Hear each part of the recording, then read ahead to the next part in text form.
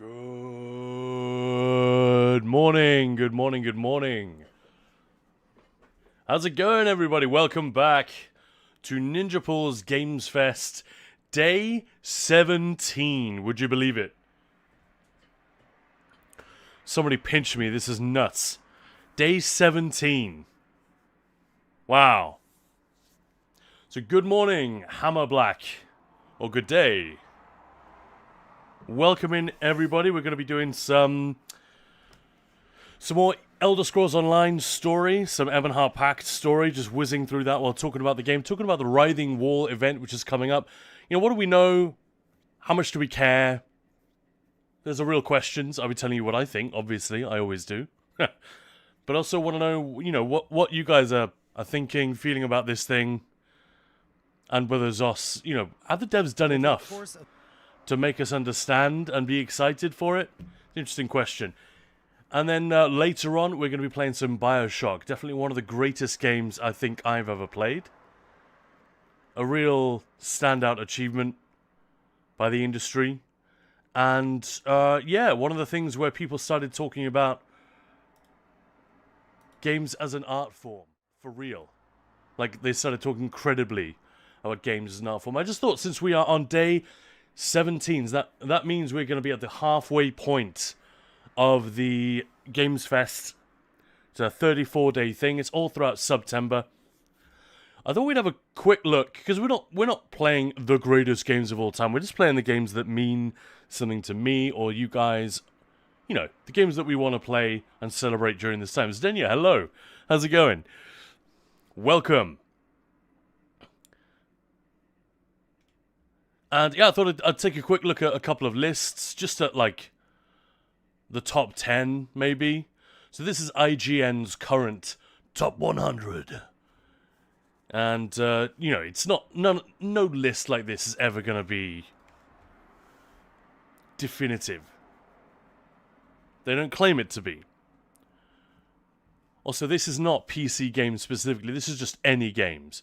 So they've got currently as number 1 Breath of the Wild, which is pretty cool. Super Mario World, and number 2. So Nintendo games in spots 1 and 2 and 4, which is wild when you think about it. And the highest PC game on the list is Portal 2. Is then a bit tired from yesterday's pub night, but slowly getting back to life. Well, welcome to the club. Join the club, my friend. As I said a couple of days ago, this whole Gamesfest, streaming every day, streaming a new game every day, which I may or may not remember how to play, it is really starting to take its toll. Good old Eerie, Portal 2 is a great game. It absolutely is. Would you put it above Baldur's Gate 3, though? Or The Witcher 3? Or... You know, it's surprising that it's there. I guess its appeal is pretty much universal. Anyway. I enjoyed seeing Mass Effect quite so high on the list. Thought that was cool.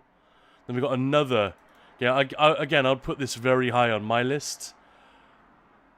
I missed it at the time, but I came back to this via PC emulators, basically, for the N64. Nintendo, please don't sue me. It was a long time ago. And the N64s were already a thing of the past. But the Wii was a thing of the future. So actually getting hold of this without an emulator for a while was not that easy. But boy, what an amazing game. Just a ton of fun from start to finish. Half-Life 2 is in there. Disco Elysium, these are games on our list. Hades and Hades 2 potentially on the list. Hades 2 is coming out in a couple of weeks. So if you guys want to vote for that as the one we play on October the 1st, that'll be interesting.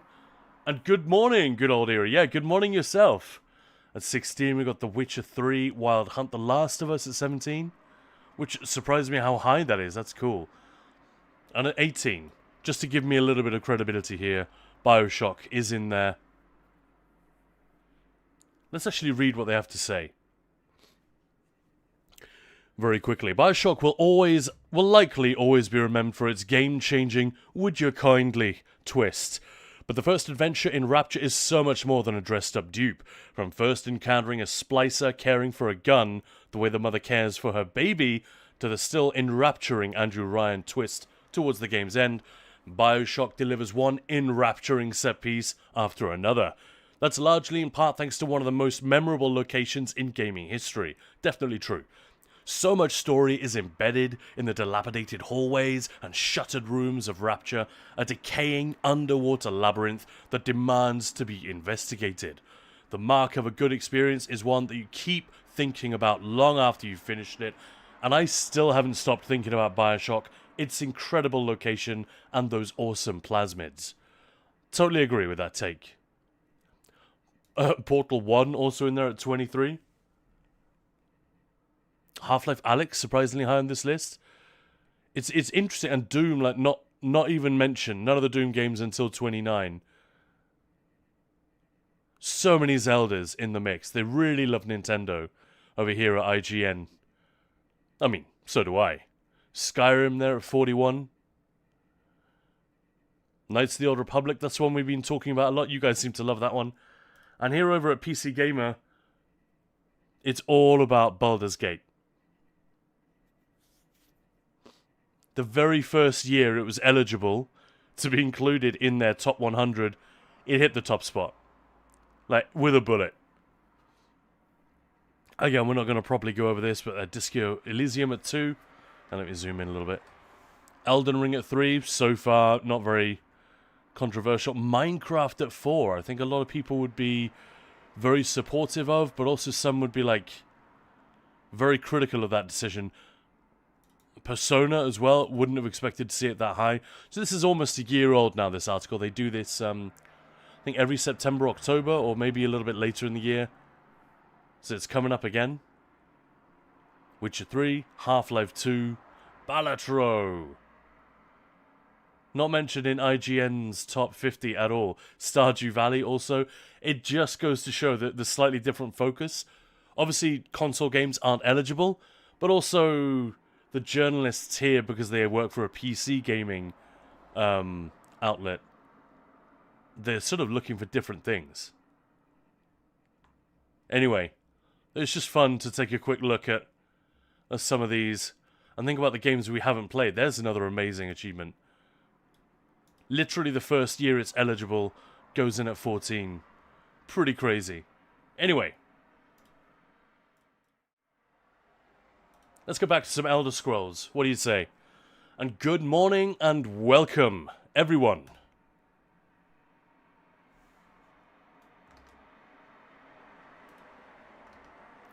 Just firing up the game here.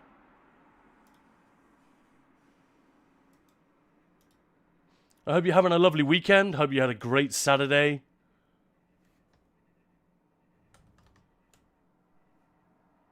And most of all, hope you're ready to have a great Sunday. Because that's what I intend to do.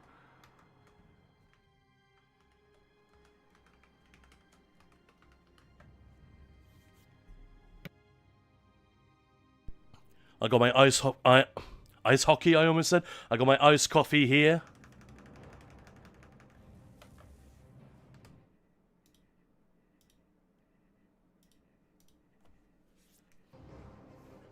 We're ready to go. Funny, talking about playing Bioshock later, it's one of those games where I feel like I get a lot of reacts from people saying, "Oh, is it good?" Like, and somehow they don't realize how great this game's reputation is. I guess it was that weird game that was hailed as a masterpiece and like a work of art, the first real video game that was also a work of art, genuine work of art. But it arrived before gaming had its big mainstream renaissance, you know? Maybe that's the issue.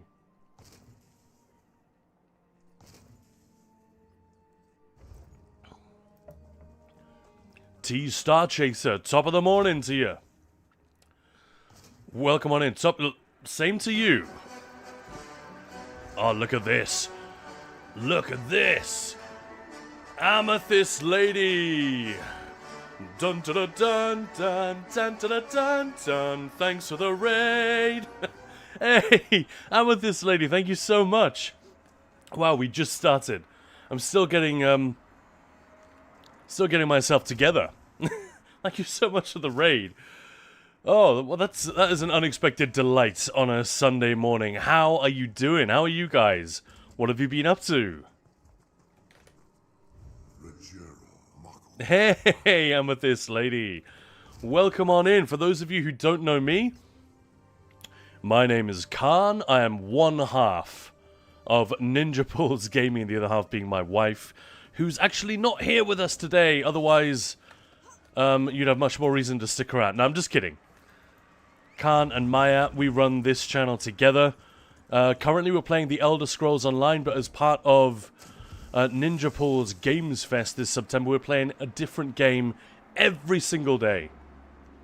Jakob hitting that high note 20 minutes into stream is a phenomenal achievement. It's actually quite low.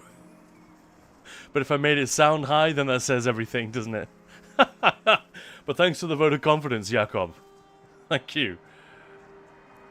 And thank you, Raiders, for joining us today. We're just warming up. I started the stream literally 15-20 minutes ago. We are, like I said, doing a rundown of games that we love. Every day a different one in September. So, and we're at the halfway point in September now. Don't ask. Twitch is twitchy. So they started September a few days before the month of September, and we're ending on October the 1st. So it's 34 days. Not just 30 or whatever it should be. But yeah, so 34 different games. And today is day 17, so that's the halfway point. Unless my maths has completely failed me. And yeah, so we were taking a look at IGN and PC Gamers and other lists of top 100 games. And you know, it's just interesting to see what people put right at the top of the pile. Star Chaser, almost 6 EST. Time for Ritz. Well, enjoy. Have an excellent start to your day. What do you like to do with Ritz? I'm hoping the answer is listen to a streamer. Perfect. I might do some Ritz as well, actually. Yeah, I probably should. I picked them up yesterday. Let's warm up with a little bit of Rittage. But yeah, thank you once again for the raid. And for sticking around, everybody. Really, really appreciate it. It's been a crazy month. I was just saying to some of the regulars, I am losing track of what day it is, what game I'm supposed to be playing. I'm spending my evenings prepping the following day's game. It's been really, really fun, but I would strongly advise any streamer considering this to maybe limit it to like a week or 10 days the first time you do it. My goodness. Just streaming every day for a sustained period, 34 days, that's quite exhausting in a weird way. Like on one hand, you're sitting on your butt, talking to people, having fun, talking to the loveliest people on the internet, and just making each other laugh. And what could be easier, right? But as someone who used to do a lot of long distance driving, I would have days where I would have to go up and see a client. When I was living in Bristol, which is in southern England, I'd have to drive all the way up to Manchester, which is quite far north, and that could easily be 3 hours in the car, there and back. So 6 hours of my day gone, just spent driving. And again, what are you doing? You're sitting on your butt in a comfortable chair, a nice company car, heated seats if you need it. What could be easier? But somehow at the end of that drive, you are drained. Especially if it's like motorway driving, you know? I feel like streaming has a little bit of that. You feel like I've done nothing tiring or exerting today, but somehow I am spent. Like Austin Powers. And I'm spent. Anyway, that's what it feels like sometimes, in a good way. I'm certainly not complaining. And good old era, it's like being on tour. Just from home. Oh man, I have actually been on tour with a choir, which is like the least rock and roll thing ever. But we used to do a tour every year at the end of our university thing. We were, it was very small, just 4 parts, 4 singers to each part. So 8 girls, 8 guys. It wasn't Barbershop, it was Madrigal, which is mostly a medieval style of singing. A lot of sacred music, a lot of folk music as well. And it's just, when it's done really, really well, it's just like soothing tonic for the ears and the brain. Like, it's some of the most beautiful music I think you could ever hear. Like, kind of like a string quartet, you know, there's something really, like, amazing about it, but with human voices. And we used to go on tour at the end of each university year, and we were only touring, it wasn't international, we were only touring in England. But, yeah, we were all at a certain age, you know, early 20s, you know, late teens, early 20s. And there was a lot of drinking, and, yeah. By the end of it, everyone's skin was just, like, slightly paler. And energy was just completely absent. So, yeah, that's a good comparison, but that might be overstating it. I don't think what I'm doing is as tiring as that. Raves Lord. Man, getting the last thread in IA is hard. Getting the last thread? You mean, unlocking the achievement that gives you 3 threads instead of 2? I don't remember what that is. I did most of the IA stuff with Maya, though. It's way easier and way more fun if you do it with a buddy. I've got to be honest. That is the very annoying thing about an MMO. So many things in there. It's like, well, you either can't solo it at all, or you can solo it, but it'll be much harder than if you just went in with a friend. Hammer Black, my high school choir had a magical group. There we go. They sung everything a cappella. Very beautiful sound. Yeah, absolutely. It all has to be a cappella. Otherwise, that's not real. We did one very serious concert with that choir in a very prestigious concert venue in London called St. John's Smith Square. And it's, you know, serious classical groups, especially small, you know, string quartets and that kind of thing from around the world will perform there.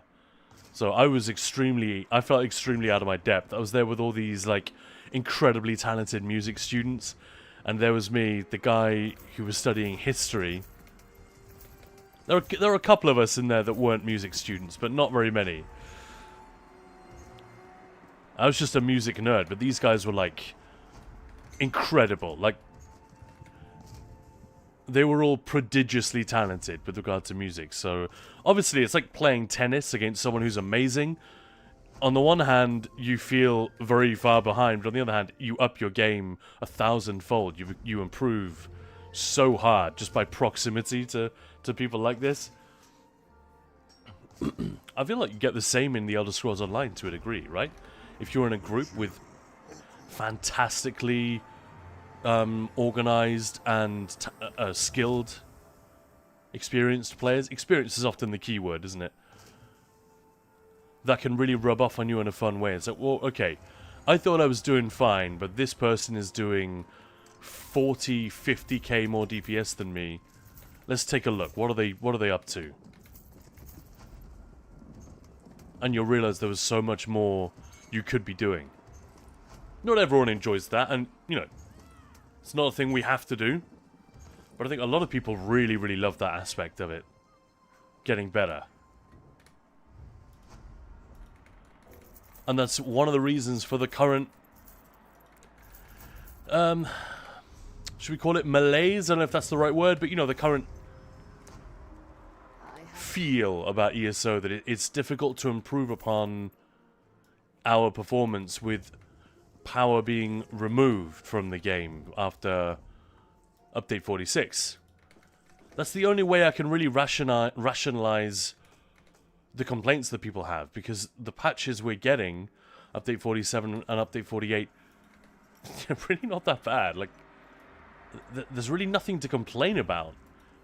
It's more the absence of stuff, you know? Oh, we're not gaining any power. The patch notes don't have this and that. I get that. That's legit. I've contributed to that. Oh, I wish there was. ... I wish they would. ... But That's not the same as having a really rubbish update for a game that you love. It just isn't. You know? And Dark Metal. Welcome on in. Hey everyone, about time I'm here. Well, we only just started half an hour ago or so. Kalantax, hello. Gilly-chan, hey. Good morning. Dark Metal asks, how has everyone been doing? I was talking about how tired I am once again. No one's interested. We're talking a little bit about music.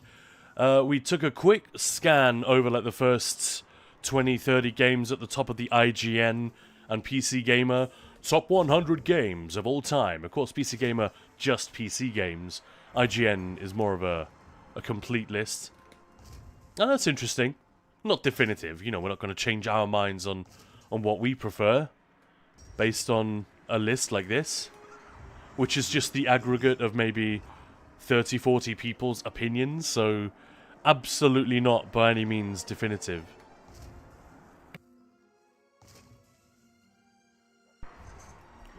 Aggregate scores also have a way of leaving behind those, whether it's anything, like music, movies, TV shows, games, anything. You know, that one movie or game where, I don't know, 40% of people who play it have an unparalleled experience and regard it as the greatest game of all time. But, you know, maybe a bunch of other people like aspects of it, but it just doesn't quite do it for them. It's not like a complete slam dunk, and others are really put off because the game does something very specific, and that's not for them. Or movie, whatever. You get this a lot with films, right? Films that are divisive, they end up looking, if we use things like Metacritic, and worst of all, Rotten Tomatoes, which is a completely pointless way of, like, it's just not a great way of scoring or judging the quality of anything. Because the thing that everyone agrees is kind of meh, and they give it a 6 out of 10, is going to sit higher on that list than that thing that half the people gave a 10 out of 10 or a 9 out of 10. Like, this is blindingly good, an amazing movie experience, and others found really, really aggravating, you know, because it just doesn't sit, it's not for them, or whatever. We all have things like this. And it's so easy to miss those absolute gems, or at the very least, the interesting movies or games that might not work for you, because they end up getting a kind of a meh score in review aggregators. Like, I appreciate that these services exist, but even Metacritic has that problem. And Rotten Tomatoes is just a complete crapshoot. Like, it means very little. Unless you see something with, you know, a score that's up in the 90s, then that's probably worth paying attention to, isn't it?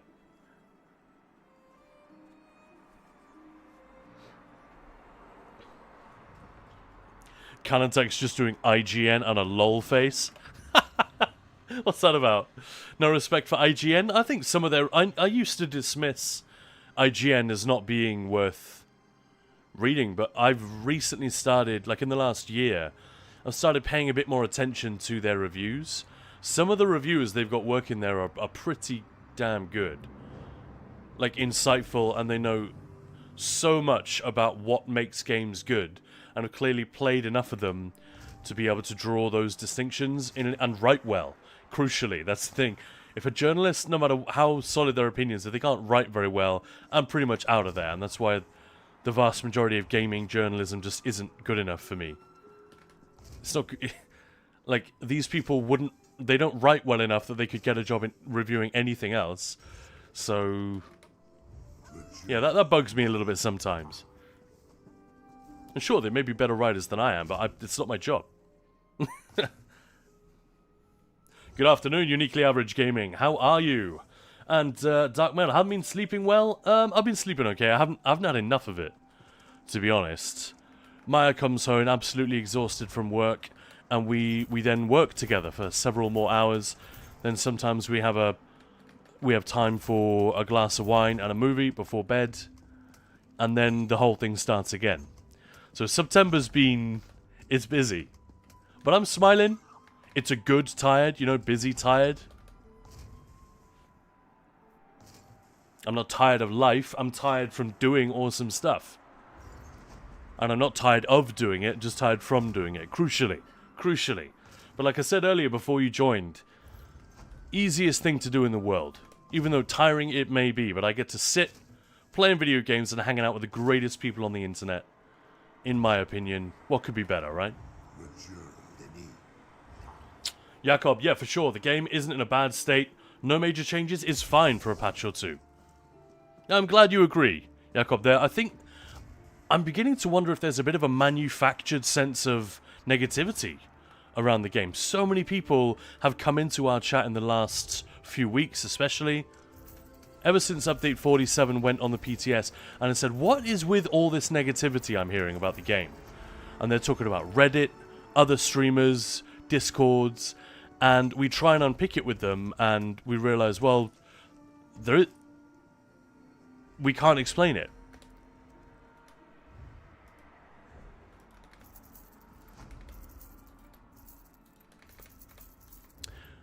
I think it is unfortunate that Ossian Cage wasn't a bigger hit. Like, people talk a lot of shit about the end gamers as being, like, somehow bad for the casual player. We've been over this many times. That's simply not true. The endgame group is, the genuine endgamers in this community are its strongest asset by a million miles. Like, if they were suddenly to disappear, it would be an immeasurably rough blow for this game. We would all suffer. Massively. And, yeah, those guys do need an excellent trial every year. An exciting trial. With stuff to teach, stuff to farm. Just stuff to enjoy. Hard modes to defeat. Strats to... Hard modes to break. Not just to win them, but to break them. So that you can skip this or that mechanic. You know, these guys love doing that. And, yeah, the enthusiasm among them for Ossian Cage was mixed, but it was mostly quite low. Because they found it a little bit too easy, a little bit too long. And the fact that none of the sets from there were that worth collecting until... Well, Caspian's is now worth having, for sure. But it's not like a must-have. And on the one hand, I like that ZOS don't release trials like that. It's, you know, a little bit Blizzard to have, you know... It's a bit of a bait, isn't it? You know, the new thing. Oh, you must have this set. You're gonna do more damage if you go and farm this set. It's a bit of a cheap way to get people into your new content and buying the content pass. But the fact that they didn't do that, I don't know whether it was just them trying to be classy and stay above that sort of thing, or more likely the sets just weren't very well balanced. It meant that the casual enthusiasm for Ossian Cage was also not that high. So there's still a little bit of that. Normally we would still be riding a little bit of a wave of enthusiasm for the new trial. And without that this year, we're probably just feeling it. Maybe that's what it is, Jakob, but yeah. Dark Metal, I'm of the opinion, especially with movies, is just watch it yourself. Or watch a trailer. Trailers are, in my opinion, made to get you to watch it, and if the trailer really doesn't do that for you, then they failed. I have seen terrible trailers for good movies, though. And also old movies often have trailers which are not effective to a modern audience. Like, even if you go back to the 80s, you'll see trailers which are corny or spectacularly badly cut. They just don't get your engine running in any way, you know? And, like, there are so many fantastic films made in the 20th century. It would be a tragedy if we just ignored them because the trailers are bad. And, of course, your first point is completely correct. But we can't watch every film. So I do rely on people who know more about film than I do, and whose job it is to watch everything. I do rely on these people to some extent to give me some hints on, yeah, don't bother with this one. Waste of your time. My favourite are the ones where they say, look, the movie isn't great. I didn't love it, but it's really interesting. So if you have time, check it out. Those are my favourite kind of reviewers and my favourite kind of reviews. Because then I'll have a bunch of context for this thing, and I'll be, especially with video games as well, which are a massive time investment a lot of the time. I really love that. If they say, look, it may not be the greatest game you've ever played, but it sure is interesting, then I'm immediately sitting upright, you know? Devil's Master, hello! Ah, it's been a while. How's it going? And Mr. What's up? Good morning. Morning, morning, good morning.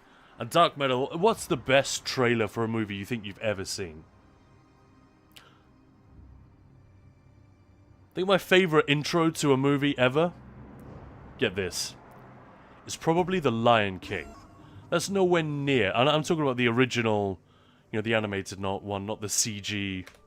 I haven't seen that one yet. The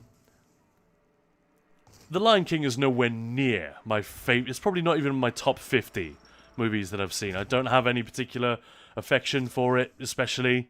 It's a very good Disney animation, you know? It's got some cool songs in it. It's got fucking Jeremy Irons.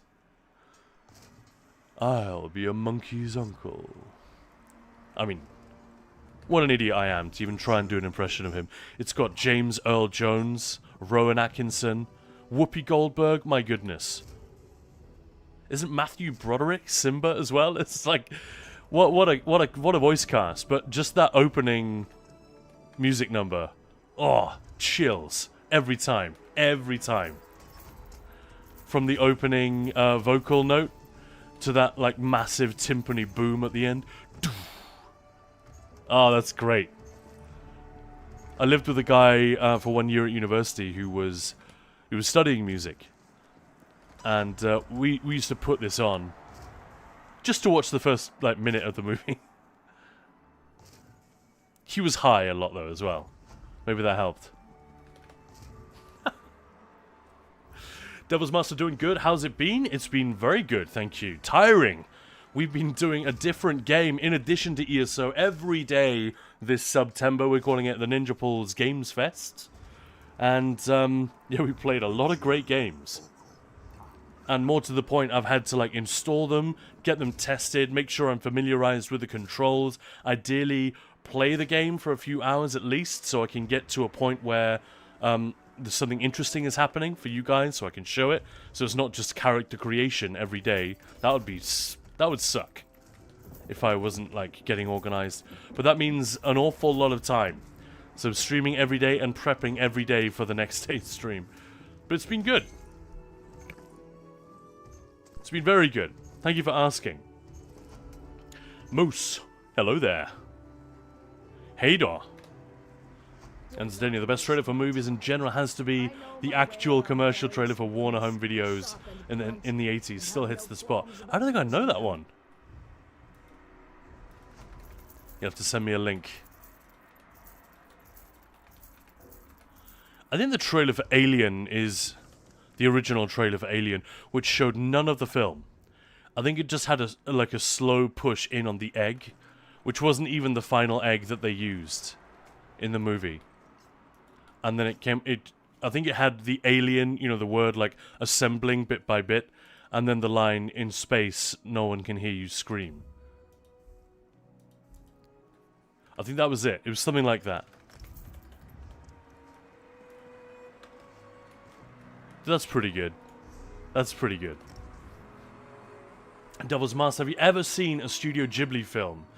I've seen so few. Yeah, My Neighbor Totoro, Spirited Away, Princess Mononoke, and what's the other one that we really want to see? I think My Neighbor Totoro is the main one.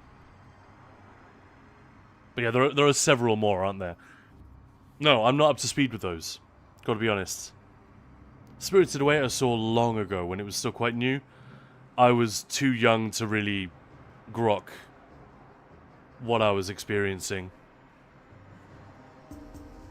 You know, I was still a dumb kid.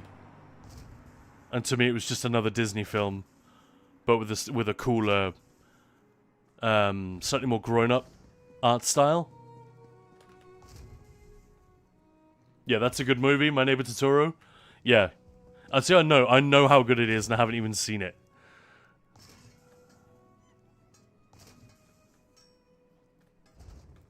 Have you ever seen Devil's Mask? Have you ever seen a movie called Song of the Sea? So that's not a Ghibli one, but I think it's a British studio that did that one. But it's that kind of film. Just absolutely, like, heart-rendingly beautiful. And really wonderful animation style.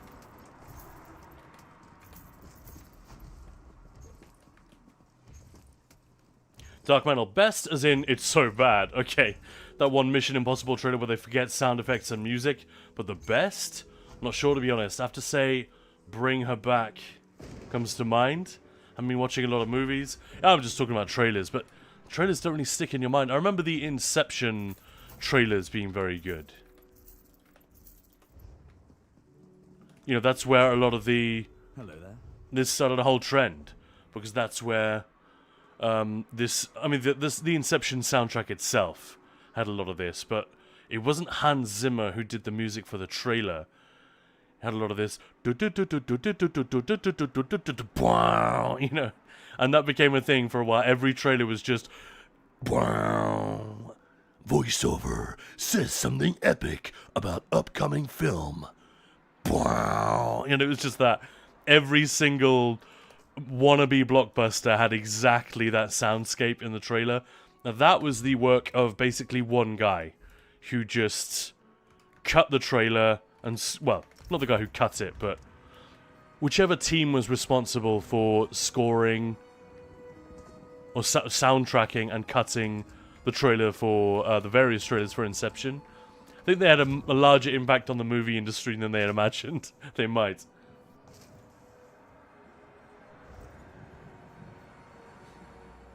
Henry Trow was also amazing. And Devil's Master, haven't seen that one. Highly recommend the other Studio Ghibli movie. It's got to be my favorite animation studio. Yeah, that is not exactly a hot take. I'm right there with you. They're on the list. Maya and I've been working our way through a bunch of forgotten fantasy movies. It's the thing we keep talking about on this channel. Why aren't there more good fantasy films?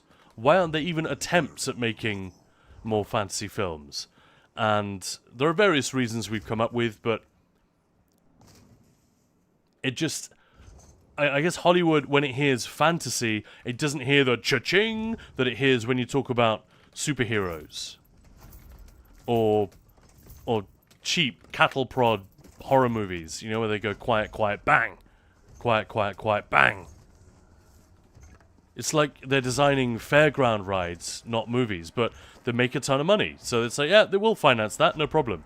Whereas a fantasy movie is always going to be an expensive exercise. It's very, very fraught. It could end up looking extremely goofy. And there have been some expensive failures in the past, but having looked through a lot of lists of, like, you know, what could we be missing? Lady Hawk, for example, is a movie I don't think I'd ever heard of, but which we've become aware of through looking at these lists of, you know, greatest fantasy movies that we've never seen. That's Michelle Pfeiffer, Rutger Hauer, and Matthew Broderick again, I think. That one's on the list. We're going to check that out. But, yeah, you really got to look back to the 80s and sometimes earlier for a lot of this stuff. And rather dashing. Good morning, good morning. How's it going? And thank you, Zenya. I actually found it. Turns out it's a Swedish song. I just have so many memories from this as a kid, when my dad used to rent a video box and a few movies over the weekend.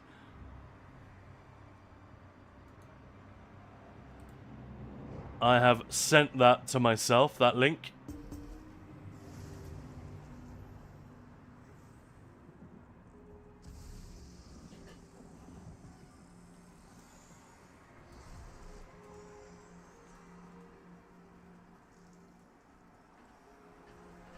Alright, I've sent that link to myself so I don't miss it. Well, I sent it to Maya. So, we'll see if she clicks on it while she's at work. So, huh? What's this? Yeah, shout out to Rather Dashing. Guys, if you're not already following Dashing, do it. Do it now. Do it. Like, you're definitely doing it wrong. If you like chill ESO hangs, this is your guy. Hit him up and check out his streams when he's on. Always a lovely hang in there. How you doing, sir? Devil's Master, I want to get a new TV and hope my DVD player still works fine. And should really try to watch all 3 Lord of the Rings movies. Ooh. Theatrical cut or extended cut? I mean, who watches the theatrical cuts? Do they even exist anymore? Thanks for the kindness, Can't. No worries, man. I do but speak the truth. It's easy to recommend streamers whose streams you really enjoy. So, and in the ESO community, I've got to say, it's hard to find a streamer who's there are streamers I don't know. I'm ashamed to admit. Obviously, there are only so many hours in the day, but all of those I do know, I tend to really like. So, easy recommendation. No worries. Came in during a great topic. Yeah, you certainly did. Talking about films on this channel, we're really we were supposed to be talking about the greatest games of all time, but as is so often the case, we get distracted by movies, and we love making cross references between movies and gaming. You know, either tropes, actors, voice actors particularly, or sometimes franchises.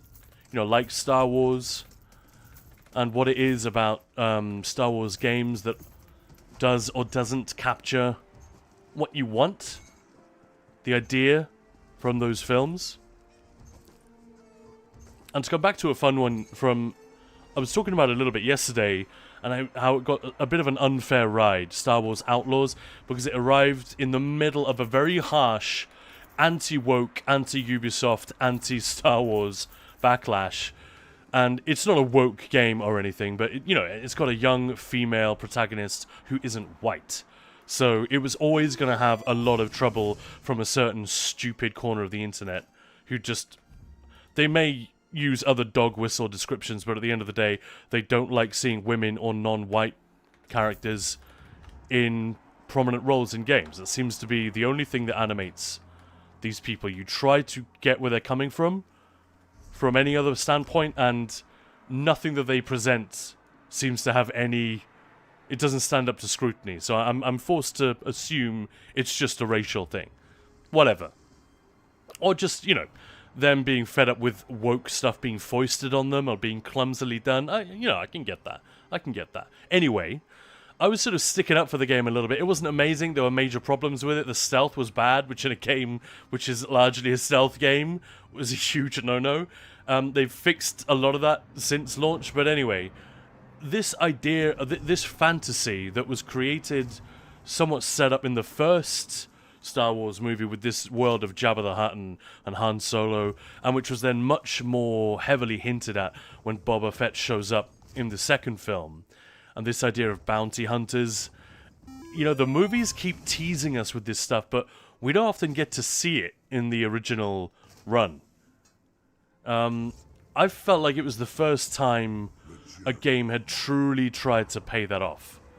You get a little bit of it in Dark Forces. The hero of that game is a gunslinger, not a Jedi. But let's face it, Dark Forces was a great game, but it was just Doom in Star Wars. Which is awesome, but it's not, slipping on the leather jacket of the bounty hunter and go like sweet-talking, thieving, bed-hopping and gunslinging your way through the galaxy. It wasn't that. Star Wars Outlaws was a genuine attempt to do that, and yeah, it didn't exactly hit the nail on the head, but they took a pretty good swing at that, and it was a shame. It landed in the middle of this kind of shitstorm, which didn't really have anything to do with the game itself, just circumstantial. But yeah, we love talking about that. The things that cross over from games to movies and vice versa. Sappy, my guy. Yo, how we doing? We're doing well, thank you. Welcome on in, Sappy. How you doing? Hope you're having a good Sunday.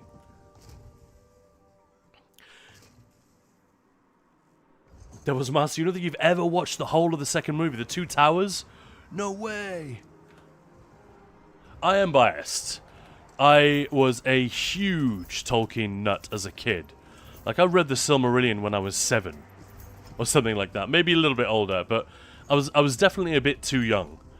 Because the events, and even the language used in the Silmarillion is very biblical. And lo, it came to pass, on that day, the army was divided.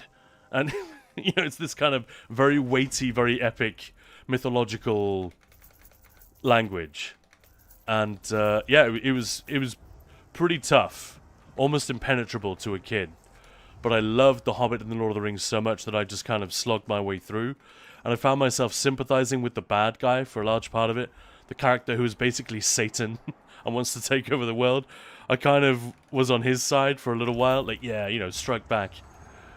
But obviously, he does awful, awful things. He's not really the guy you want to root for. So yeah, I'm very biased. When the Lord of the Rings movies were announced, I was thrilled. When they came out, I was even more thrilled and pleasantly surprised at how good they were. And I haven't gone back to watch them in a while.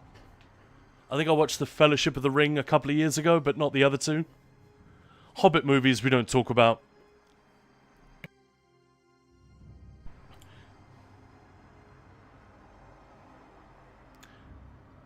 And Rather Dashing, Lady Hawk is cool. Well, now we're definitely watching it. It looked great. And Devil's Master, the latest Studio Ghibli movie. I keep wanting to say Ghibli, but I understand it is Ghibli, correct? The last one I watched was The Boy and the Heron in the theaters, and it was on my birthday last year. Such a great day. That sounds awesome. You've seen a movie like that projected? That's something.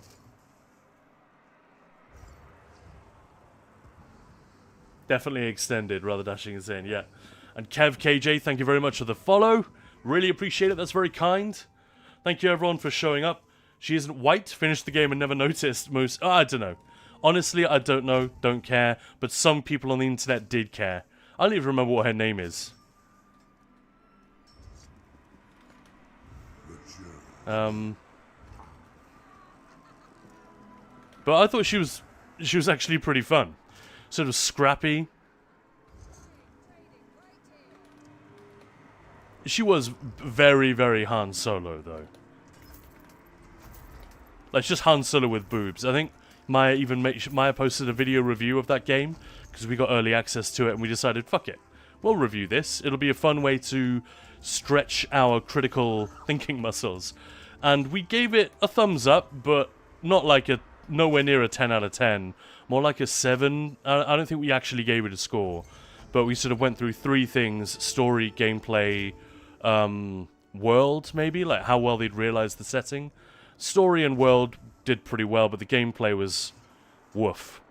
Combat was uninspiring, stealth was straight up bad. So, yeah. But I remember Maya coming up with a line, it's Han Solo with boobs, like very, very quickly. Because she's in every way very much like the cheeky, you know, ruddy-cheeked Han Solo that we get in the first movie. More wealth than you can imagine. I don't know, I can imagine quite a bit. You know, that guy.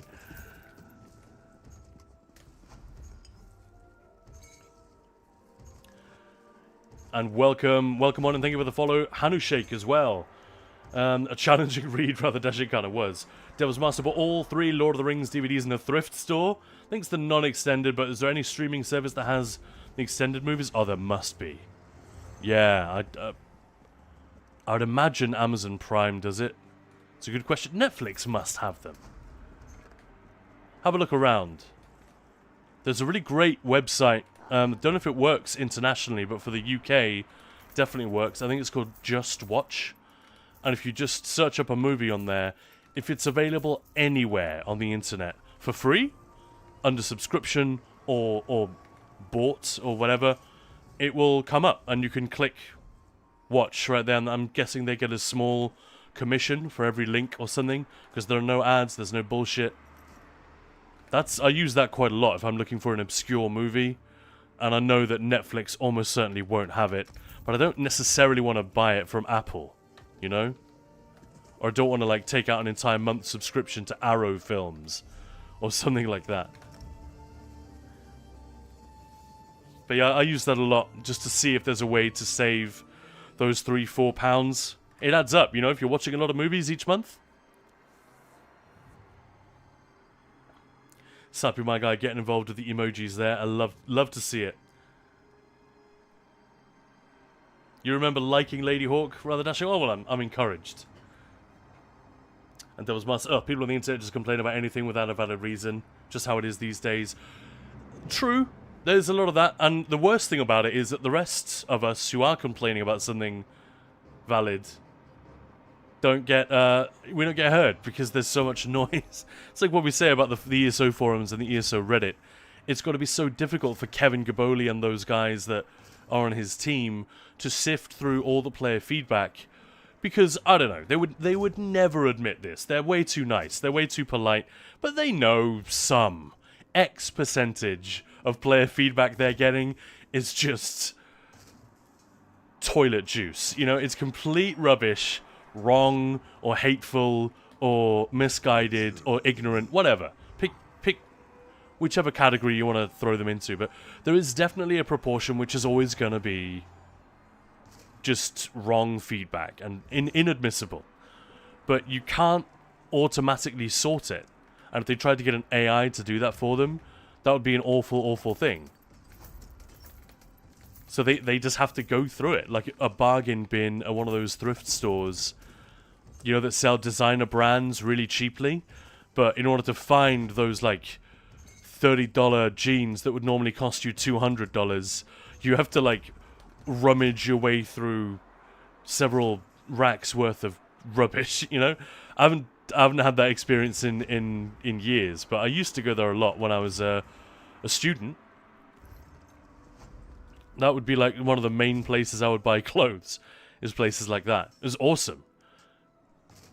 You feel like a winner when you get like a pair of sunglasses or a designer shirt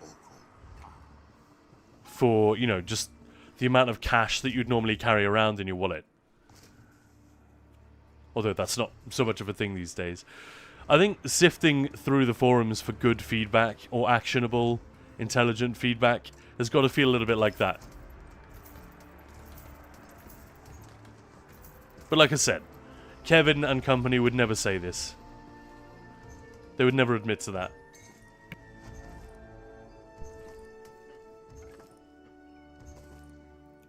And rather dashing, here we go.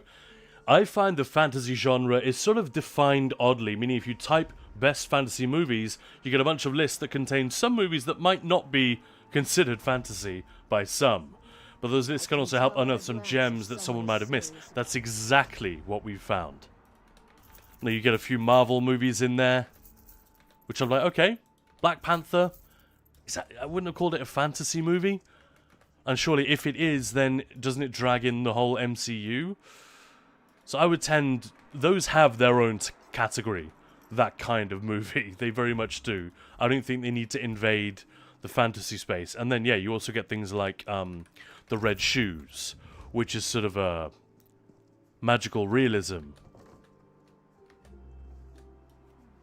And stuff like that. It's difficult to know where to draw the line.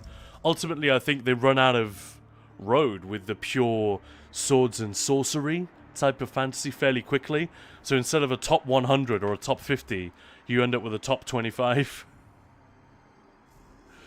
I don't know. Sappy, my guy, appreciate you, my friend. Thank you so much. And Devil's Master, and the only subs I pay these days are Crunchyroll to watch anime and YouTube Premium. Nice. Actually, don't watch series or movies often these days. YouTube videos and games are my entertainment. Hey, Devil's Master. What about Twitch? What about your favorite Twitch streamers, huh? Just kidding. Oh, I'm in combat.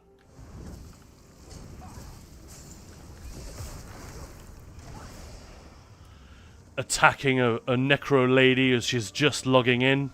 Absolute scum. Typical Imperials. Let's see if anyone is in the West Weald. The West Weald. Thank you, Lord Fluffy, for your service. But yeah, Devil's Master, just kidding. Don't know if I have a favorite Twitch streamer. Oh, burn. I'm just messing with you. You are the meta, and we are all well aware of this. Far be it from me to question the meta, right?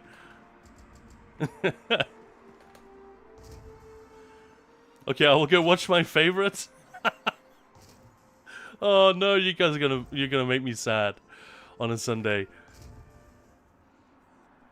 Gilly-chan, gonna get some Burger King. We'll be back soon. BK is right around the corner. Nice. Ah. It's not my like #1 dining choice, the fast food, but sometimes, damn, it hits the spot, you know, like a glass of Coke. Coca-Cola, I mean. Like, I basically never have that kind of drink unless I'm a little bit hungover or just tired. You need a little bit of pep in the morning. Oh man, sorts you out. Fantastic.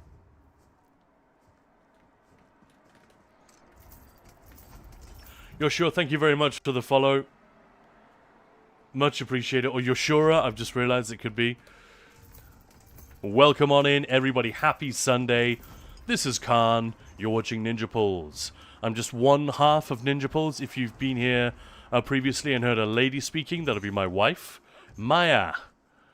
She is hard at work on the cookery school side of things today. So it's just me and you guys today, which is fine. But we do have a lot of roles on the September game board from all those subs and bits and all that. So we have to catch up on those at some point. I'm guessing that'll be tomorrow. Well, right on point there. Dark Metal, 3 cheers. Oh, 4 cheers, 5. We do miss Maya though. I know. Good old Airy.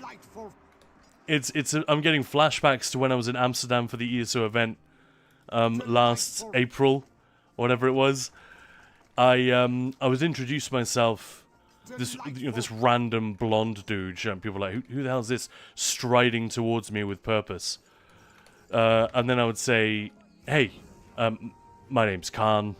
I'm from Ninja Pulls, you know, Maya's husband. And then their eyes would, light up. They would smile and they go, oh, Maya's husband. Oh, well, lucky you. Where is she? And then I'd be like, sorry, it's just me. And then they'd say, ah, what a shame. Yeah, that began to get slightly humiliating after the first 8 people. But I tell you what, it was awesome to see how many people knew exactly who Maya was.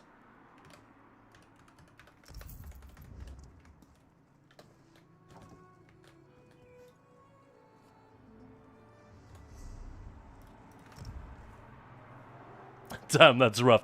Honestly, it was pretty funny. It was pretty funny. And bear in mind, I was very rarely on the stream at that point. Maybe 1 in 3 streams, I would be there chatting away. Maybe more than that. But it was always Maya hosting Twitch streams every time. And I was just the voice in the background, her little backup. And we would sometimes switch to my gameplay, not hers. The whole thing about me being the actual streamer is relatively new. Which is why it's so crazy. I don't have any of the equipment. Maya's got this amazing setup, but because we have... I don't know, you don't... It's like getting into someone else's car and messing with the seat. I just don't want to do it. I don't want to use her machine and her peripherals. I have my gaming setup. That's what I want to use, but it does mean I'm missing a lot of the awesome, man cave streamer setup that she has. The multi-arm monitors and all that stuff, and the little stream deck. I should just plug that in my machine and learn how to use it. It is good. But anyway, I digress. Thank you so much for the cheers, Dark Metal. Absolute legend.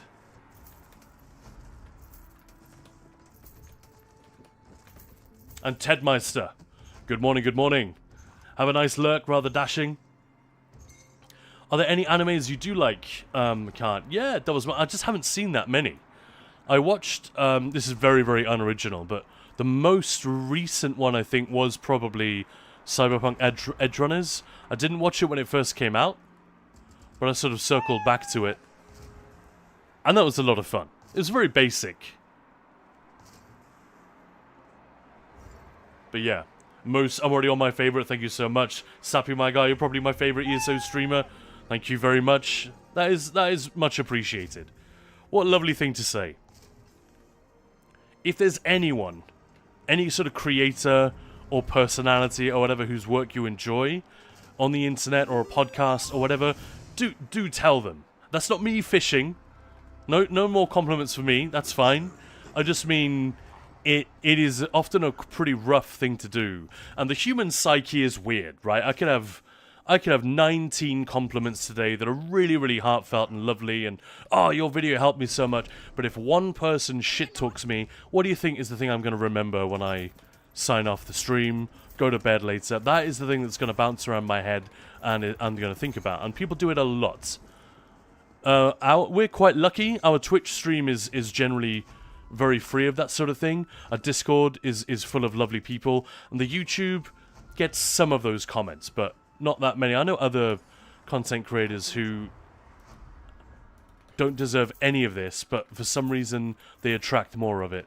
The PvPers, as you can imagine, have to put up with more nonsense, and even if you're an adult, you're grown up, you're thick-skinned, you know that these people are just trolling. And they don't know what the hell they're talking about. And probably they don't really have anything against you. They're just venting on the internet because who the hell knows? Doesn't matter. When something like that is directed at you, we tend to fixate on it, and it sort of penetrates deeper than the kind words do. So what I'm saying is, always say the kind things. Do it. Because you never know. You might just be rescuing someone from a shitty morning. Or you might just be turning an average morning into a good one. Who the hell knows? That is corny, but it happens to be true.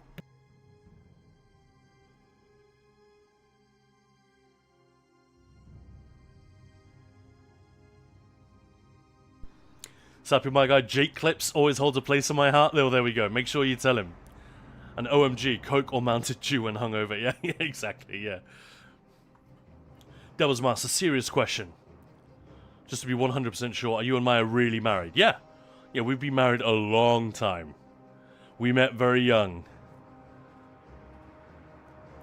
She was like my 5th or 6th serious girlfriend. Or something like that.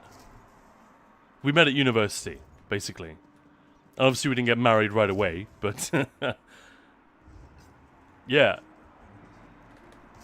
So we have a lot of history together. But yeah, we've been married a long time. Maya isn't real. Low stakes conspiracies. Maya is a piece of your information.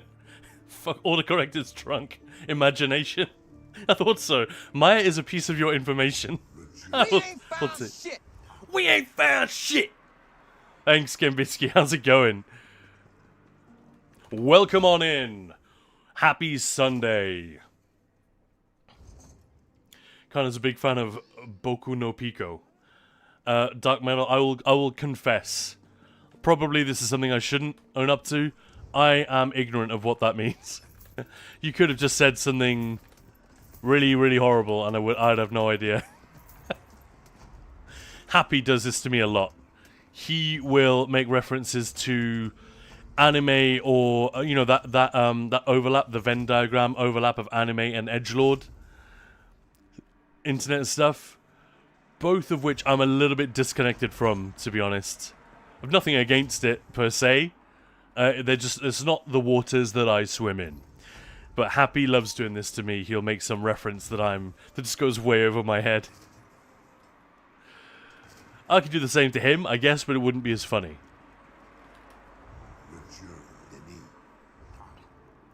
And Kusi, welcome on in. Thank you so much for the follow. Can't you smell? Thank you for keeping me grounded, Moose. Today, I probably smell amazing, to be honest.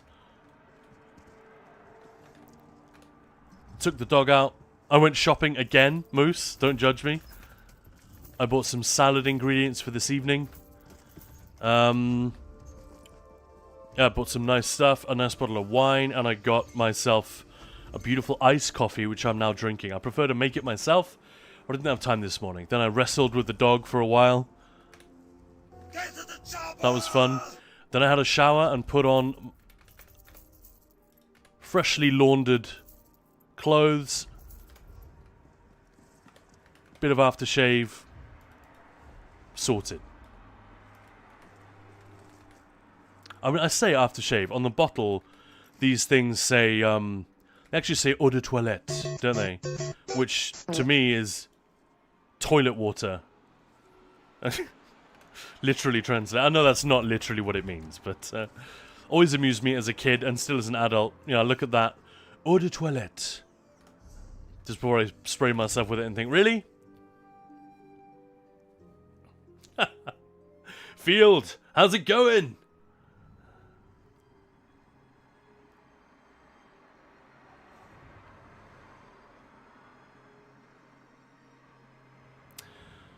And Zupmao, hello, sorry I missed you coming in.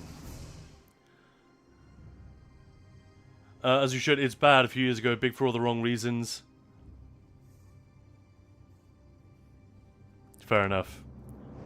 Dark Metal. Zenya, I need to disconnect early today. Gonna go visit my father-in-law for a few hours. I'll obviously check in when I'm back. Oh, thank you so much.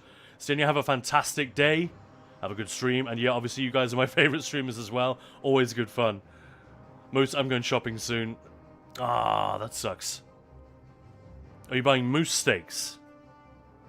Ven Player, welcome on in. Thank you for the follow. Feel good, how are you? Yeah, pretty great. Pretty great. I was a little bit tired, but it's either you guys or the refreshing iced coffee. Something called Jimmy's iced coffee. It comes in like a 1950s style little metal bottle. Actually kind of dig the packaging. It's pretty badass. And recyclable. Yeah, it tastes good. I prefer to make my own, but like I said, didn't really have time today. But it's either you guys or that coffee that are like just sorting me out, setting me up for a great day, it feels like. Sitting in my chair, my legs are both pumping like I'm sitting at a double bass drum kit. Don't know what's going on. The energy's coming from somewhere, and I think it's chat. So thank you very much for that, guys. We are going to be doing some more prattling, yapping, talking about the Writhing Wall event. I think I've shared with you guys already everything I know from PTS, everything that Gina has told us in advance, every scrap of information. But obviously, as of this Monday, so in fact tomorrow evening, we'll be going on PTS to look at what's changed and try to start formulating our final views and guidance and tips on what to do. What's going on with this Writhing Wall event and what you guys should do to prepare or keep in mind.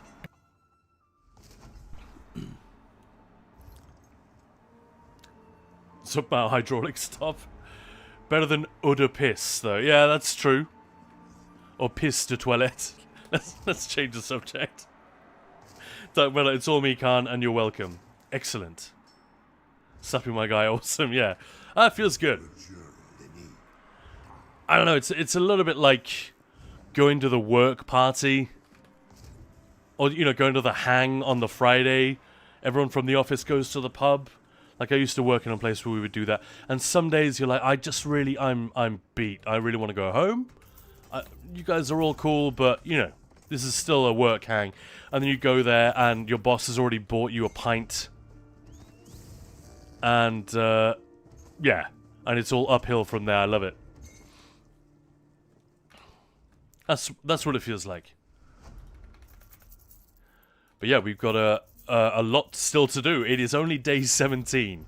So at the end of today's stream, we will be halfway through our September Ninja Pulse Gamesfest. I need Maya here.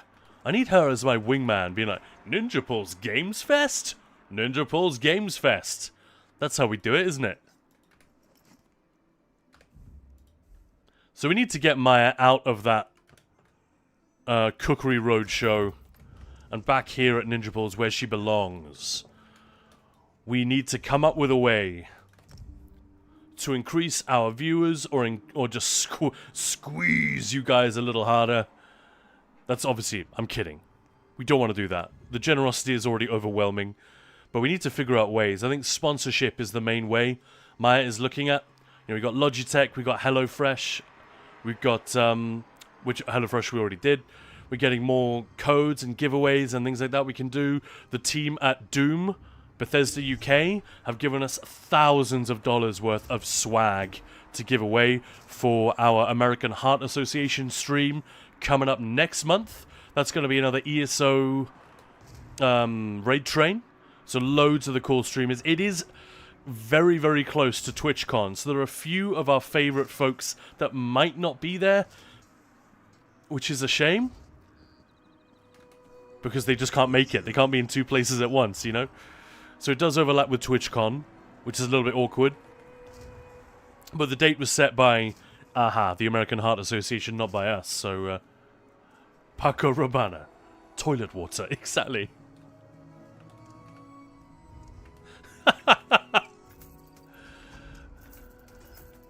Sorry, when I said Rabanne, I knew that wasn't right as soon as I said it. Paco Rabanne, or Rabanne. I've never known how to pronounce that. I've only known one guy called Paco, and he was Italian. And he was extremely Italian, you know? His two sons ran a very, very fine restaurant in the city where I used to live. Called Casa Mia. They were amazing. Two brothers. I think they got a Michelin star before I moved. I wonder how they're doing now. I haven't been back. Should go and check it out. But their dad was like the, he did run the restaurant before them, but they got really into like, you know, serious chefing and fine dining as teenagers, and just took over the kitchen and turned it into this, you know, from this like locally appreciated restaurant into this nationally famous place for like Italian fusion cooking. Really, really fun. And he was this huge character. He like something from a gangster movie, almost. He would stand in the middle of the restaurant in his nice suit, welcoming everyone, often by name, if he knew them. Ah, you must try this. You know, this kind of... Great fun.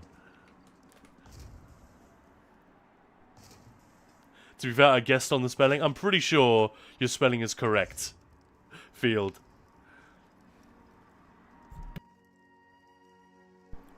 But yeah, guys, tell me true. Writhing Wall event. On a scale of 1 to 5, how excited... Well, no, not excited is the wrong word. How interested are you in the event when it comes? Right now. You know, that may change. We've got a month still to go. So, you know, but be honest. For me, I think it's a 3. Maybe 3.5, but yeah, good old Erie. Honestly, I'm still at meh, so 2.5 kind of thing. Oh, Moose is at a 5, really? When is the wall event? It's going to start on the 13th of October. Nalad Sunva, and welcome on in, by the way. Happy Sunday. Can't believe it's Sunday already. What's going on? What is going on, guys? I think Zos have been a little cautious in, like, really pumping the hype button on this thing. And I wonder whether they need to be. I don't think it... yeah, I think maybe they're right to be careful, because on the face of it, it isn't that big a deal. It's like, oh, it's another event with repeatable dailies.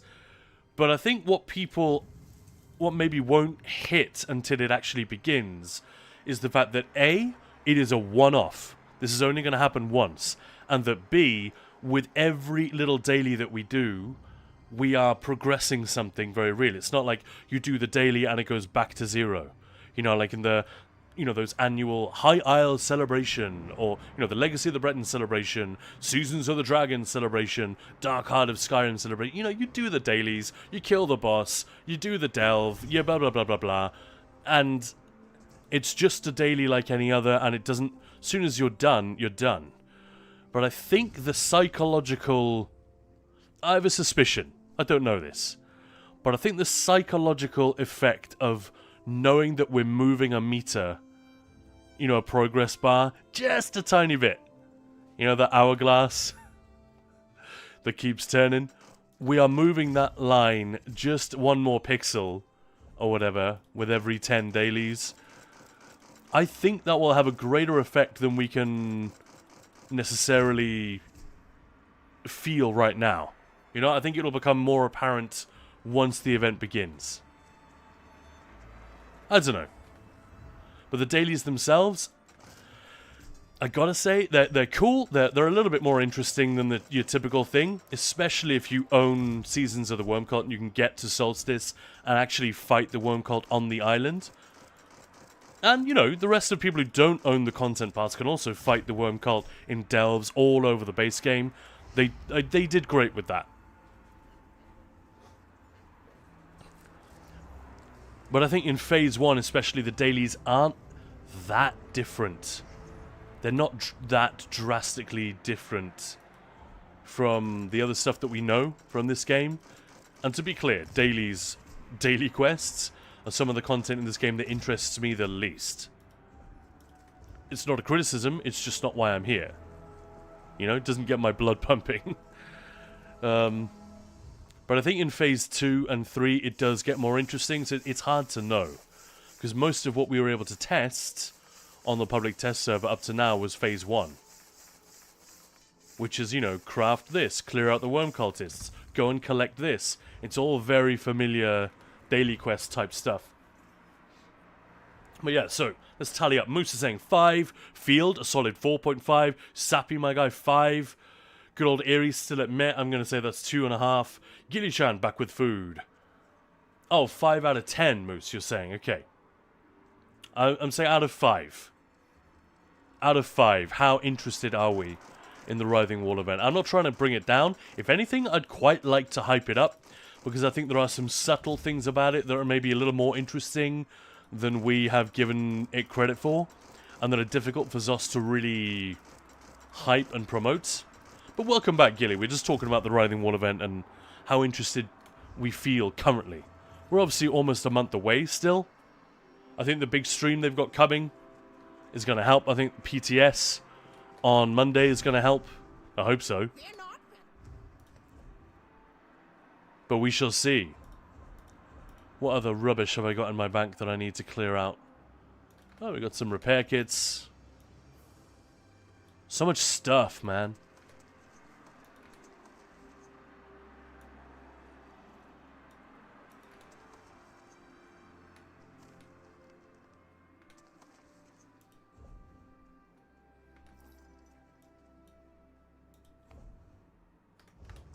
So much crud in the bank. I need to spend time and do a proper clear out. My account needs it desperately. But welcome on in, you're watching Ninja Pulls. This is Khan, one half of the Ninja Pulls team. The other half, of course, being Maya, who's not with us today, but she will be tomorrow. That'll be exciting. We are continuing with day 17 of our September Ninja Pulls Gamesfest, where we finish the stream with a different game every day. So far, what have we done? We've done all of the Elder Scrolls games in the mainline series. So Arena, Daggerfall, Morrowind, Oblivion, almost forgot the name of that one, Skyrim. We've played Doom Eternal and Doom the Dark Ages. We played Eternal a few times, to be honest. We played Mass Effect 2 the other day, one of the absolute greats. That was yesterday, in fact. I really enjoyed that, and loads of people came in while we were playing Mass Effect. What was with that, for those of you who were there? You know, I left ESO and switched over to that game, and suddenly the number of people watching the stream more than doubled. It's like there was no one watching Mass Effect until we went in there. Maybe people thought something was happening? I don't know. But yeah, we suddenly got a load of new people coming in. New names I'd never seen before. One of them even gifted a bunch of subs. It was great. Just because we were talking about this game that they love so much, and which they had a sickening number of hours in. Gilly, you also had a crazy number of hours in Mass Effect, right?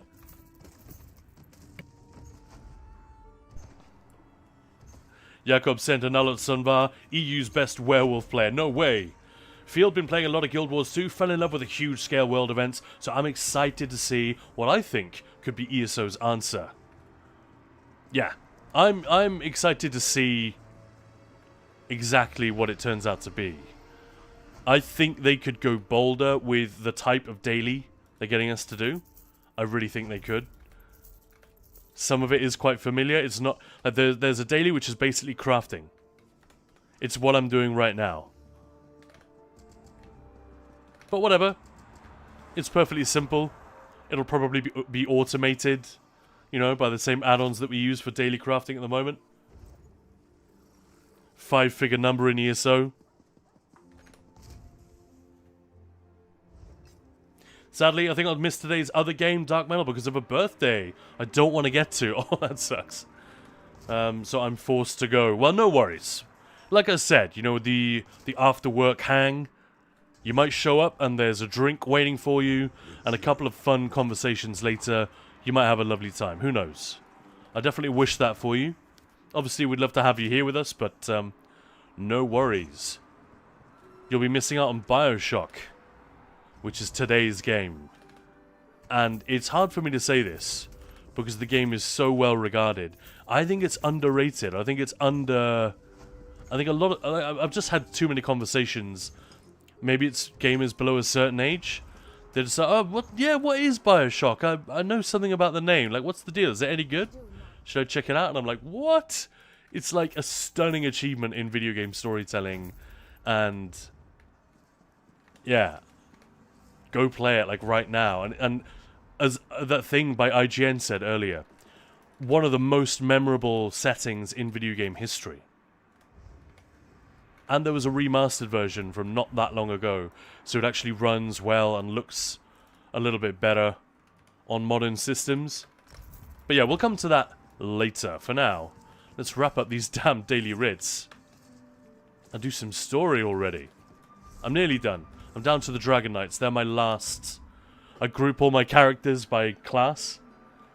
Doesn't mean anything anymore, I guess, but the DKs are the last ones. These three dudes. Never thought of that. All my Dragon Knights are male.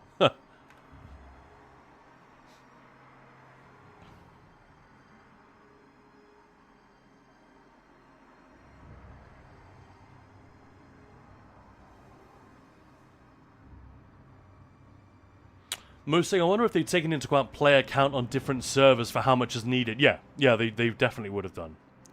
Maybe not since they talk about who most likely wins. No, I'm sure they have. That'd be crazy otherwise. And Gilly, I'm not sure if I like that it's a one-off. I think it has to be a one-off. That means only my main will experience it, because I play content in order. Well, all of your characters will get to take down the wall, from a story standpoint. But this extended siege that takes place around the wall, you won't get to experience that on other characters. But you as a player will. All the story beats that are contained within the Writhing Wall will remain after the event is over. So you'll still arrive on Solstice with your alts who haven't done the story there yet, and the wall will still be there. And it won't come down until you complete Western Solstice, do a couple of connecting wall quests, knock it down personally, and then move on to Eastern Solstice. So it'll still work.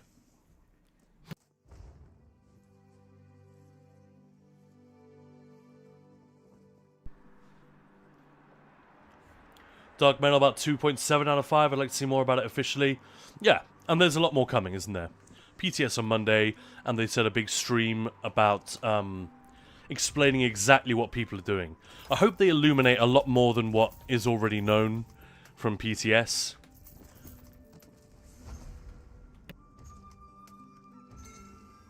And frankly, I hope they give me the tools on the public test server to make a really good guide. Because a lot of players are going to want to watch that and think, right, just in 5 minutes, maybe 10 minutes, give me exactly the lowdown on what's going on here. That's all I need. Good old area. I do want it to be fun, don't get me wrong. Guess it'll be somewhat like the event in Necrom a while ago where we got a house. But yeah, dailies aren't amazingly fun usually. It'll be cooler than the house thing. But yeah, that's exactly what I'm comparing it to. I think that extra component that it's a one-off and that we are in a race and that everything we do, it's going to feel a little bit like, ooh, just one more. Just one more daily. Just one more. I think there's going to be an element of that you will never have with those, the Shadow over Morrowind celebration, the Legacy of the Breton celebration, all that stuff. Yeah, it's fun to revisit the zones and do the stuff, but they don't have any real weight to them. There's no sense of permanence, whereas here, I'm hoping that little switch in the psychology will make it feel a little bit more compelling, at the very least, and the fact that we're pushing towards a really fun stage 3 as well, I would imagine. That was what got me excited about the stream the other day. Pretty much the only thing. Like, it wasn't a bad stream, but it was notable in the things that they didn't say or didn't, or that aren't coming.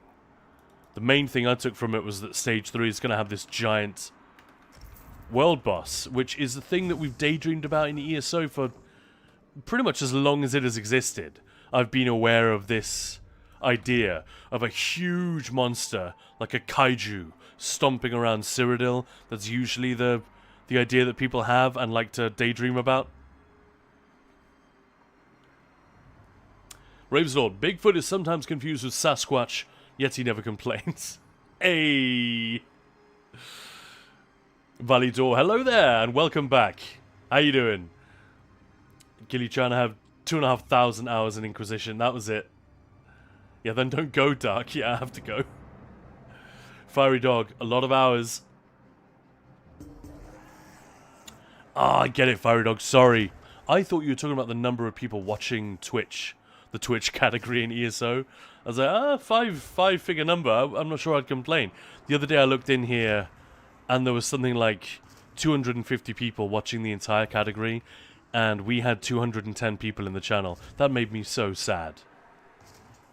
It was early in the day, it definitely picked up a lot later on, but yeah, Maya literally sent me a text from work saying, you know, take a look at the category and your numbers, and it was like, fuck.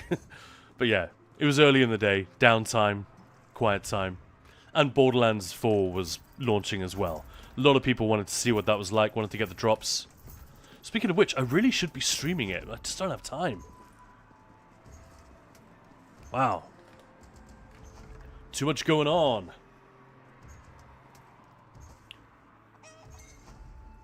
Such a great game, Dark Matter. Yeah, Bioshock's a killer. Bit of a shame there won't be a new Bioshock. Would love to go to Rapture again. I mean, I think it's still being worked on, right? But it is, loads of the people were let go. They're changing direction. And it's not a Ken Levine joint, is it? That's crucial. A lot of what makes the games, the first two games, good can be traced to him and a relatively small group of developers around him.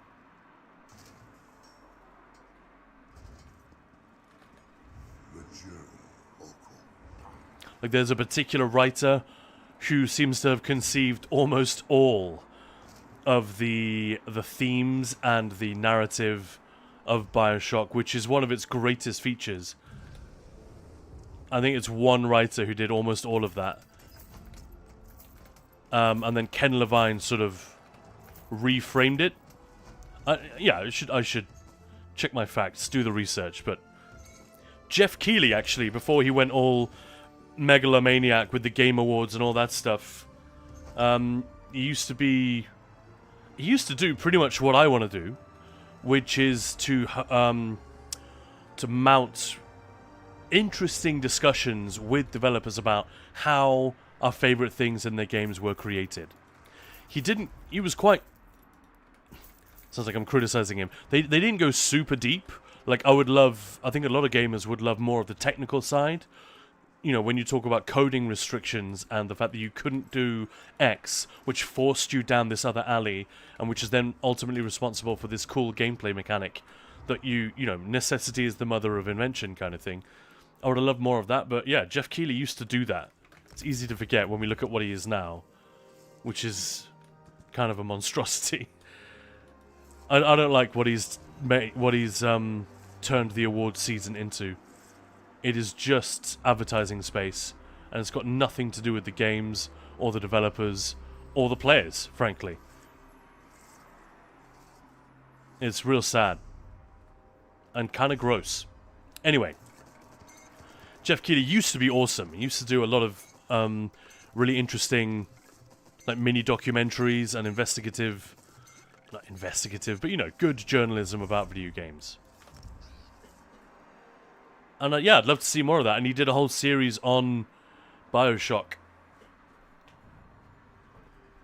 Right, so we're done with the Ritz. Thank goodness. Let's move on. Moving on with story time. That's what we're here for today.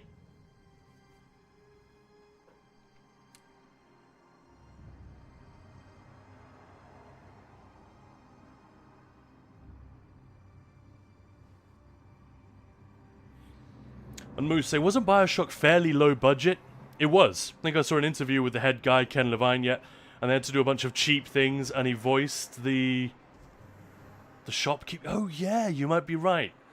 As Dark Man will say, kill your cravings at the circus of values. Anyone who hasn't played Bioshock is like, what the fuck is Khan doing? That is the best impression I've got of that little clown guy. It's like a very 1950s style fairground vending machine. You know, with that sort of Wurlitzer music, almost. And a really crappy, tinny little clown voice trying to attract you to come and buy stuff from the vending machine.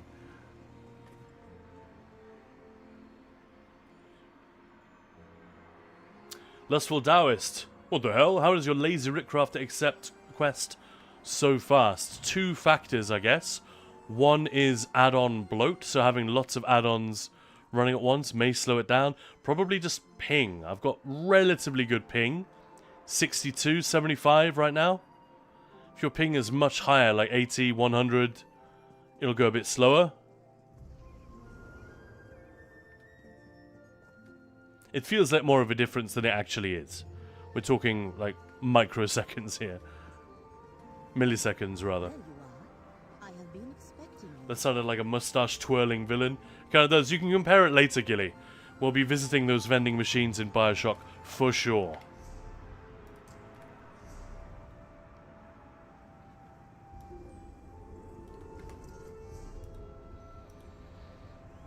Oh yeah, we're all the way down here.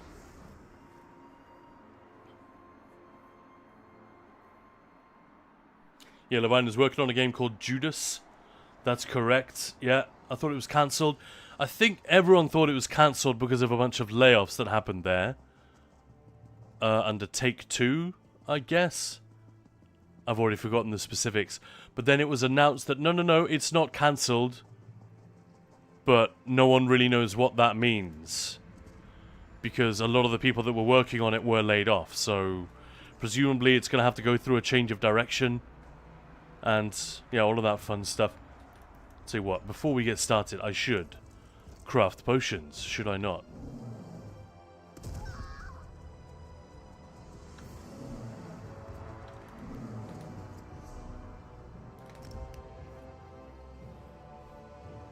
You'd most likely hear them before seeing them. Ah, yes, ping, forgot about that. Mine is over 300. Ah, I see, yeah. That'll definitely be it then.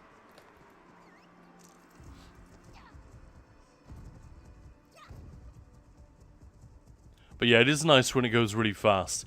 And I can tell something's up with the server when it slows down. Man, I do not know Evermore that well.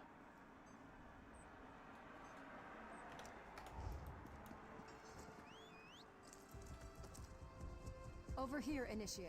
Over here, Initiate. Nope.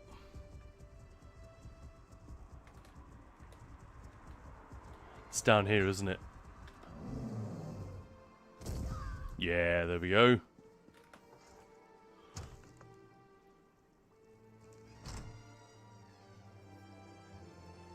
Belorda, did you ever try playing using VPN? It can lower ping.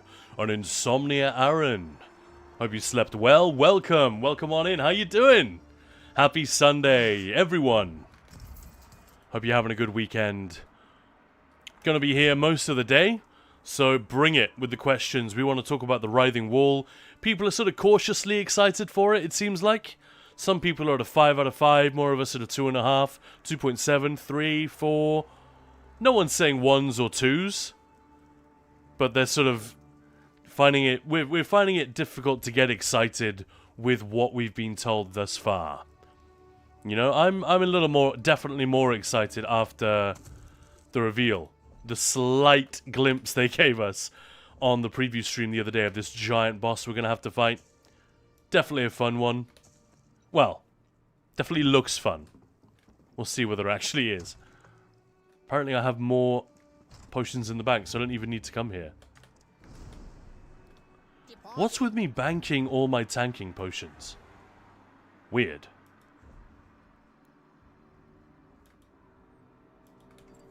Whatever.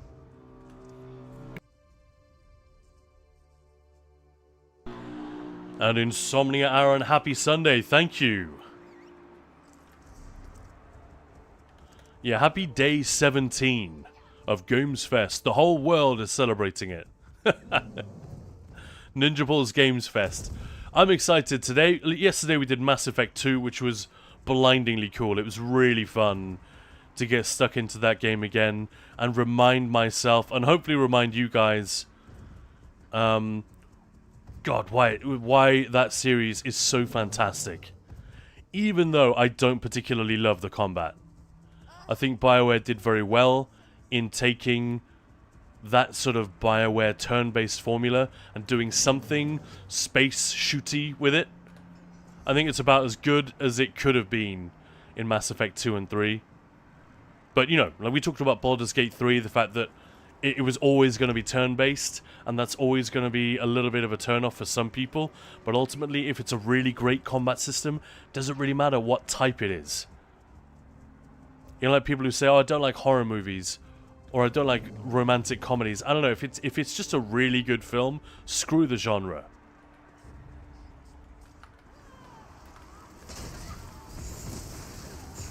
And, yeah, obviously Mass Effect was all about the setting, the characters, the storytelling, which is, like, incredible. I don't know that BioWare have ever done it better than in that series. And I was definitely I was more of a Dragon Age person when that came along. I don't know, I wasn't as interested in Mass Effect. I just think it's superior, ultimately. And Dragon Age is excellent, so yeah, high praise. So that was a lot of fun. Today it's going to be Bioshock.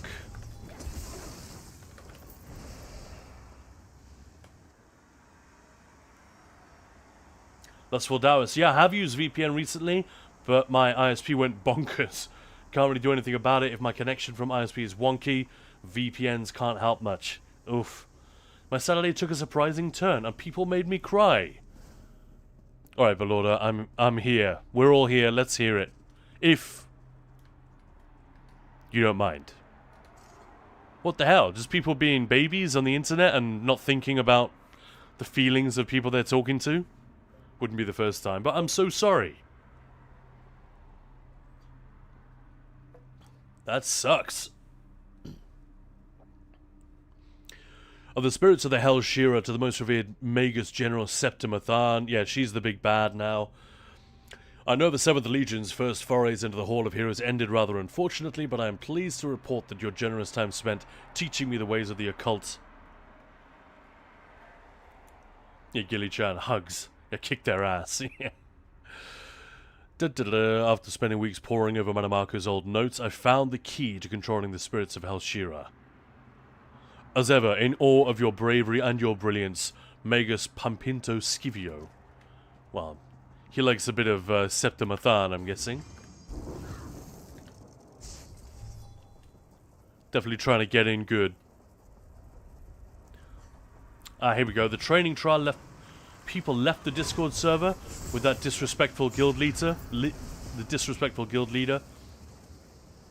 They wanted me back and play with me. Now we have the group on a new server and we'll run trials together again. Oh, so they made you cry like in a good way. Hey! Excellent. Ah, you really had us going there for a minute, Belorda. You zigged when we thought you were gonna zag.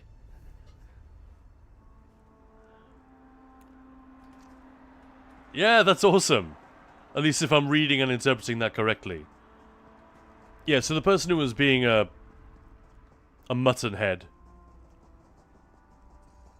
And you walked away wisely, as it sounded. And then, yeah, a bunch of people came with you because you're the one that made the group good and fun to be in. That's excellent. Oh, I'm so glad. I'm really pleased to hear that, like, genuinely. Yeah, in a good way, the guild leader, again, was a total asshole to them, and they came to play with me. Love it. Well, then it's a smart group. That's part of what we talked about, isn't it, when you were saying, I don't know whether I should step in and try to continue with this, and a lot of people were saying it's just, like, what are they like as people? Even if they're, like, really bad players, because they're all new, or inexperienced, or whatever, nice people, and just, like, sensible people, you'll probably not regret it. You can't teach a bad person to be a good person on the internet, but I can easily teach a good person who isn't very good at this game. I can easily teach them that. You know, 20 minutes. Look, another live one. Another live one. I should speak more quietly. Don't want to disturb the dead or the Daedra crawling all over this. Who are you? Yes. Seizing. Oh, that. I hope friend. All right. We are unfortunately going to have to rush through a little bit. I have a lot of story to get through. And I don't want to spoil too much for you guys by, like, lingering on all the details. We're just kind of zooming through this stuff to conclude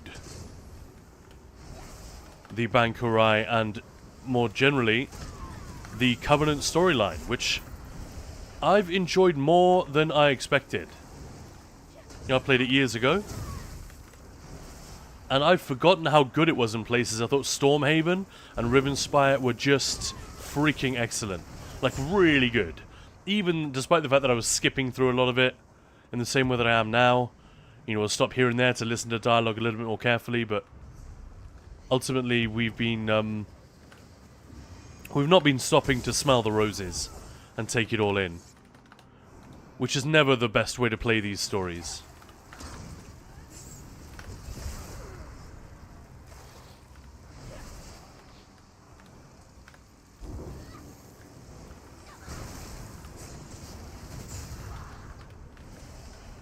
My Necro sounds so evil. Let me just turn her up a little bit.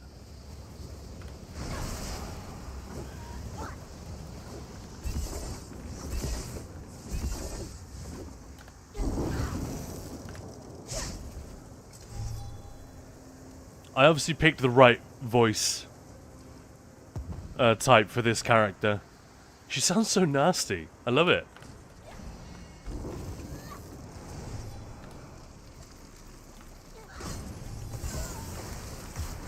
Like, my Templar sounds completely different. It almost makes the jabs feel different to use.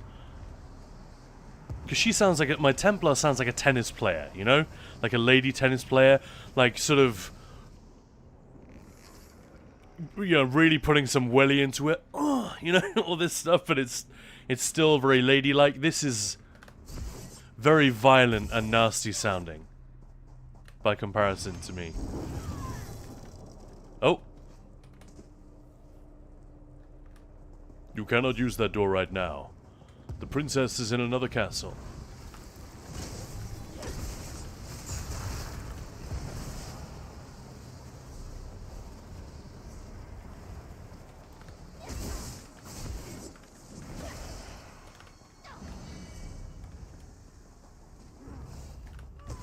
I'm just going to spin on through all of this.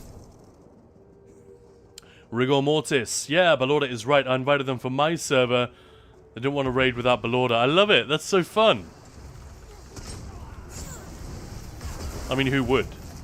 I've raided with Balorda a couple of times. I get it.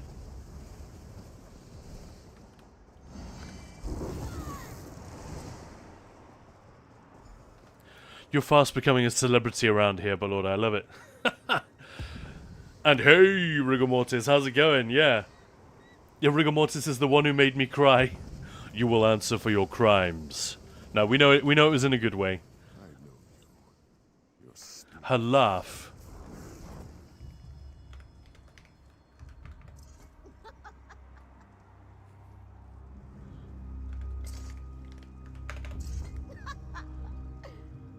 Yeah, pretty good, right? It's probably the most evil one that they have, because they don't really have a quote-unquote evil voiceover. Let's try the belly laugh. I think my favorite laugh in the game is this. Where are they? Polymorphs. The Zivkin. The Zivkin Augur. Check out this laugh, Moose.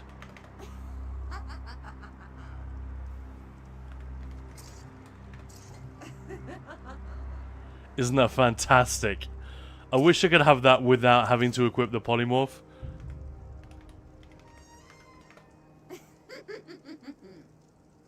It's so good.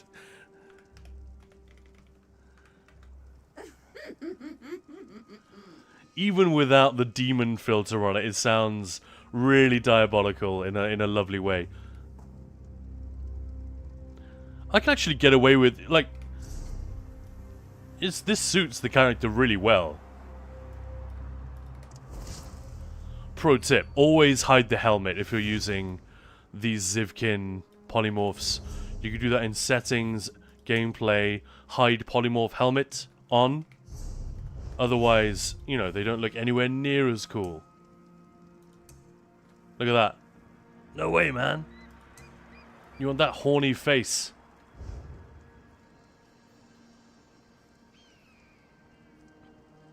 Rigor Mortis, it's Balorda's fault.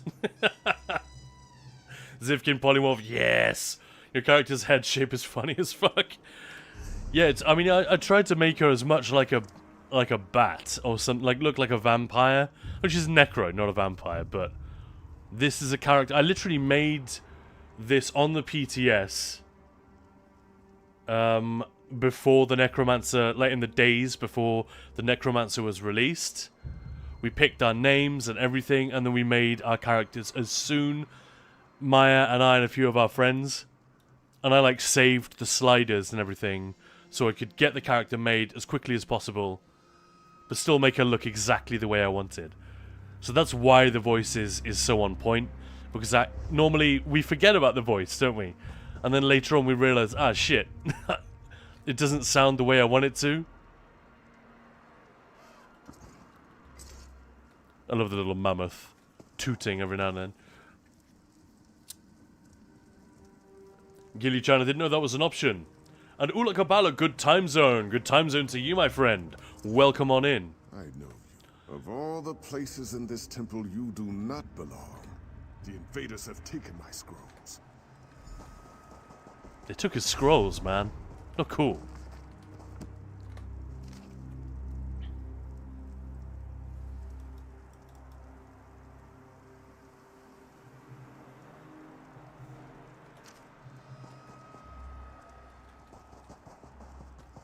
But yeah, that's why I mentioned it. I think a lot of people don't know that option is there.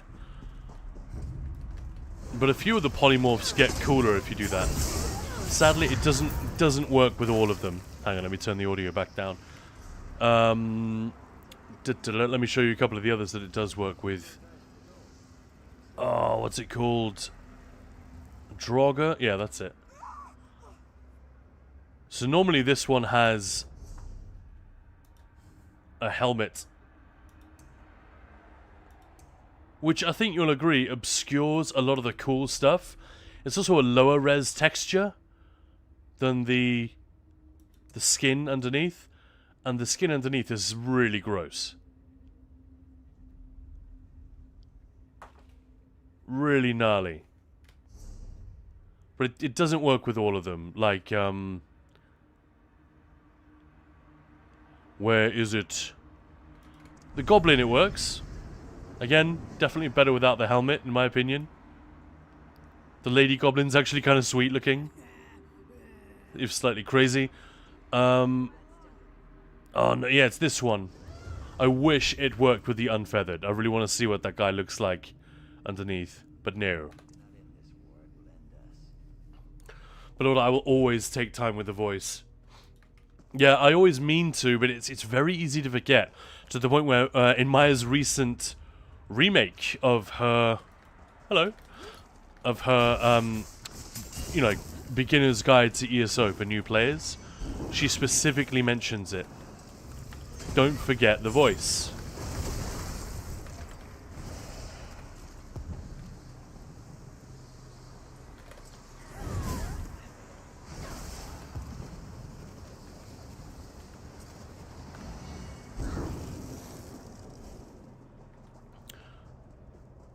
Glidebot US. Hello there. Got interested in trying an actual PvE DPS build on my PLA because of your videos.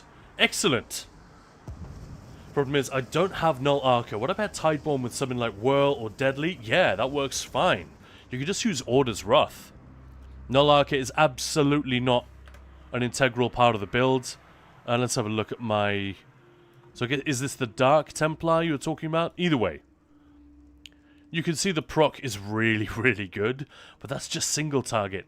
As soon as you have 2, 3 more targets, it starts to fall behind, and something like Deadly would probably be better. Just keep in mind that Deadly... Actually, no. Deadly, if you're on a beamer, is still really good. Whether that's, you know, a Fate Carver beamer or the Templar beam. But if you're not using the Execute, if you're using this setup, you know, with Blast Bones, Sweep, and the occasional Merciless Resolve, you would probably be better off with Unsul or... I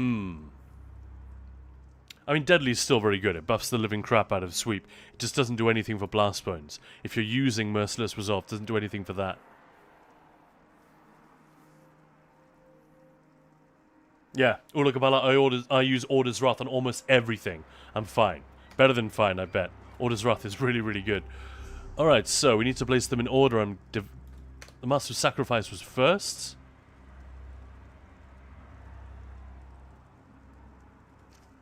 No.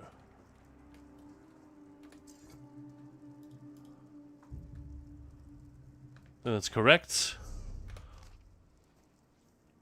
Sun's height.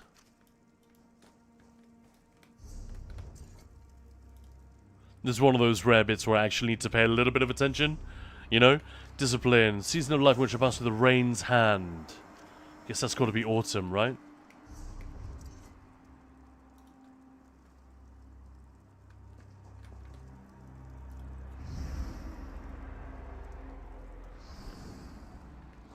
Oh, apparently that was wrong.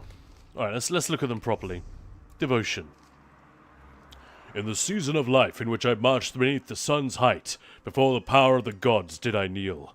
I dedicated myself wholly unto the spirit of the sword to forge my Shahai, which I would wield for all my future days. With Tall Papa's blessing, the sword singer must do the same to achieve mastery of devotion.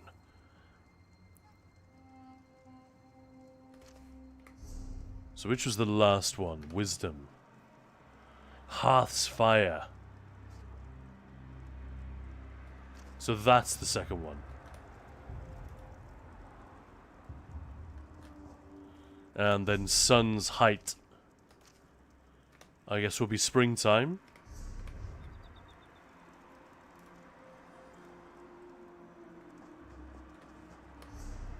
I just didn't read them all. Frostfall is sacrifice, isn't it?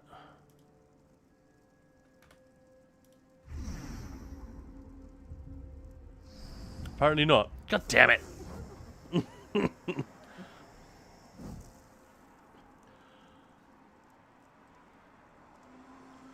Do people not go through everything on character creation? Yeah.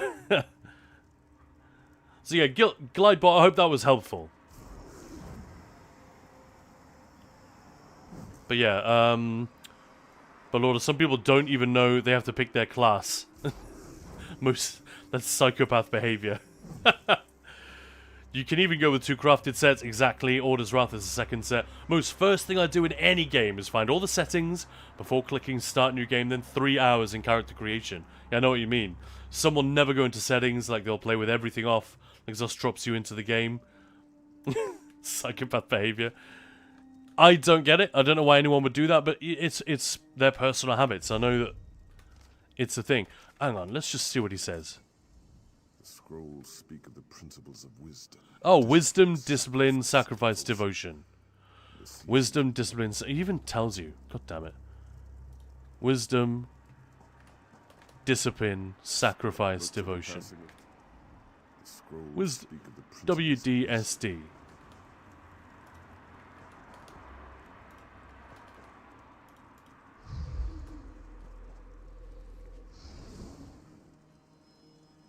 Oh, you are joking. The scrolls speak of the principles of wisdom, disciplines. Give me a hint then. To the passing of time. To the...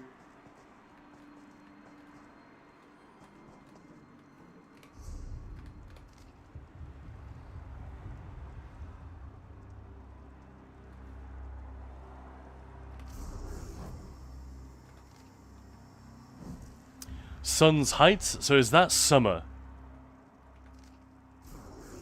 Rain's hand sounds like spring.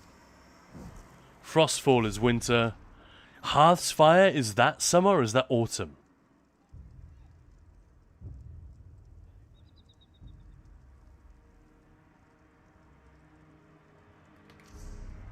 Or is Frostfall autumn? Like, it's not actually clear, is it?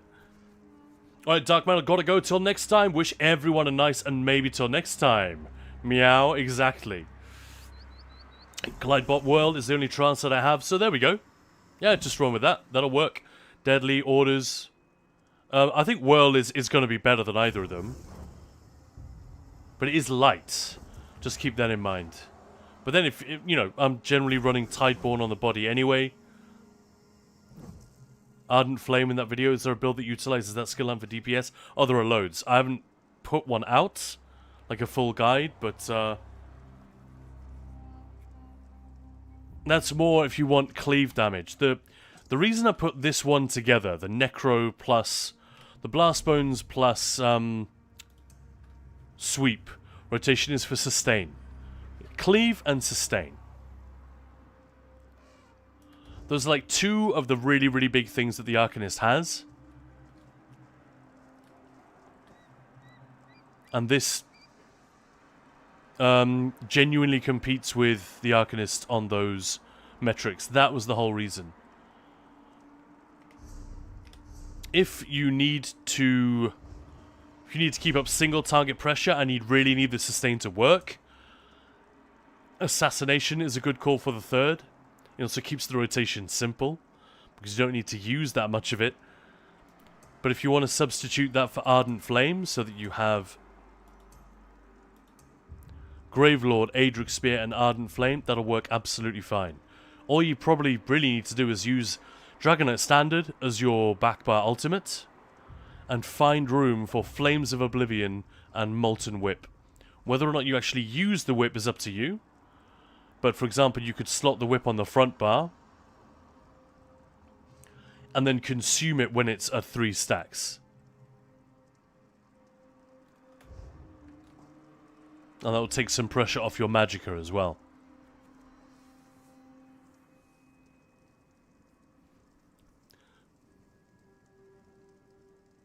For a Pla base specifically, yeah.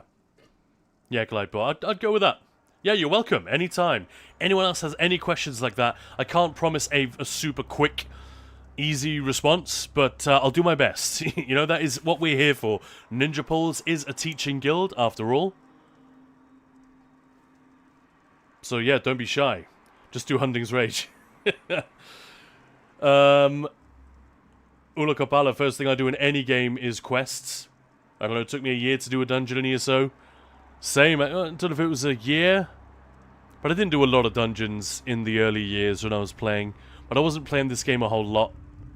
It was after Morrowind came out I started to get a little bit more interested.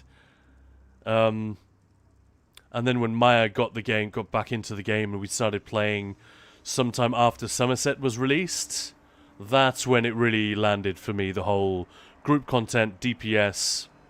But there was no one to teach me how to do any of this at the time. I think I may have seen a video by Gilliam the Rogue way back when.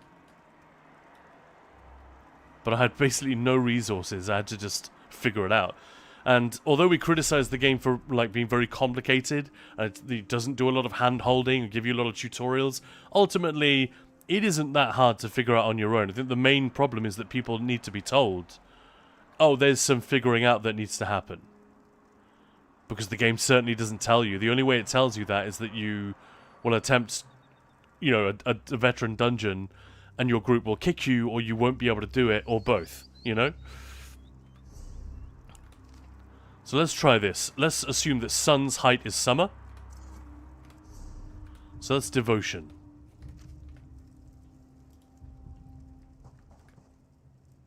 And let's assume that hearth's fire is autumn. So wisdom.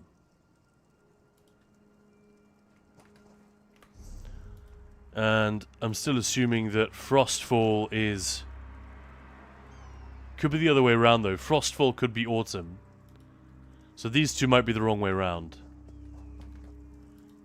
I have a feeling they are. No, that was it. Alright. Now you must seek my sun spirit.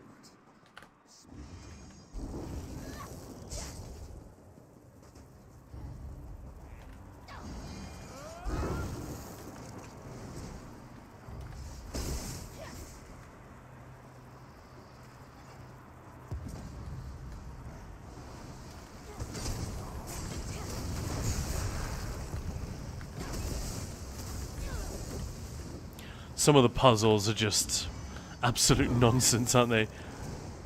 Oh yeah, have you guys heard of Chronos? The new horror game. Man, I played that last night.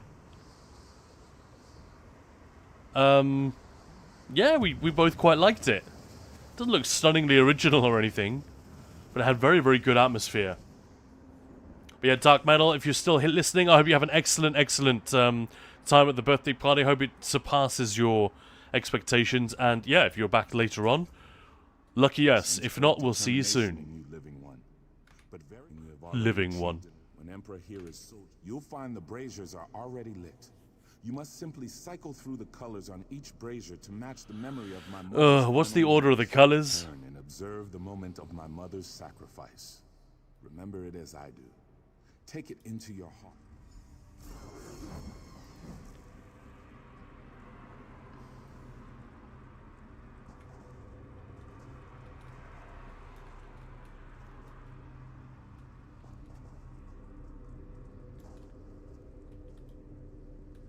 I'm sorry, what? I don't remember this at all.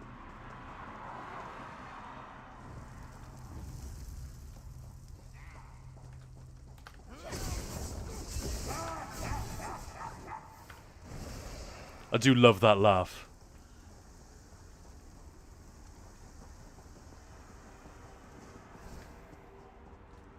So what? Green is back, right?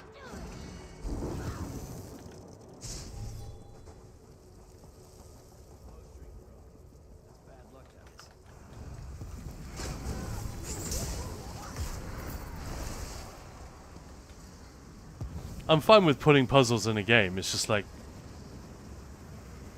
No?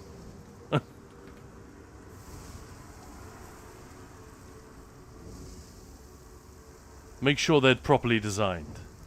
And have an actual reason for being. It would be blue here, right? I completely, like, erased this from my mind. Probably scrubbed it. And gold or white or whatever that was, and then red here.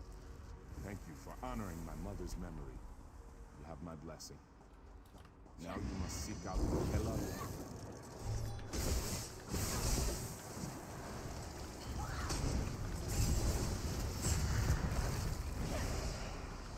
I get what they were going for, like a Tomb Raider, sort of Indiana Jones type vibe with all the puzzles, but I don't know, this is weaker for me. This isn't really working. It feels completely arbitrary, and You know, it's just game development wagging the story dog, or...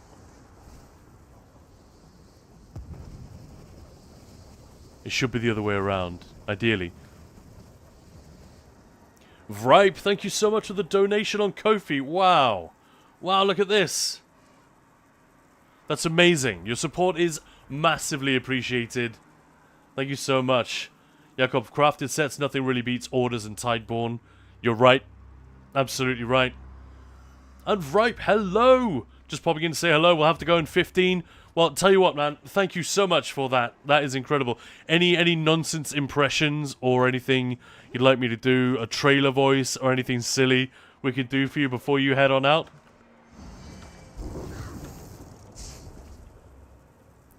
You've really given us a nice kick up the rear with all the support recently, Vripe. Cannot thank you enough. Ooh, let me think.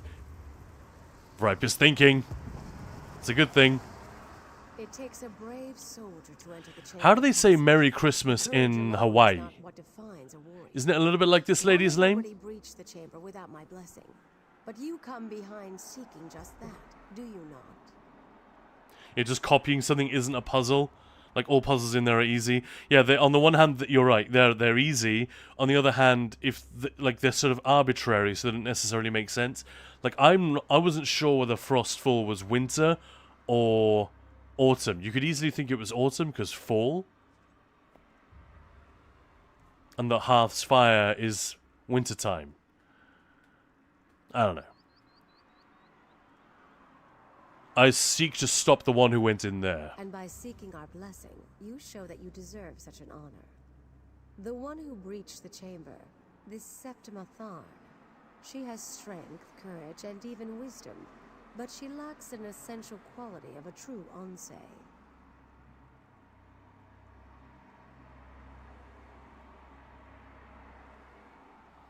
What quality is that? The answer is the key to my blessing. You will find several impressive swords in this chamber. They are only symbols of ideals. But bring me the blade a true swordslinger would wield, and I will grant you entrance to the Chamber of Passage. Yeah, I'm gonna be honest, I just looked it up on my phone. Melekeliki maka is the thing to say. You know that song? I'm sorry, but that's very similar to her name. Melekeliki maka.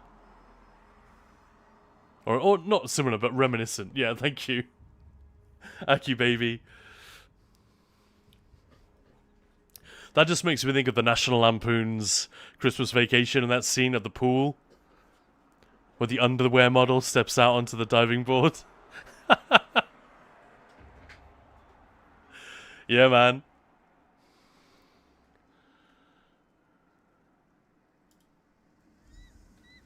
Bring the correct sword. You must think as swordslinger. Sword of the High King. Simple training sword.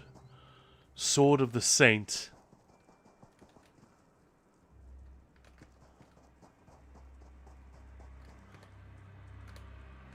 I don't know.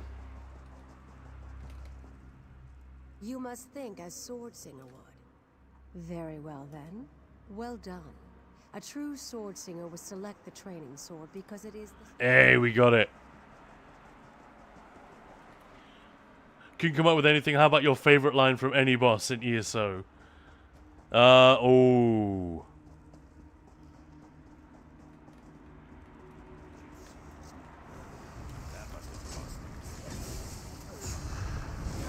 We could just do Cookie Monster, like Demon Cookie Monster again, couldn't we? For those who don't know what I'm talking about, I did an impression. I think it was Ripe's request, in fact. I did an impression of Lord Warden. And without the demon filter on my voice, apparently I just sounded like Cookie Monster.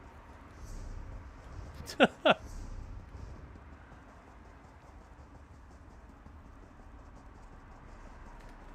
yeah, since we already did that one.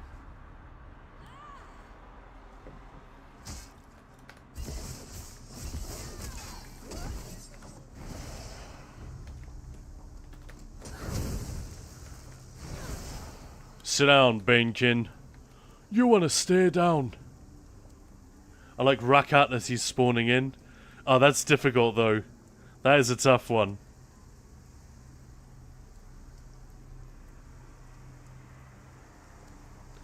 I don't think I can do that on mic right now.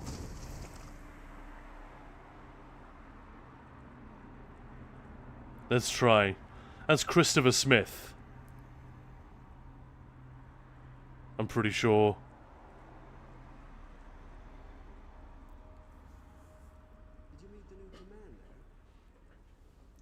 Like how Dummy House enters the fight?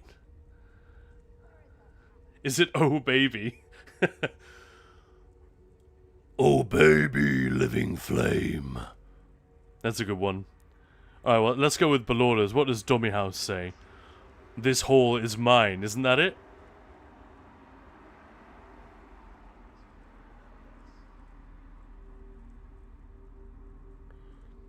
This hall is mine. Alright, right, not a voice number, the impressive jump. I think when he lands, though, he does say, alright, Lothis is my fave. Halfway through a Vast run, he says, you are not wanted. None of us are wanted. They all have some good lines. Carved up like fat Nords. Like, Felms is just completely psychotic and fucked up. Let's check out Dummy House. He definitely has some lines when he enters the fight.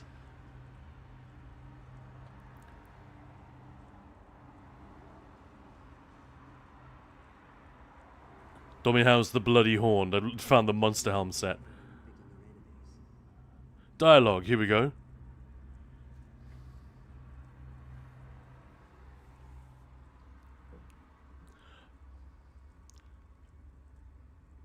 I'll be hearing this a lot. IR prog at the moment. Zalnur make you flat. Oh, you all wet. And, oh man, what's Zilzo? Haha, spit melt you away. That guy, that fucking guy is the greatest. Dummy House is properly death metal, though. Let me give this a go. Let me take my headset off. Alright, I'm gonna lean away from the microphone, because this is gonna be ridiculous. Yeah, when you enter the final room, and Jarl Skurelmor is I said to keep the fight out there. Oh, you aren't my gods? And then Dummy House comes jumping in. This hall is mine. Falkreath burns, as will you. That's the best I've got, I'm sorry. He's properly heavy metal though, isn't he? Dummy House. How's that, Vripe? We threw a few in there. They're just some really, really good ones. Really memorable. Brilliantly done. Like, you can tell they're decent because they're so hard to impersonate. At least for me. Argonian behemoths are super mutants from Fallout. That's actually kind of true. They're a little bit less scary and more comical, though. Like, Wes Johnson's super mutant voiceover is funny, but scary. I never find the Argonian behemoths to be that frightening. Heroes? Do you know what I mean? But that's a very good call. There's not a lot of light between them. The blessings of the heroes, but blessings will only get you through the door.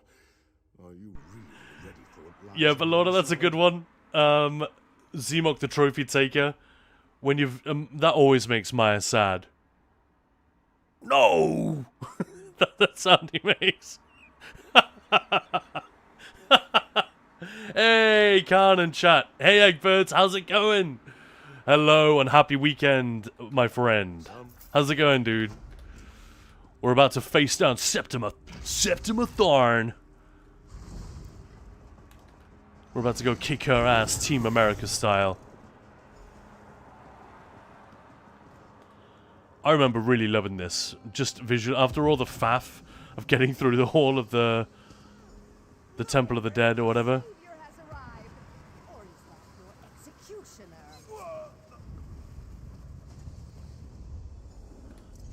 It's good that you're here, my friend.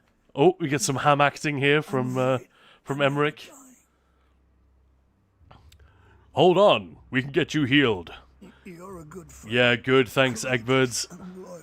Chilling out today. It's been a crazy week. At the end of today's stream, we are officially at the halfway point of September. Settlement. Kill me. Majesty? I suppose I must say goodbye, my friend. Oh, what a beautiful setting. It gets me really jazzed for more Redguard and more Hammerfell-based content, you know? Whether it's in this game or a single-player Elder Scrolls game, that could be a ton of fun. You know, they have got so much cultural stuff to draw upon.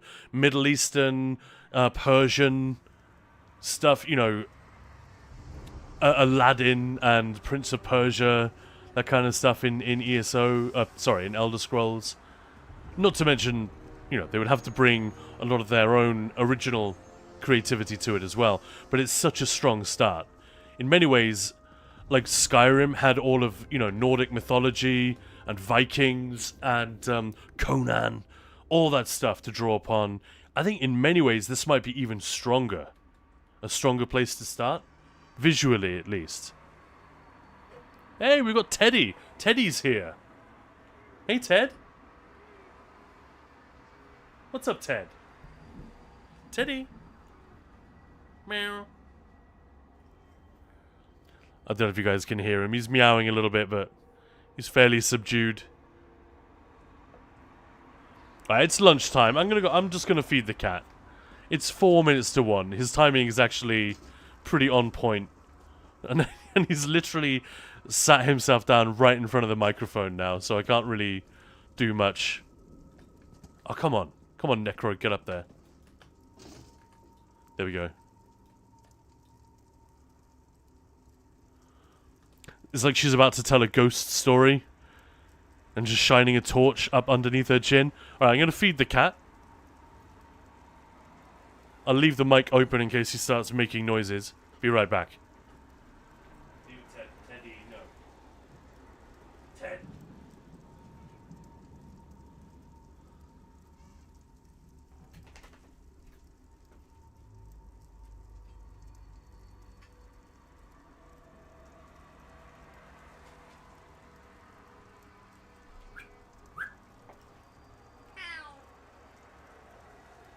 Teddy.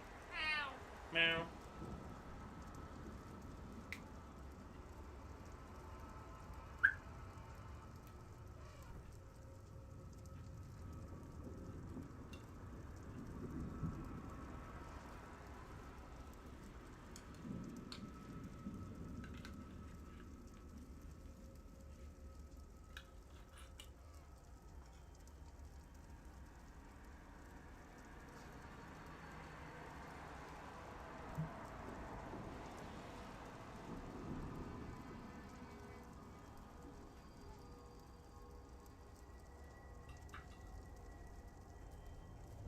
Go on then, Ted.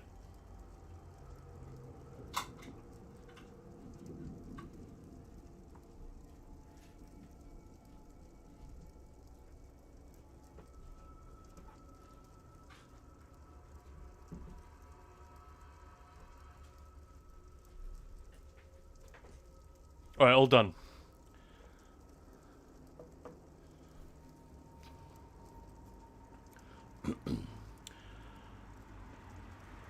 Jakob, praying that you get the Immortal Redeemer before you start hearing the voice lines in your nightmares. I'm sure Belorda will have it like in a couple of attempts. It's not the trifecta it used to be. It's just a really, really fun trial. And still a really fun one to learn, because you can't just walk in there and get it with big DPS. You really have to do the mechanics and everything.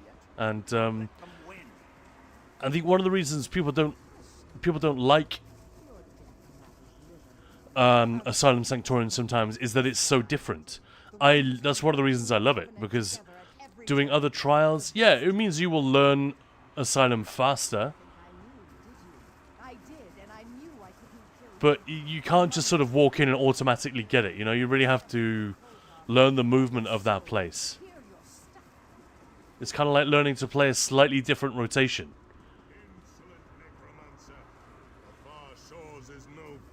which you can place your enemies? You dare to come here? Right, alright, we'll sadly have to head out now, have fun, and thanks for the impressions anytime, man. Hammer Black, only 8 days till the last day of summer, wow. And close are we to Tales of Tribute? I think that's close to being unlocked. We've definitely unlocked companions, Eggbirds. But Lord, it might take longer if my nightmare happens more often. Already got it twice. Getting Cone as back kite during Felms and Olm's jump. Oh, that sucks. You should never have to deal with a back kite. Although, nah, it's gonna happen every now and again. At least you're the healer. You know?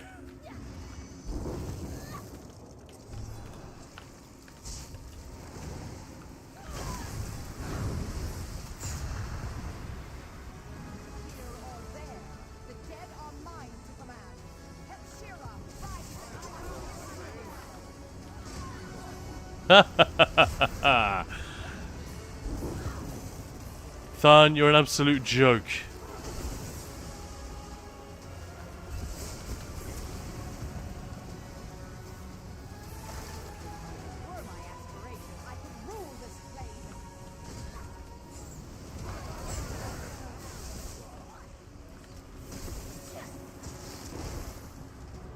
Right, where is she?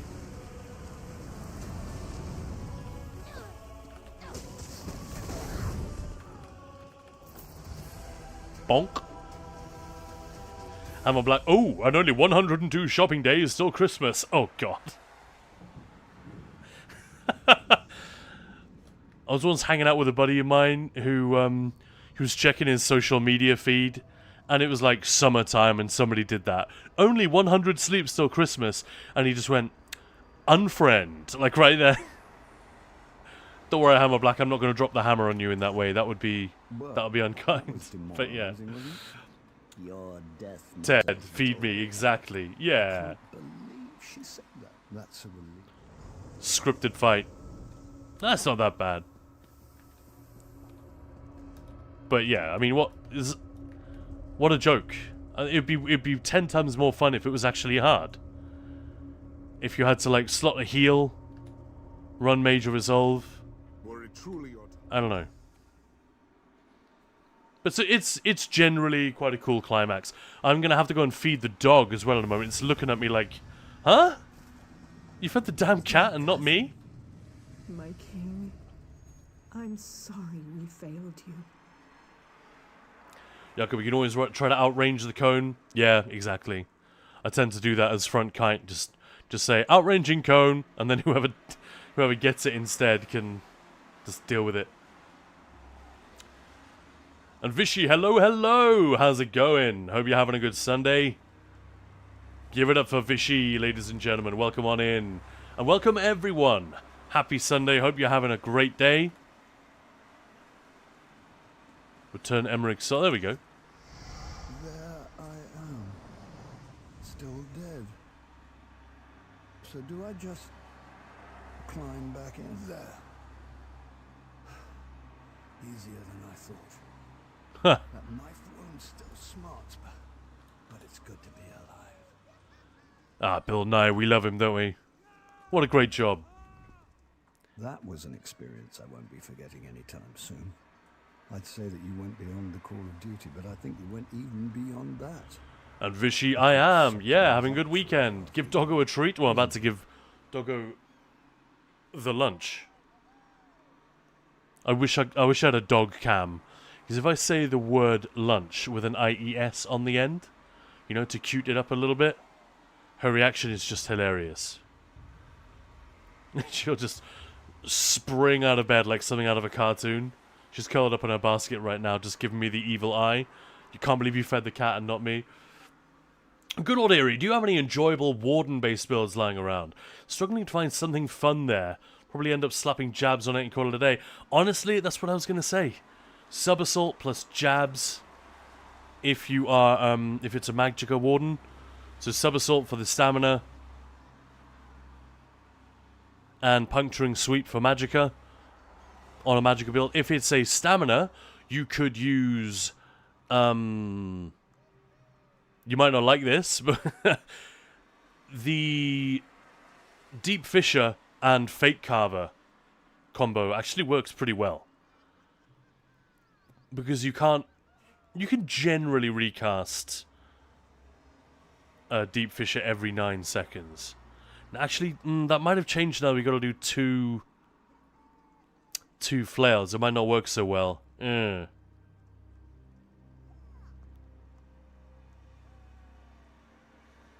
1 week till Christmas songs. Yeah, they've already got the Christmas stuff out in the supermarket, haven't they? At least down where I am. Which MMO are you enjoying, Vishy? I've been getting into Borderlands 4, approaching level 20 in that game. Which, you know, just a few days after release, not too bad. But I tuned in to watch Shroud playing it the other day, and he's already like level 38 or something. That was yesterday. So yeah, fair enough. He's already doing the end game stuff, but he's probably been absolutely smashing it. Guild Wars 2. I just couldn't get with Guild Wars 2's art style. It was so cute. I realized for many people that is a huge plus. But the aesthetic bothered me a little bit. But I hear almost nothing but good things about Guild Wars 2. So yeah. Hope you enjoy. Jakob, if you take a tick of the cone damage before arranging it should just cancel instead of jumping to someone else. It should, but Vass does, you know, it does do some weird things. Sometimes he just won't cast the cone for ages. Just like Felms sometimes won't jump for ages, and then he'll suddenly do it randomly to the wrong person. I suppose so.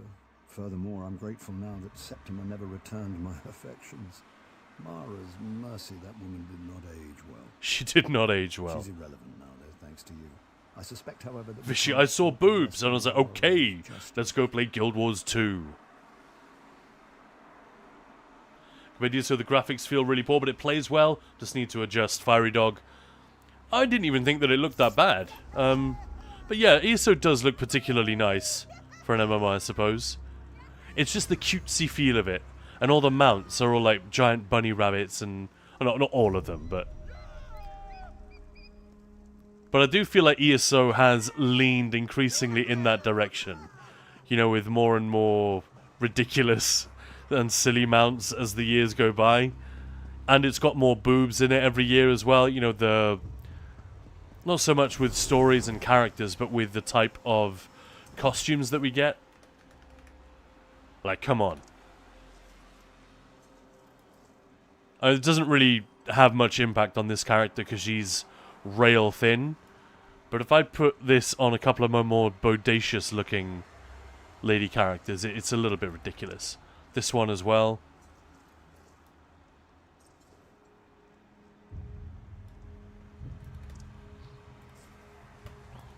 ESO is getting slowly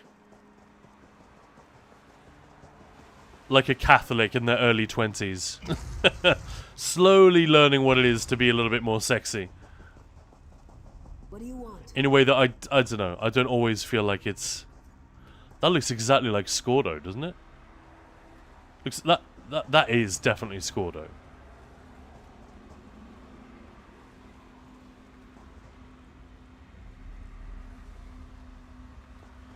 That's totally him.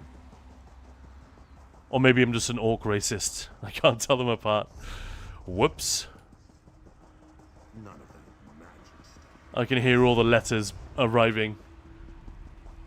Clown store mounts? No thanks. Yeah. Yeah. But you know what I mean. They're introducing more and more silly stuff. Well,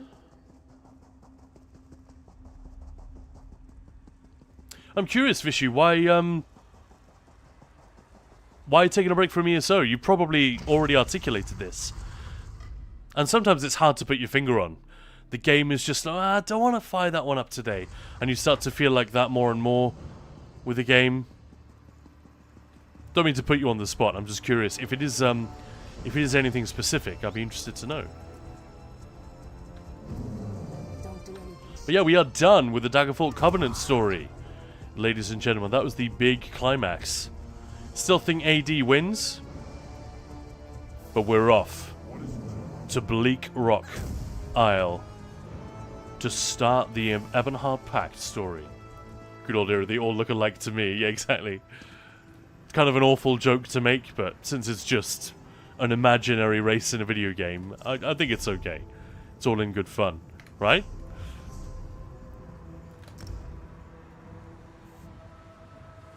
The flower power Sentra art is so ridiculous. Agreed. I also think it's quite ugly. But whatever, you know. Horses for courses. Literally in this case. Oh, all my friends I raid with stopped playing? Do you know why? And can you fix that by going to a different MMO? Or do they all go to that game? So you already have friends there. I love the music here. This is killer. You know what? I'm going to go feed the dog and leave you guys with this. For just like a minute. I'll be right back.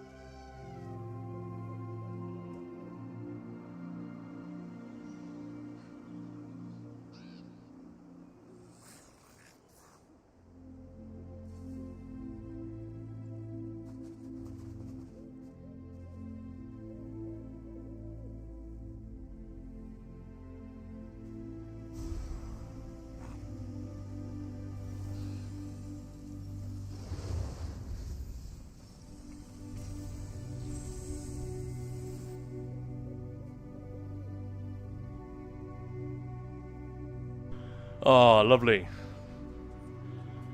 What a lovely bit of music that is. Whoa. Suddenly got crowded round here.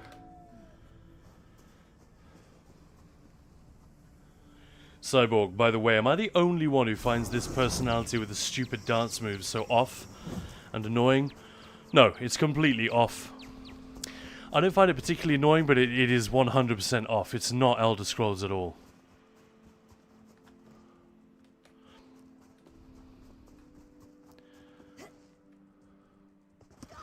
But you know, it's hard to come up with fresh stuff.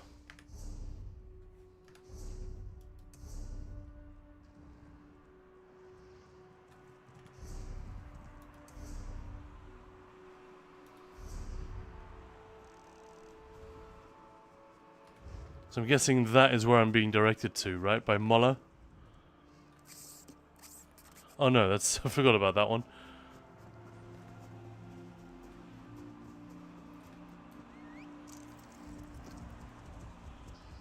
Really? The story starts over here? I suppose I'm not a PACT character.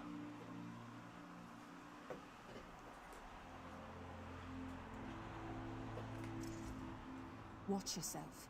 There are bandits about.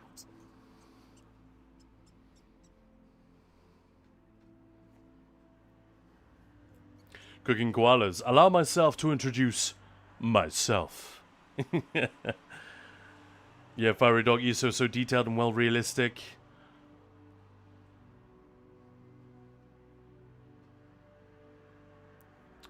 Yiso's gone from 4 out of 7 days to 1 out of 7 days. Yeah, I know what you mean. And Cyborg, yeah, you're absolutely not the only one. As Belorda says, Eggbirds, I love Bleak Rock, has the starter island that is the most... It's the starter island that is the most appealing to me. There's something comforting about starting out in snow-covered zone no matter what game you play. Especially coming from Skyrim. Yeah, Eggbirds. Nobody is ever the only one. Vishy, half of them stopped with Solstice launch, for they were not getting the money's worth out of the content pass. But so they didn't buy the content pass, but quit the game. Interesting. It's crazy. I like, not to quibble with your friends, not arguing at all. That's actually quite a widespread thing. At least I feel like I've heard it a fair bit. But this month, am I crazy, or is this year's chapter release, quote unquote chapter release, the content pass is like the most generous bang for your buck ever? It's like better value than any chapter we've had before. There are just the caveats that A, part of that is the Writhing Wall event, which you have to be a part of. You have to actually be here when it's happening. So I suppose that's a caveat. B, the dungeons are already included with the ESO Plus, so that feels a little bit. And C, which nobody knew until it arrived, the trial is a little bit. It's not as good as Lucent Citadel, basically. Not by a long shot. Those are the only three caveats, but I've heard a lot of people say, "Oh, I'm not buying this. They're trying to take more money out of me." And it's like, hang on, what? You look at the pricing for like every year, and it's the same. This year's slightly more generous. Interesting. Maybe it feels too spread out. Then, yeah, I think Zos didn't do a great job of communicating it. I felt like they did a good job to me because I'm on a content creator Discord. We often get advance notice of little details here and there. And they will often articulate things to us in a more informal way. You know, Gina will just say, "Hey, heads up, gang. This is happening." And she will take, like, questions on a personal basis. All right, let me chase up the person responsible for that and get back to you. So I don't quite have the typical experience, but I felt like it was fairly clear that the spreading out of the release schedule would be a benefit to the developers, but almost certainly to the players as well. Problem is, Zos didn't do a great job of communicating that. There was so much confusion about, and why do they call it a content pass? And why do they call it Seasons of the Worm Cult? Year of the Worm Cult, or something.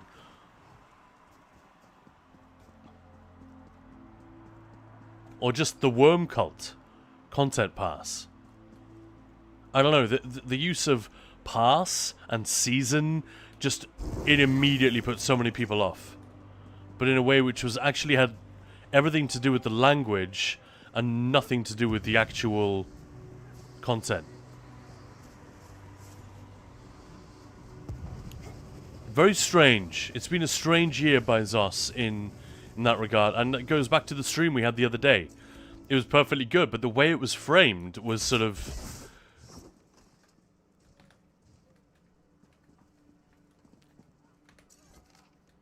It felt like they were avoiding addressing the issues that some people had.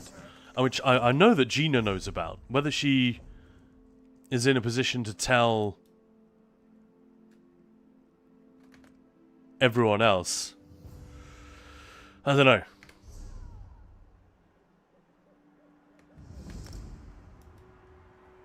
Oh, the cat is climbing all over my desk. Teddy, get off.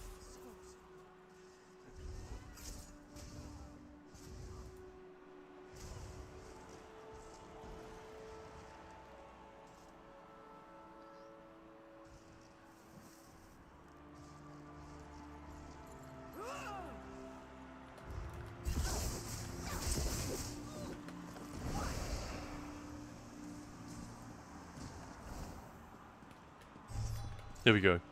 Frost Edge clothing just lying around. Yeah, let's catch up. I want to make sure I'm caught up with what you guys are saying about this. Yeah, some left after update 46, some stopped after update 47. And that's just all of the crew that you had running with you. That really sucks. Yeah. Trying Guild Wars to make friends with a different community. You may think you could do that in ESO. My time zone prevents me from joining it. You have mentioned that to me before. You're absolutely right. I apologize for my forgetfulness. And that's easier in Guild Wars too, is it? Then that makes sense, man. Totally.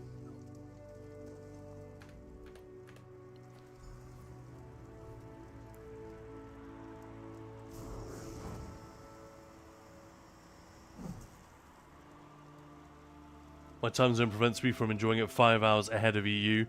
Yeah, it's tricky. I used to play with a guy in Malaysia. And, yeah, he kept slightly silly hours. Just so that he could run with the rest of us, but we needed to do early trials. We had like 5 to 7 p.m. Otherwise it was getting too silly, getting too late. And it would begin to like affect his ability to work. And concentrate in the mornings, so yeah. Fully understand. Get lost. Quick, come inside. Yeah, Gilly, I guess it's because I'm not a PACT character. That's the reason.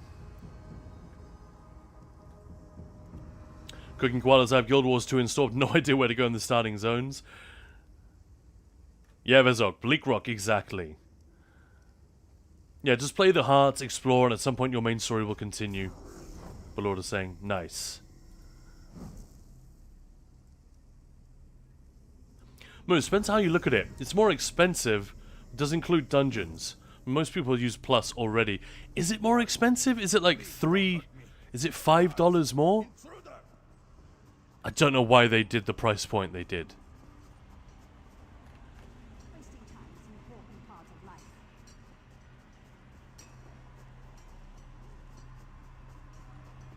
It was handy. Someone's just killed everything in here.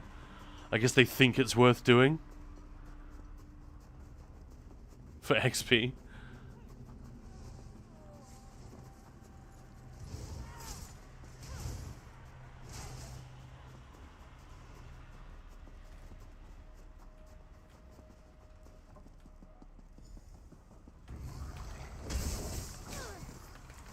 Just running straight into Daedra right away.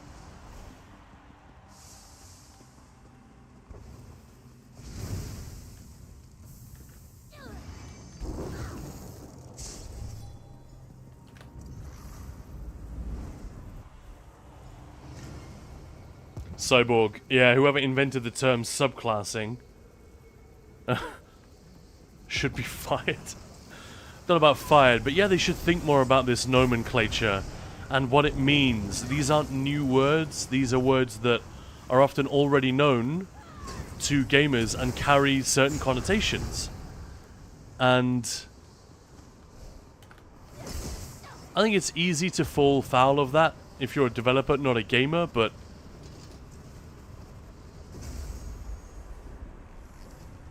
yeah, run some due diligence, and I think these are some own goals that could be avoided, aren't they? I'm with you on that one, actually.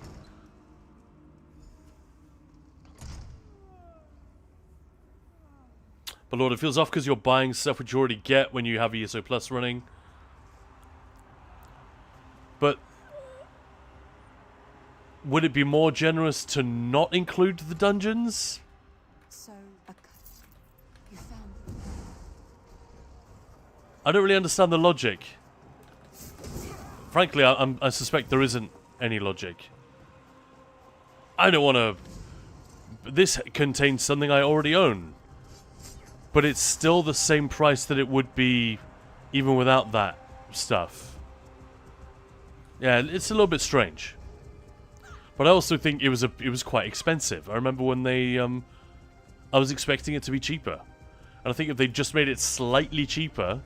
$2 cheaper than the usual chapter release, a lot of this false logic would have been avoided. That's actually a really interesting area, you know, when you're pricing a game. Talked about this the other day, and the fact that the $80 game is rapidly becoming a normal thing. And the extent to which it needs to cost that much, because they only expect X number of people to buy it. So...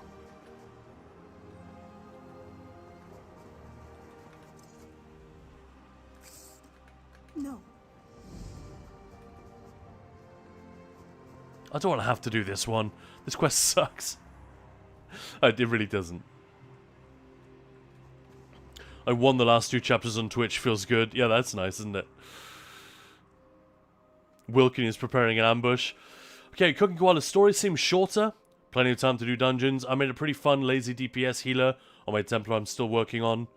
It makes it easy to get in and out of all the dungeons I want. I'm guessing you were talking about Guild Wars 2?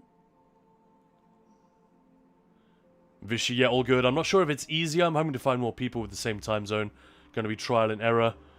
Going F2P for now. If I find a good group, I will buy the expansions. Enjoy, is all I can say. Hope you can find a fun niche to muck around in. That's what it's all about at the end of the day. Good game with decent storytelling, memorable storytelling that's actually worth your time, and a cool group of people. Who could ask for more? Koalas. Derek Zoolander, you must kill the Prime Minister of Malaysia. Eggbirds, on the other hand, in previous years, you bought an expansion which in the last 2 years did not include any additional features in Q3 and Q4 specifically for the expansion. I'm not saying you're wrong, just playing devil's advocate. Yeah, exactly. There's no chapter feature anymore, and they made last year's feature free for all.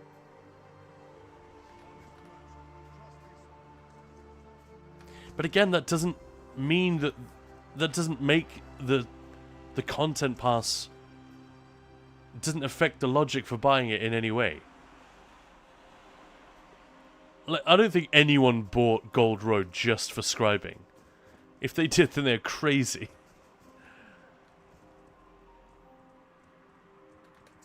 Maybe I'm wrong. Maybe people did that Fine. You have it. without realizing that it would be like a slight advantage to have for 1 year only.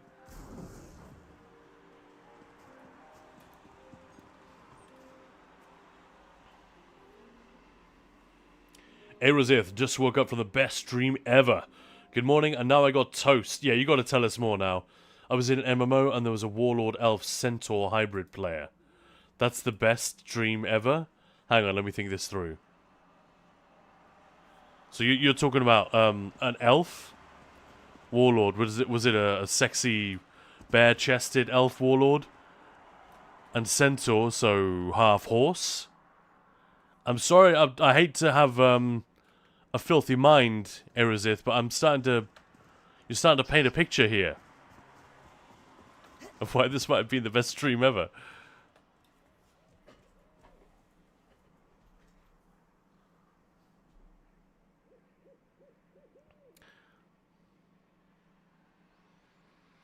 Nothing you for Tales of Tribute, nothing you for scribing.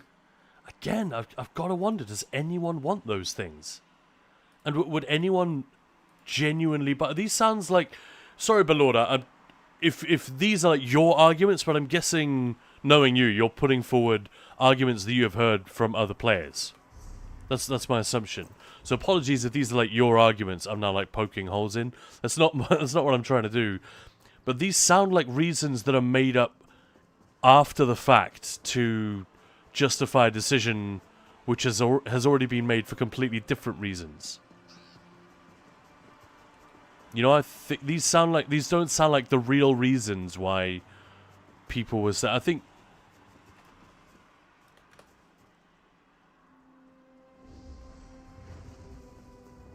Thank you. but any reason not to spend money on something is, I mean, there's no need to question it. You know, if someone says, I don't think I want to buy that, we don't need to question that. The decision is made. It's valid.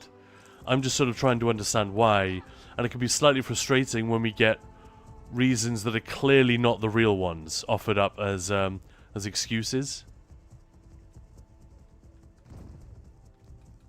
Where is Brend exactly? Yeah, he's down here.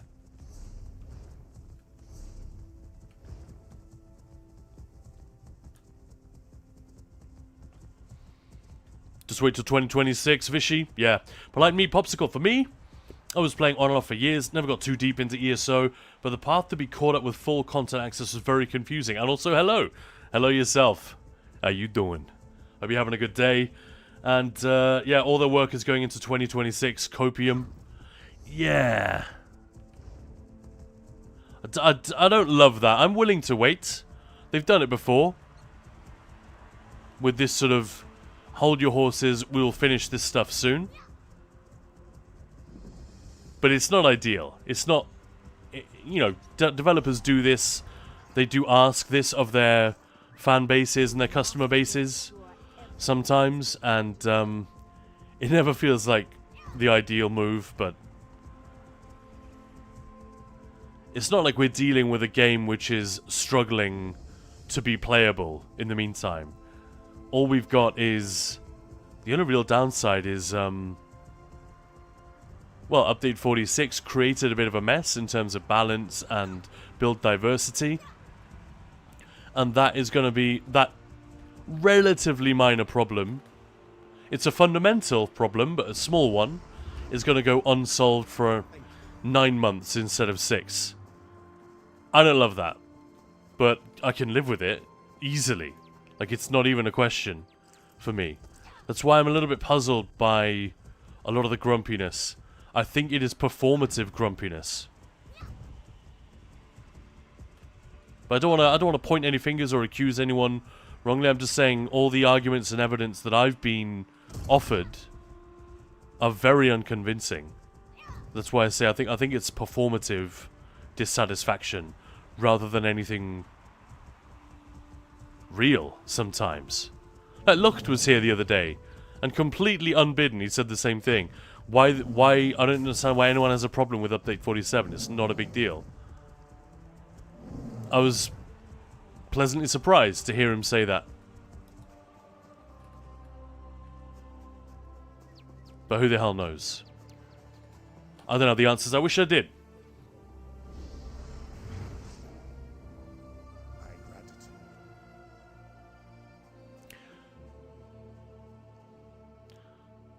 And Gilly Chan saying, reminds me of an old argument I had in my guild when Merkmar released and they'd put it into the daily login rewards. Someone in chat was like, but what about the people like me who have ESO Plus? To which I replied, yeah, but if you one day don't want to sub anymore, you still get to keep it. And Koala's here, talking about your ESO Templar. Nice. Erazith. Do we get more on this then? No, he's this badass warrior with wood, spirit armor, and horns. Blue crystalline skin for some reason. Had a huge sword. I feel like you're just toying with me here, Erazith. Or maybe I've just got a very immature, dumb sense of humor. And I should try to rise above it and be a more serious person. Like you. Rolunda. The Frozen Man. Lord have mercy on the Frozen Man. Does anybody know that song, or is it just me?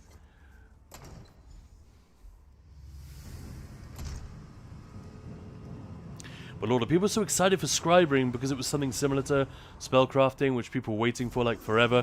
Again, I think people were wrong to want spellcrafting. I have a lot of hot takes on this. Actually, that isn't a hot take. That's basically correct. People who are talking about spellcrafting being a good idea just weren't thinking straight.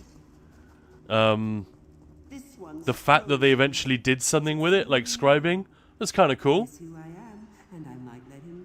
But thank goodness they didn't do what the people actually asked for, which would have completely broken the game.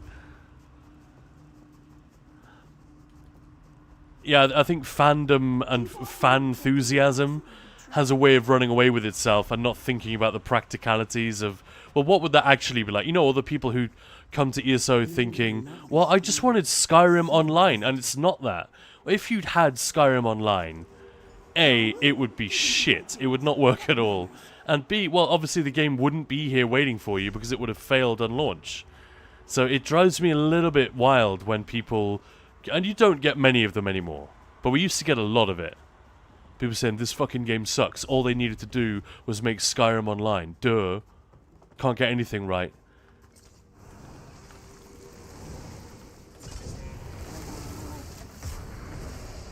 It's a little bit like that sometimes, isn't it? Vishy, it was also because the previous expansions were great. High Isle gave us Dreadsail Reef. Best sets in the game. But remember, people complained endlessly that it was a cash grab because all the trial sets were so good. They did the same with Lucent Citadel, when Null Arca wasn't even that good, and it was just Lucent Echoes. Hey, Frozen Man. Have you any idea? Ooh, this is so exciting. Let Eamon go. That's no fun. Go on.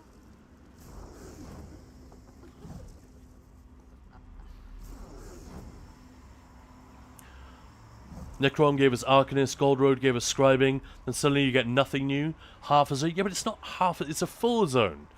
And it's quite big. I think it's slightly bigger than previous zones. That's another argument people have got to stop making. It is not half a zone.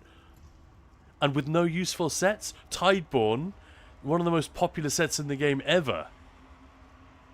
And it's not even locked behind a trial. And you don't even have to buy the expansion to get it. I don't know, it all seems very disingenuous. Like, none of those reasons are real for being dissatisfied. Do people want to buy an expansion because it's a bit more pay to win? I don't think they do. They complain like crazy when that happens.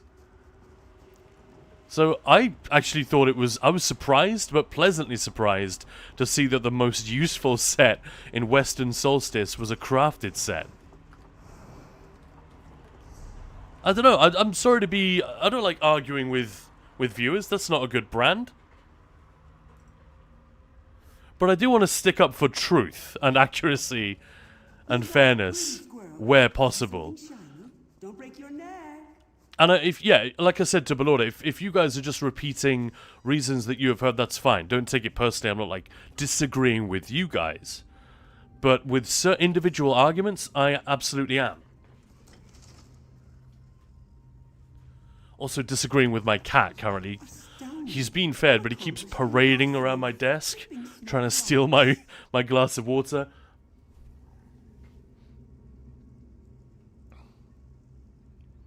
So yeah, interesting. So yeah, half a zone, no useful sets. Definitely not true. And if you're specifically saying trial with no useful sets, again, isn't that kind of a relief that you can just do the trial for its own sake and not because you quote unquote need to farm it? I remember when Coral Riptide and Whirl of the Depths were people were so angry that they needed to go. And I want to say people, not many, but we had people coming into Ninja Pools like fed up. Oh, I have to go and run this new trial. I have to buy the content. So it's kind of a damned if you do, damned if you don't. What's the real reason?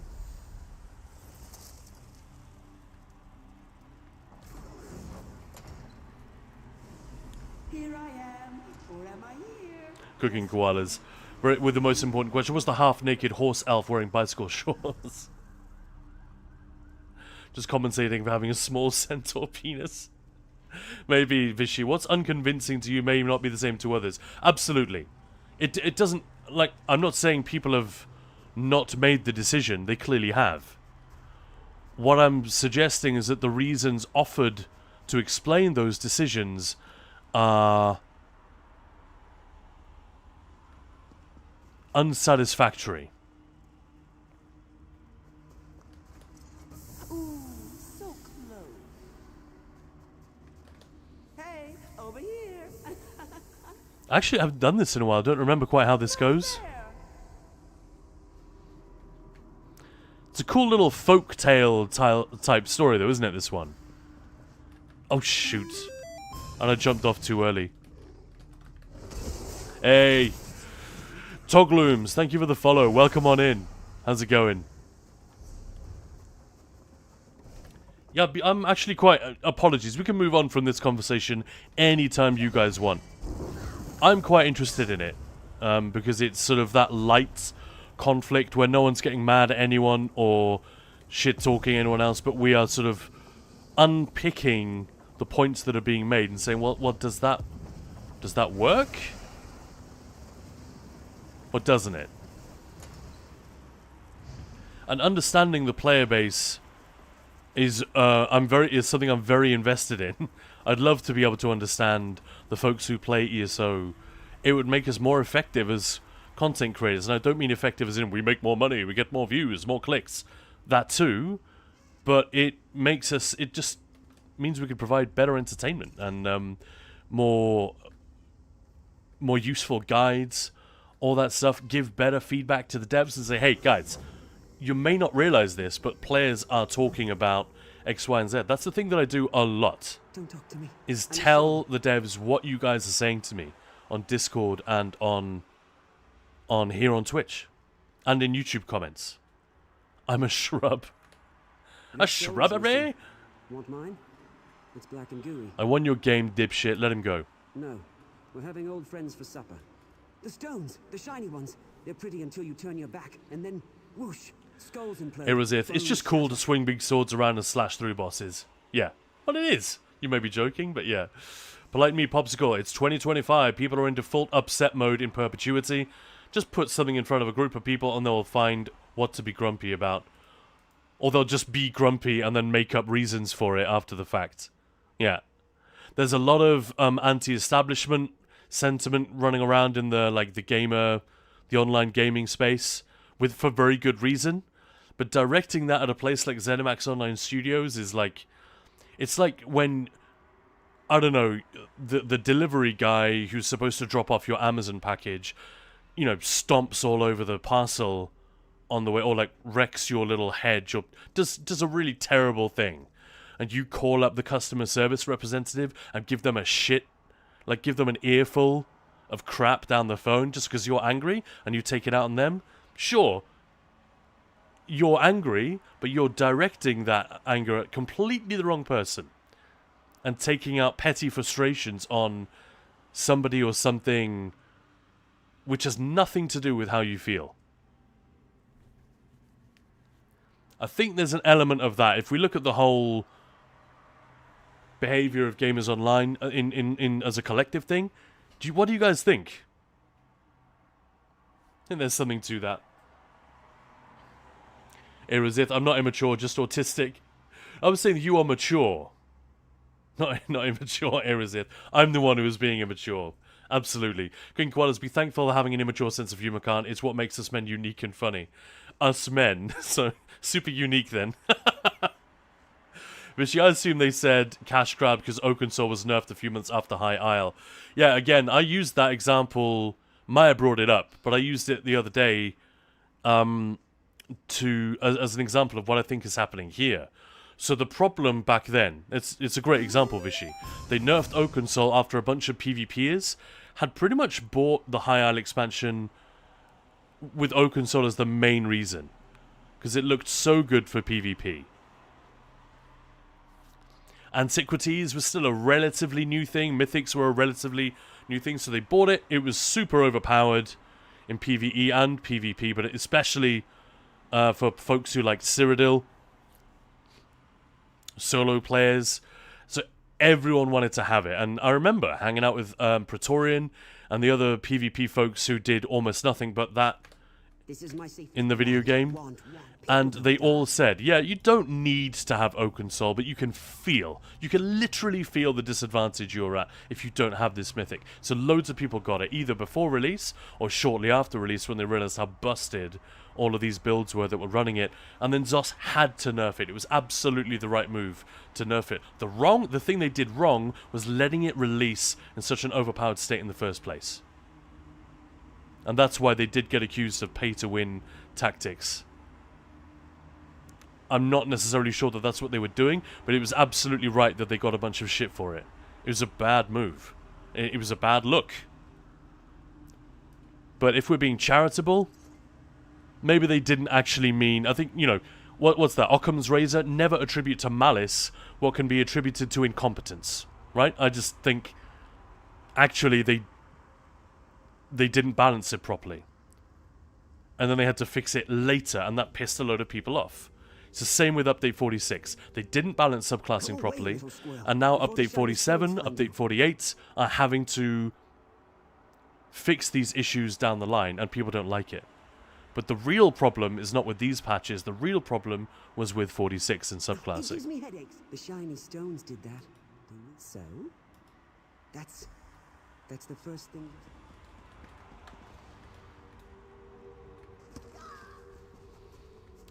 Finally, let's get out of here.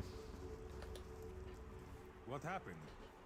Did you see those Covenant soldiers? You don't have to tell me twice. It's a fun little quest. Even though I didn't pay a huge amount of attention to it.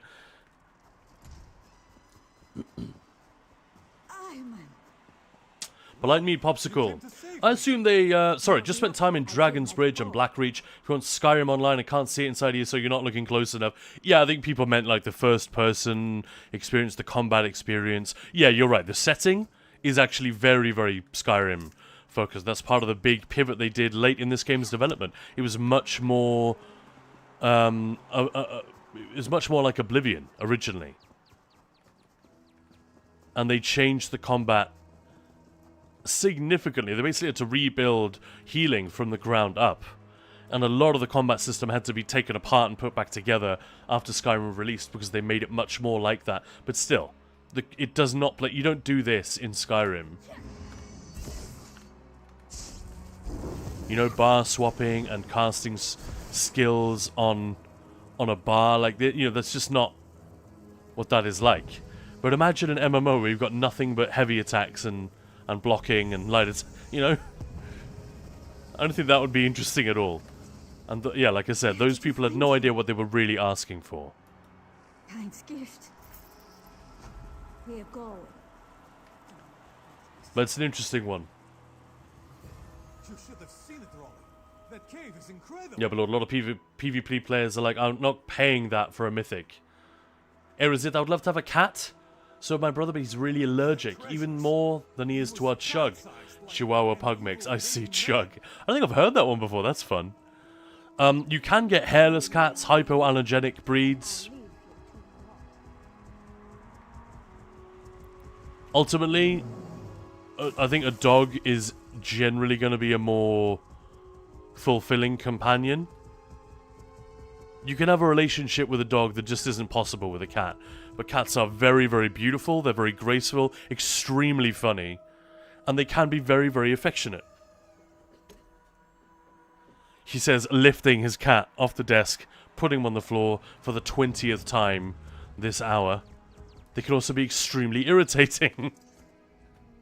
Can you use that weapon, friend? No, I have no idea how to use this weapon.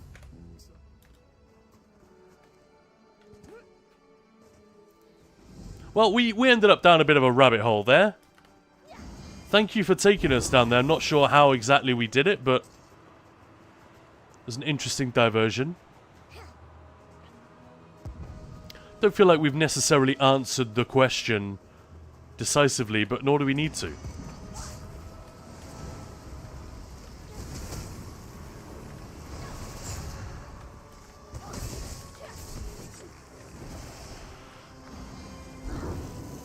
Vishy. It's a trial with no useful sets yet. Tideborn, you just need someone with a pass to put it in your guild house. The good sets were in the trial, you had to get the pass and do the trial yourself. Exactly, yeah. But again, that's not a reason not to buy it. That's a reason to be, like, if people... I can see... If there's an individual who wasn't going to buy the content pass, because they don't have the money, or they would rather spend that money on another game, you know? For the many reasons why you might not want to buy it. If you're already that player, then I can see them being delighted that the new good sets aren't in the trial. They're just Overland. Well, this is great. I don't see anyone else caring. Like, no one was gonna buy Solstice for the trial sets. I don't know. I don't think I've ever met anyone whose spending habits were like that. Maybe very, very rich people who don't understand how the game works might do that. Maggot, you deaf? Yes. You I cannot do DPS unless I have the new trial.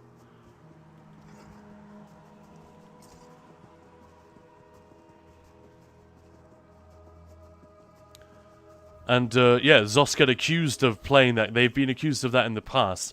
And that's one of the reasons I think they allow new trial sets to release being slightly meh. Like Null Arca last year. And Caspian this year.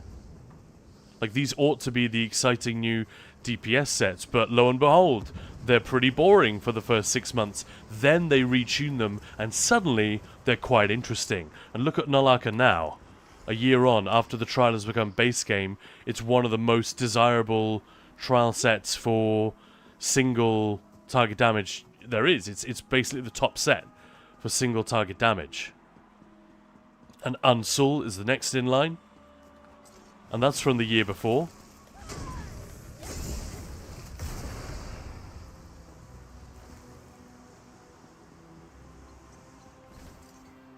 I'm happy to accuse Zos of all manner of things. I have no allegiance to them, which means I will act as a white knight against any kind of shenanigans, accusations, whatever. So feel free. I just will, you know, if we are going to accuse them of something, let's do it accurately. And in the past, when they've been accused of pay-to-win stuff, like with Console, I think that's a great example that you guys brought up. Yeah, I've been pretty much on the side of those who made that criticism. Even if it wasn't deliberate, doesn't matter. It looks terrible. And it undermines trust.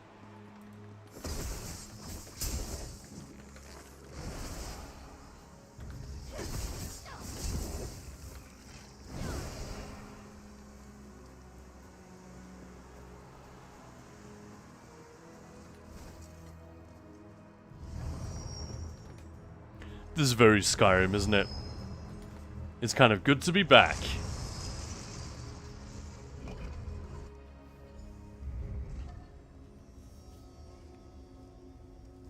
It was as if I'm outside and just saw a small tree fall. It's not even windy. Wow. Crazy. Cooking Koala's Tideborn and Order's Wrath is diabolical. I've never seen my beam do so much damage. Nice. Vishy, and you mentioned having to farm multiple times for good sets. That's what I love about the game. When Dreadcell Reef came out, we had farm runs every day, and it was so much fun. Yeah, I agree. I'm with you on that one. But we're trials, guys, you know. Some people didn't like that. I'm definitely with you on that one. I like it when the new sets are interesting and desirable. Ideally, not like meta flipping good. Finger licking good. Meta flipping good. By meta flipping, I mean that the meta moves as a direct result of that set being released. I don't know, if you can find a way to add to the meta without necessarily shifting it, I think that'd be cool. Otherwise, again, accusations of pay to win. But yeah, who knows. I'm just going to finish off my iced tea here. It's starting to get warm.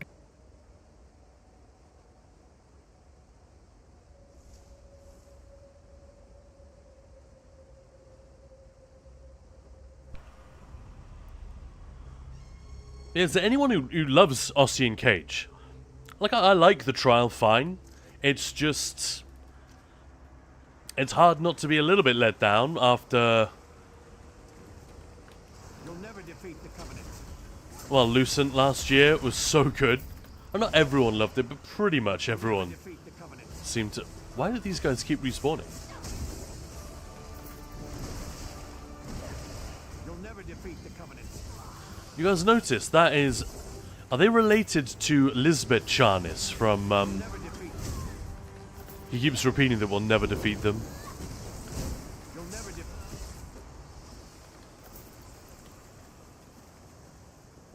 It must be because that player was inside the room. That's probably why they kept respawning. Anyway, Lisbeth Charnis is the name of the first boss in Fang Lair. And Severin Charnis, that's gotta be... that can't be a coincidence, right? The undead are gone. What did you do? Eggbirds, I would love to complete Ossie and Cage. We'll get around to it. Thanks so much for the follow, by the way, Konzeg. Really appreciate it. Yeah,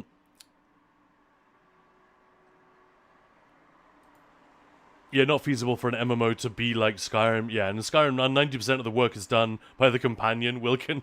Yeah, they're actually pretty strong, aren't they? When we played it the other day on stream, I was reminded just how much of a badass a Serana can be. Like, by the time you figure out where the enemy is, she's already killed it. Polite Meat Popsicle, dogs love you. Cats either want you dead or accept your presence as food bringer. Yeah, I mean, that's the joke, isn't it? I mean, jokes aside, cats... I think most cats are genuinely affectionate creatures.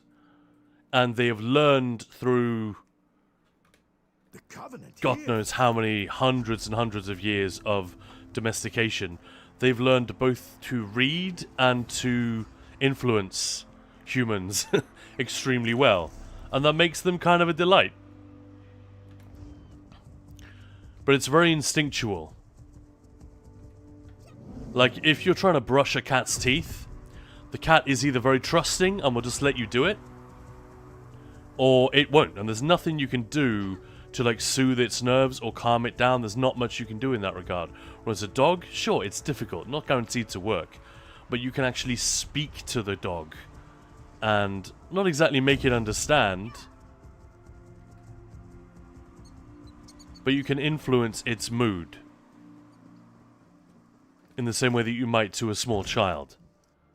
Don't worry, you're safe. I just need to do this. Can't do that with a cat. And I have dogs and cats. When I say I'm a dog person, it's not because I don't like cats. Far from it. They're awesome. And there's nothing sweeter than a kitten, I think. That's just the loveliest thing to be around. The town for evacuation. Find as many people as you can and send them back here. Are you sure about this? And you're right. We can't. The Covenant is. I'm going to get that fire. I don't expect it. I love Captain Rana. I think she's great. She's awesome. Get that fire lit. We'll be ready to go when you get back. So stern. I don't think I liked her that much at first. She's like, oh, you're a little bit mean.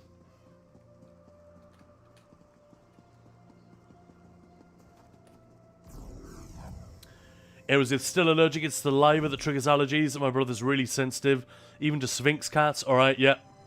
Not saying you're generally wrong. No. I've never. I mean, I'm allergic to cats. It's just quite mild.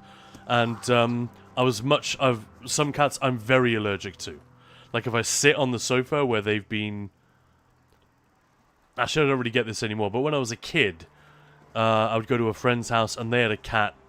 And if I just sat on their sofa for half an hour, my eyes would start swelling up and watering, and my nose would be running. I'd have to have a handkerchief there. So I'd always sit on the floor when I'd go to their house.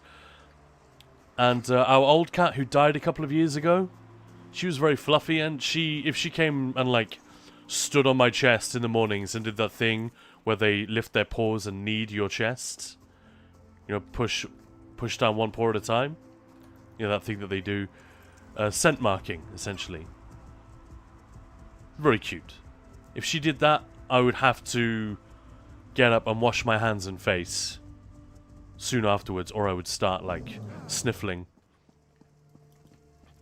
But Teddy doesn't give me much of that. He's the one who's still alive. So different cats are different. It's not like they will all have the same impact.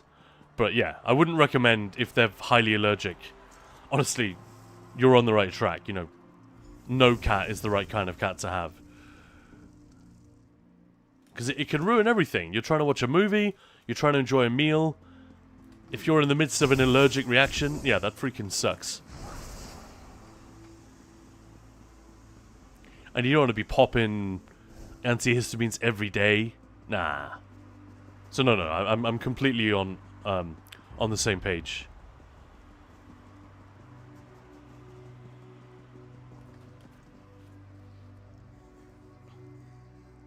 Sphinx are worse? I'm not even sure what a Sphinx cat is, if I'm honest. Too many. The Covenant. Is that what I would call a Siamese or a hairless cat? Or what's a Sphinx cat?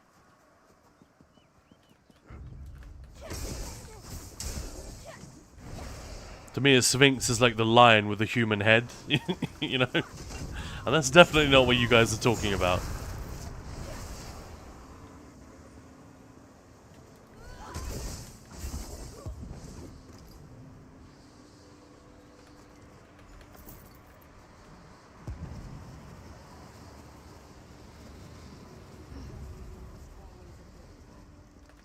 Like me, Popsicle, there is a genetically manipulated cat breed for not triggering allergies, but yeah, we're talking a lot of money. Yeah, that sounds about right.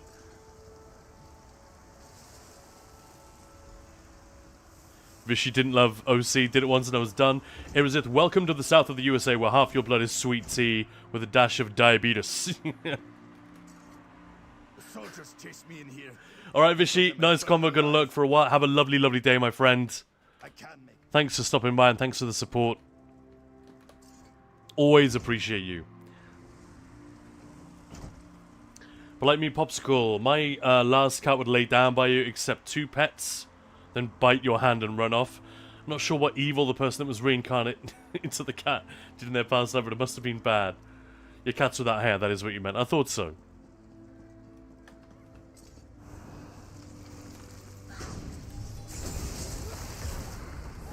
Why would they be worse for allergies?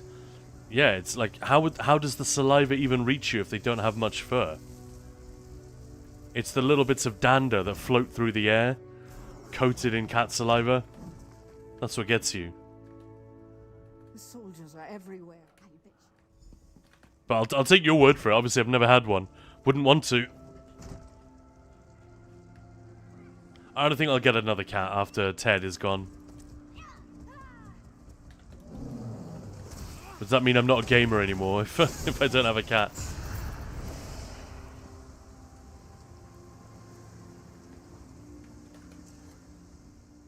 I just couldn't help They look like walking nutsacks. I'm sorry. Kill Clyde Pop. Hello, Swing Scat is the hairless cat that looks like a wrinkled gargoyle. Yeah. Yeah. Yeah, I definitely know the breed. We just don't call them sphinxes. Or at least I've never heard that. Is that an American thing?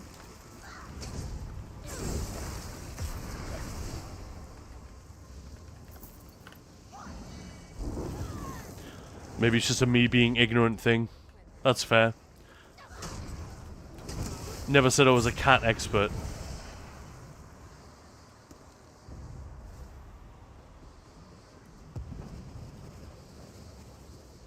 Cats lick their skin and then yeah, just the shedding of like skin propagates it.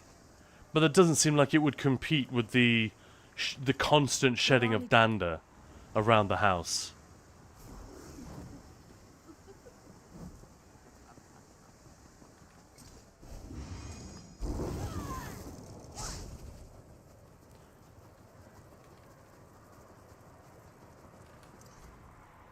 Welcome back. Hang on, what does Mola have to say? They're alive. I don't know what we'd have done. There we go. Should probably turn that in, shouldn't I? Welcome back. Alright. Wish we could have done more. We're ready. You and I are going to tribunal. Let's go. Time to escape. Dander is not skin. Dander is, at least not the way my vet was telling me. What I'm talking about, in any case, is the sort of the undercoat of fur. But I suppose that could include skin particles. I don't know.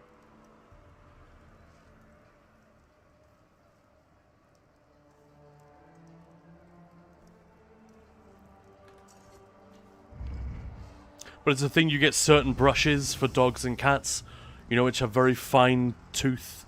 And they're not so much for pulling out fur from the top layer, but from that lower layer, that very, very, very fine layer of fluff, which they shed from season to season. Just run right through. But yeah, maybe that includes, I know it includes, like, stuff that isn't fur, like feathers. But never, yeah, maybe it includes dandruff and all that nonsense as well. But you know what I mean? If you've ever brushed a shedding dog, you know what I mean? That the skin, there's no way skin particles can compete with that. It's amazing what they are carrying around. So many dead because of me. Like, it actually has weight to it. It's crazy. Anyway, that's kind of a gross conversation. Moving on. Greykirk, hello there. Dander is not skin particles, guys. It's not. It's not exclusively skin. It may include skin.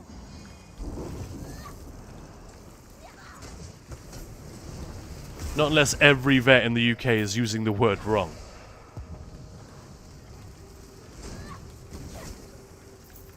That's different. You know, all thumbs are fingers, not all fingers are thumbs. That's what you guys are saying here. Fingers are thumbs. No. Terminological inexactitude benefits no one. Am I right?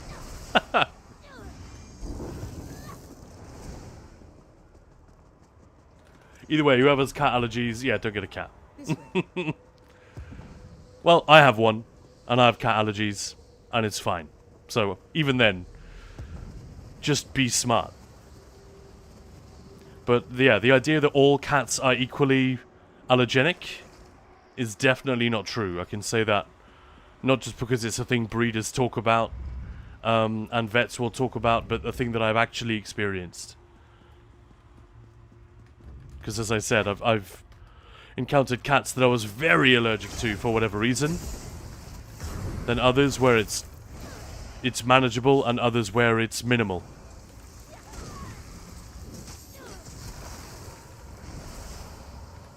But yeah, allergies are not to be fucked with. They can be really, really debilitating.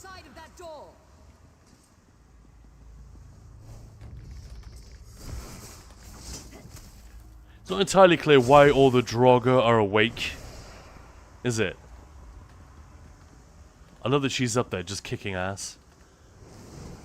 Can our archer hit these guys? No. It'd be so nice if I could drop a meteor on them from downstairs. That'd be awesome. Okay, downer consists of tiny flakes of dead skin that animals, humans, and birds shed as part of their normal skin replacement process. Alright, you know what? I'm actually going to look this up. If you guys keep pushing me on this.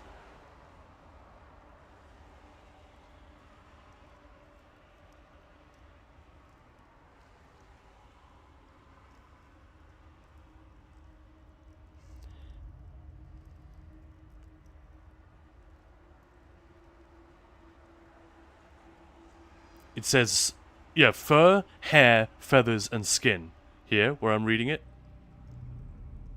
And it's literally quoting an allergy expert of the National Institutes of Health. But yeah, still, I learned something. Skin is so humans have dander.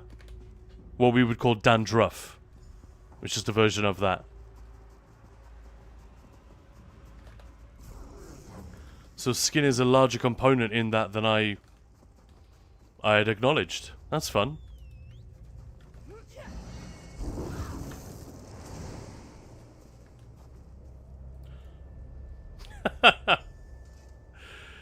Vizo, welcome on in. Wall event, the Trump's Wall. No, this is an Elder Scrolls Online event coming up in October the 13th. You not aware of this? The Writhing Wall, it's called. And they just had a big live stream where they talked about it a few days ago. They've got another big live stream where they're going to talk more about it. That'll be coming up probably in the next couple of weeks. And in just under a month. So October the 13th, we're actually going to have it happen. I'll head there now. Let's turn in this quest and then I'll head there. And you guys can see. In fact, should we go to PTS and have a look? We can't do much, sadly, on PTS at the moment. So there's probably no point, but I'm happy to go there if you guys want. I'm aware but don't have the DLC yet. Fair enough. It will affect everyone, but there'll be parts of it that you can and can't do if you own the content pass for Solstice, and if you don't. Let me just port there real quick.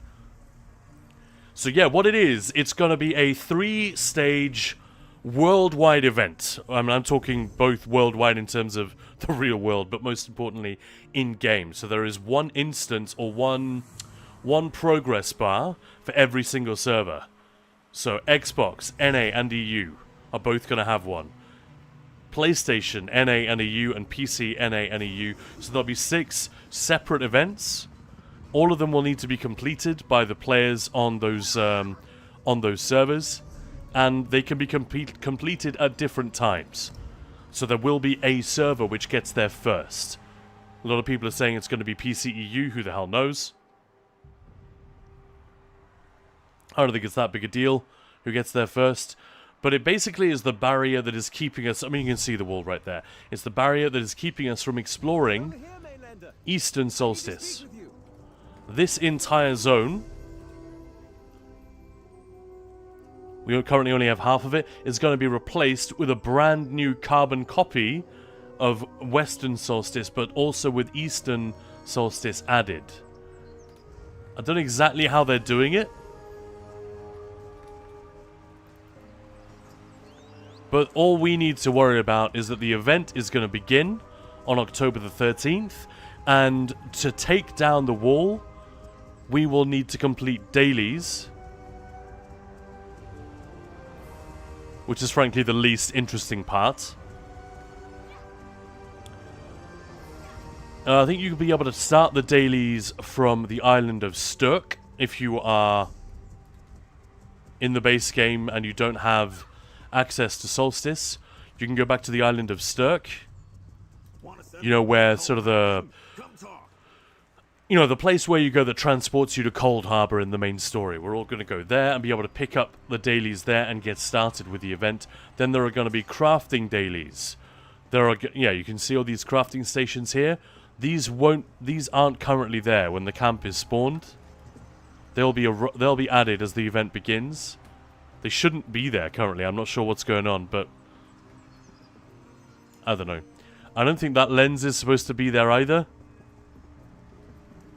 Certainly on PTS that was added once we started doing stuff for the wall. But whatever, this camp is under construction.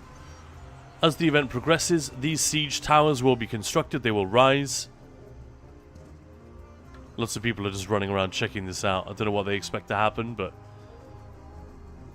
all these fortifications will be... They'll become much more extensive. The worm cult is going to appear. These fires will occasionally go blue, and worm cultists will appear around the camps. There are 5 in total. 2 small ones in the north, 2 small ones in the south, and then the big one here where I am. And folks who don't own Solstice will be able to do a bunch of daily quests, to collect fragments, to go into base game delves and kill worm cultists that are down there. They're replacing the base population of some of these delves in places so that they can get... so they can put worm cultists in there instead.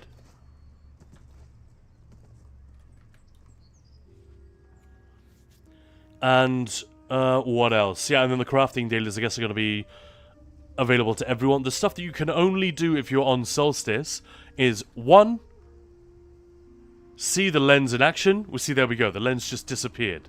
Like, what? It's bizarre, isn't it?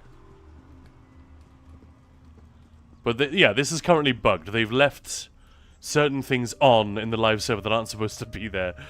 So I don't know if they're going to fix that, but hopefully soon. Yeah, sorry, the 2 things you can only do if you've got Solstice are 1, these siege camps. You can only do those if you obviously have the island available to you. You can only watch the lens and the camps being built and see it beaming down the wall if you have Solstice. And finally, there's a little story thread which I think becomes available halfway through the Writhing Wall event. And which is like instanced, so you go in there and you do it individually or with a buddy or whatever. It's not like a server-wide thing. It's got nothing to do with the event itself, it's just story that wraps around and coincides with the fall of the Writhing Wall. And then in stage 2, there will be a big boss that comes into these areas. A Maldrith, or whatever they're called. And finally, in Stage 3, we're going to be able to break through the wall into a place called the Writhing Fortress, where we can fight another brand new, gigantic world boss. And again, only those who actually have access to Solstice will be able to do that. But as you can hear, about half of the event is going to be open to everyone. It's just the visual stuff. You know, seeing the camps being built, the worm cult incursions, and those 2 bosses, those are the things that you need to have the content pass in order to do. And honestly, you could just watch streamers do it or whatever and get a lot of it. I don't think people need to be too bothered by FOMO around this, but if they are, obviously, the content pass is there, and it's probably going to be reduced. They'd be crazy not to put it on sale. Right? If people want to take part in the wall. Alan Fisher, when does this event start? It's going to be October the 13th. So in just under a month. Erazith, my dad had chickens and pigs, and I drew one of the chickens for a high school project. Was it just recently? And Glidebot, you ever mess with heavy attack builds? I like lazy PvE stuff on my ults, but would rather optimize what I do use. I don't do heavy attack builds. I find that people who want to do heavy attack builds, I don't want to generalize, but they're generally not that interested in what anyone has to say.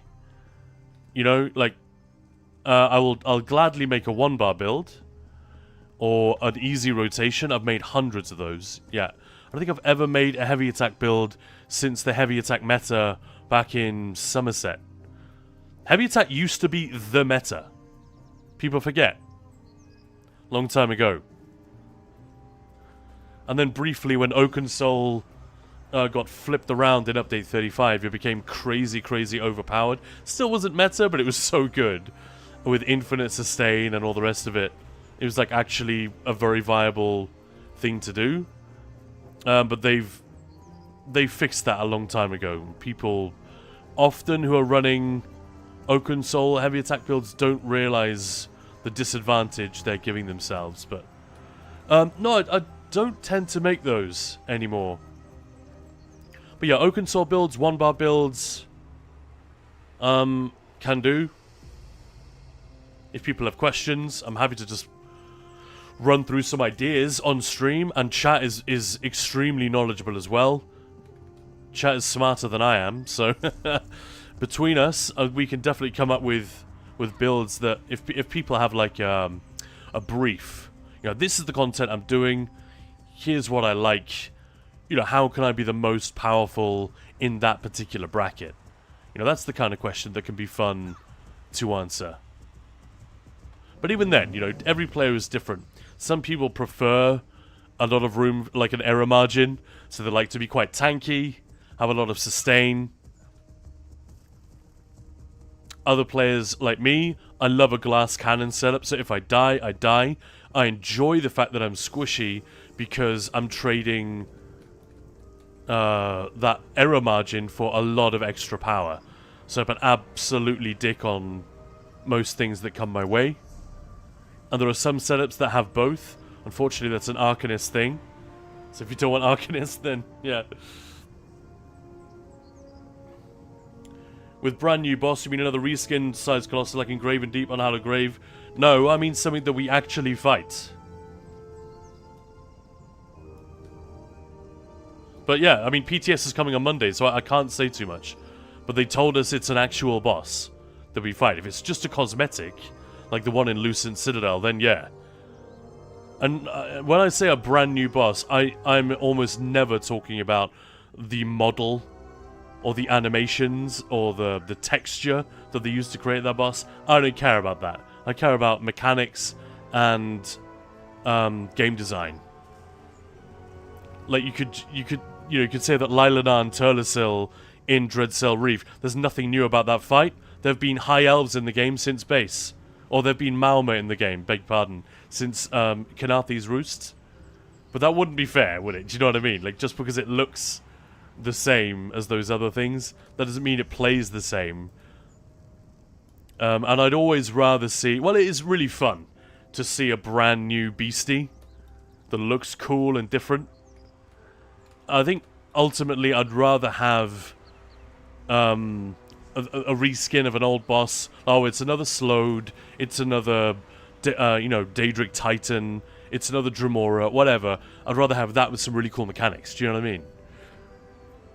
But I'm with you. It is nice when they design something completely fresh. But also that Bone Colossus he's a very cool looking guy, and it's perfect for the Worm Cult, I think.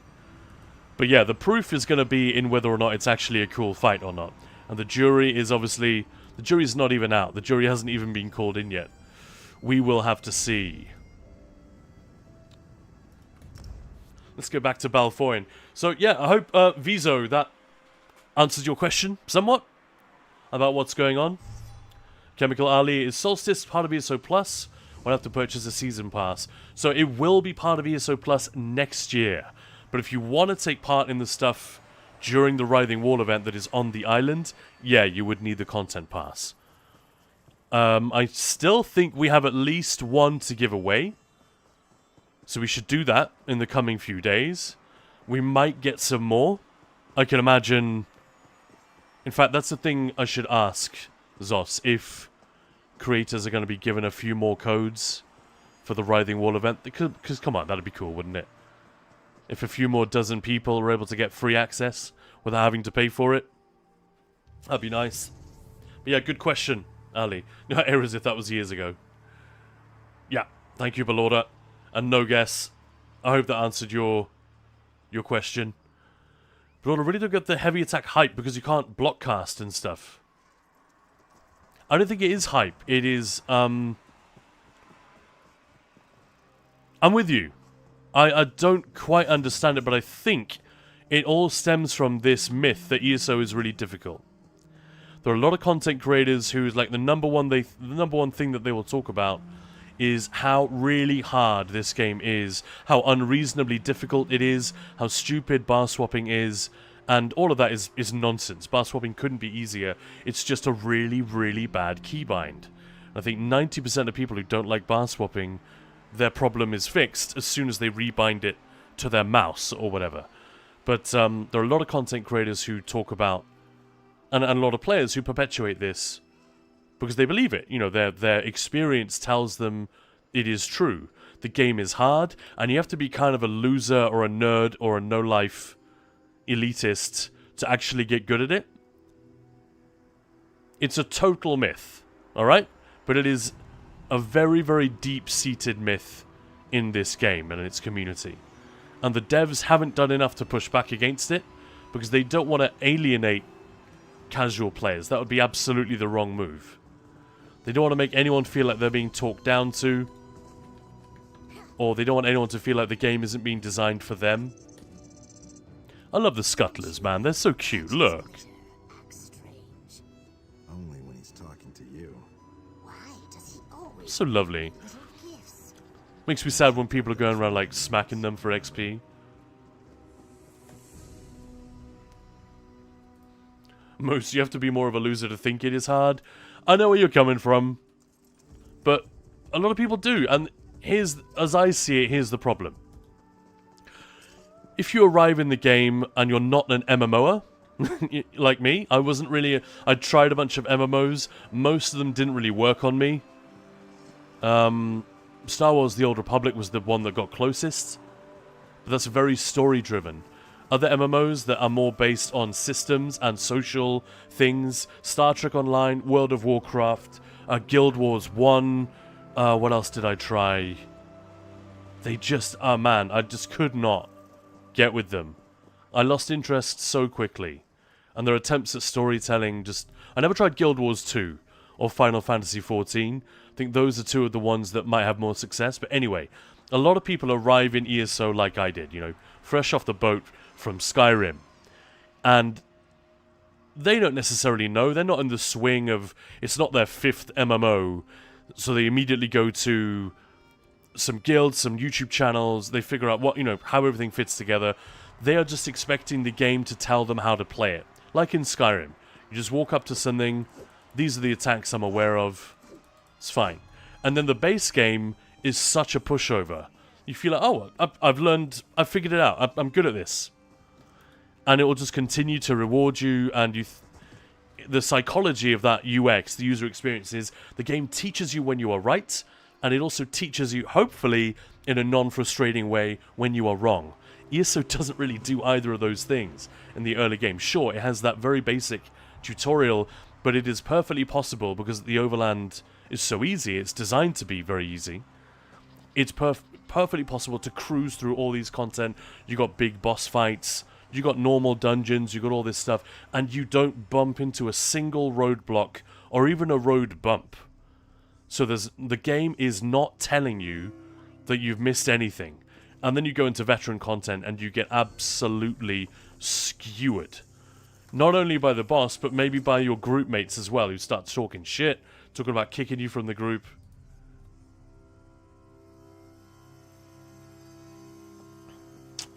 You know, and that's where it comes in. Wow, this game is much harder than I thought. And then if you've got people on YouTube who are backing up that way of thinking, or guilds or zone chat saying the same thing, that is where the quest for heavy attack builds really comes from. That and the fact that it became incredibly overpowered for a while. It was very easy to explain, so content creators who didn't normally bother doing testing or putting builds together or any of that stuff, which takes a lot of time and effort, they were suddenly able to create build videos that were very easy to understand, make big promises about big DPS and survivability, and people lapped it up. Why wouldn't they? But of course, those builds very quickly went out of date, but the videos kept coming. That's, I don't know, that's my take. We're here. I don't think it's a particularly hot take. But the Covenant's still coming. And I'm not saying the devs or the game are shit, because this is like an emergent phenomenon. And I'm not saying the players are stupid either. I think it's, if there's blame, it's with the game's lack of a built-in sense of a tutorial. Which again, is something they took away with one Tamriel. It used to be the case that you would level up and move through the zones and they would get progressively more difficult. They took that away in order to universalize the game, make it more mainstream, more accessible. It's fine. But then it removed that sense of rising pressure on the player. As you level up, as you get more experience, we are going to ask you to do things. And if you don't do them, you won't be able to clear. And that failure will force you to rethink, what am I missing? And whether you can figure it out on your own, or you need some help from friends, or the community, or a guild, whatever. The result is the same. You improve, and you stop failing, and the cycle continues. They took that cycle away, so people can just go round in what they think is a virtuous circle of victory, and then they try and do group veteran content, and suddenly, it's a really rude awakening. We sprint. If we act quickly, we might be able to alert Darwin's watch before the Covenant ships arrive. You ready? Go to the watchtower, just past the village of Dalmora. Tell the soldiers there to light the signal fires along the coast. The fires will warn Darwin's watch that war is upon them. Yeah, Chemical Ali, just the content pass, yeah. If you have ESO Plus, that's a nice bonus, but nothing to do with the event. Yeah, and Cyborg saying, Glidebot, check out Hyperioxys. Here's some heavy attack builds. Wasn't sure if anything changed since the Rakat nerf. I mean, the Rakat nerf barely affects anything. It's like 2k DPS if you're using it optimally. 2.5, 2.7, not a big deal. It's more, I think, it's more that it takes away an interesting feature of that type of setup. But honestly, if you want ease, play an Arcanist.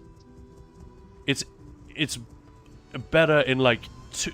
I cannot even begin to list the number of ways in which it is superior to a heavy attack setup. It has more of everything, and it's easier to play, and it won't strain your hand from pressing down the same button for hours on end.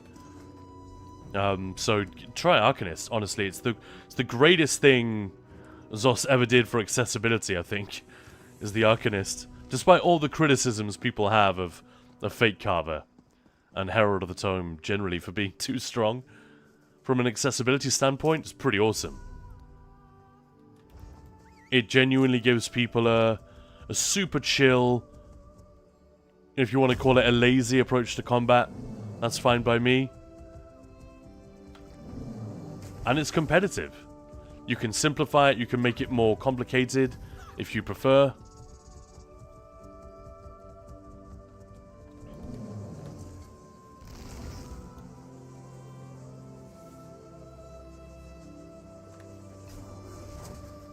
Glidebot and the Boproc change, yeah. Erazith, I claimed a subclass combo that I call the Abyssal Lich. Herald of the Tome, Gravelord, and Stormcalling. Still trying to put a build together, but I'd recommend trying it out. Yeah, I mean, it would basically be similar to what I'm doing here.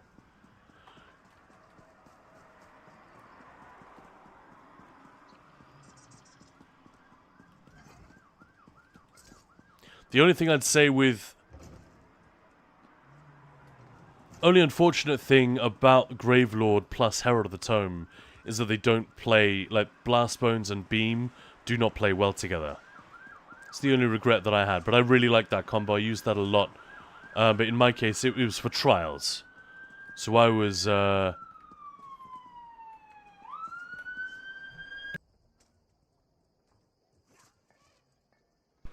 Sorry, ambulance in the distance there. I don't know if the mic was picking that up. Nerd is not an insult. Wow, hard is so intimidating. Yeah. Yeah. So, well, people confuse difficulty and complexity. Zos, why can't we kill cats? Oh, dear. Misinformation, easy, Calantex. Yeah, you're not wrong. Misinformation is so easy to do. It's truly the Sith's way out, isn't it? Easier, more seductive. Is the dark side stronger? No. It's just easy. Any motherfucker can do it.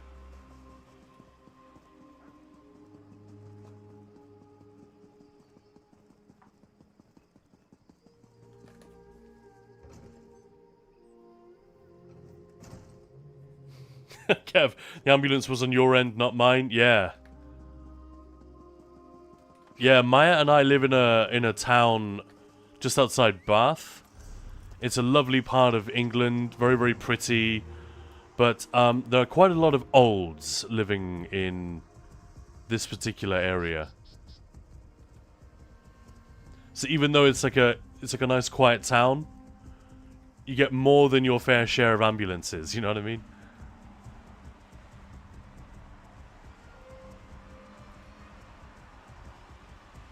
But I guess unlike the city where we used to live right in the city centre in Bristol, which is just up the road. Then there would be, you know, cops all day and night, it would feel like sometimes. Or fire engines or ambulance, I don't even know, but just sirens all the time. Looking for rations. Keep going down the river, friend. Kev, I know what you mean. Live next to a whole row of senior living estates. Yeah. It's not quite that, but it's sort of a quiet commuter town. Or that's what you would have called it before COVID lockdown, and now the fact that everyone works from home several days a week. Almost everyone. Raiders in Balfoyen. Zoot, we go now to a secret passage. Dalmor is a really cute zone. It's a nice, gentle introduction to the game. Yeah, ambulance occurrences, yeah.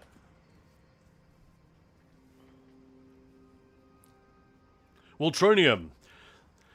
This game also doesn't provide a need for veteran content unless a person chooses. Yeah, that's true. You don't need to do it, but a lot of people want to check it out. And then they feel understandably frustrated sometimes when it's not... You know, it's very easy to feel that you've got good at the game. You haven't yet. But the game isn't putting you under any pressure to do so until you suddenly arrive in veteran content. And then it's like... Ugh, especially with the reaction you can get from other players. It can be really disheartening, I think.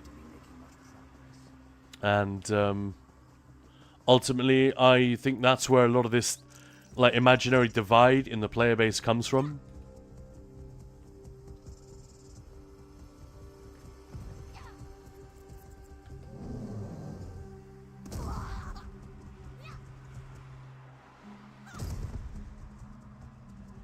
I forgot there was a secret passage. Fun.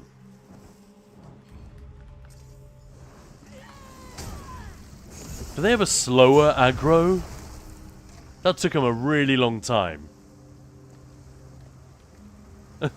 That guy.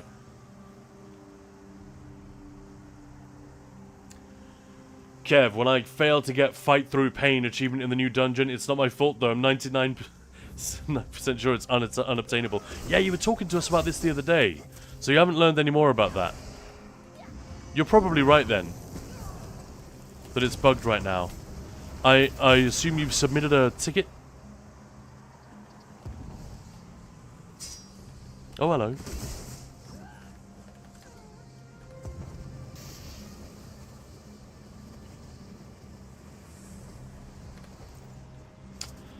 And Glidebot, what's the Fate Carver DPS meta? Can it be done on a pla? Absolutely. You can run Adric's Spear or Dawn's Wrath with Fate Carver. What's actually meta is going to depend on the content and the group buffs that you're getting.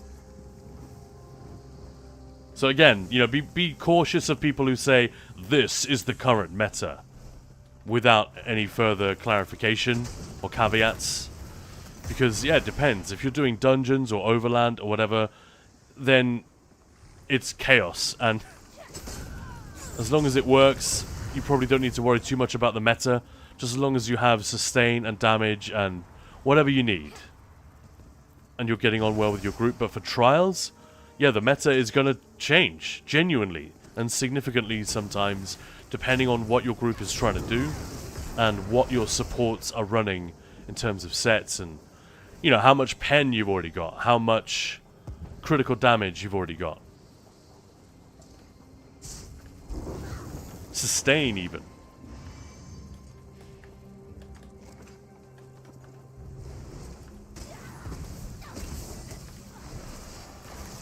Loads of Sigic portals around here. Love it. You never know. Might get something good. Ah, nothing. Rip. Killy is the ambulance for all the enemies you killed in game. They're going to need more than an ambulance, I think. I think the Pla Fate Carver would be subclass Pla, Sork, and Arcanist. Yeah, for solo content, I guess that's a good point. Storm Calling is so good for solo. For trials...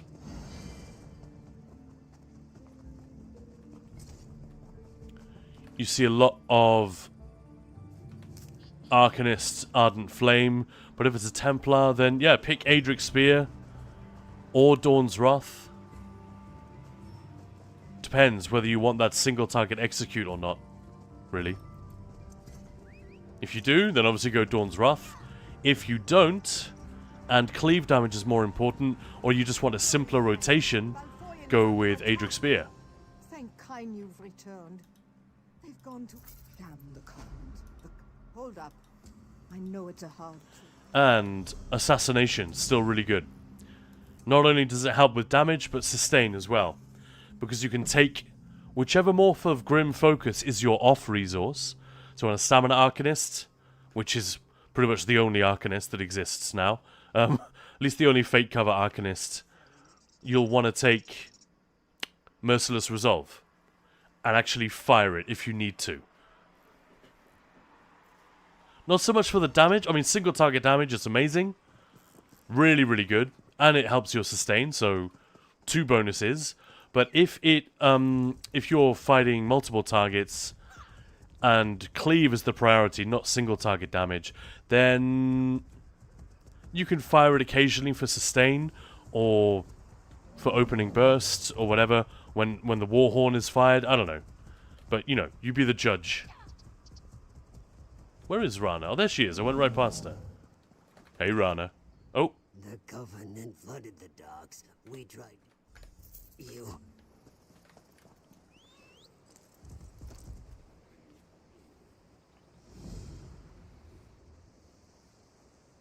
Ye old Luton. I like that description. And Kale Sense. I have 1,500 hours played. Haven't done a single veteran or trial. Like dungeon or trial? Wow. That's kind of amazing. Moose, if someone only subclasses a Templar line, is it known as subpar? Subplar?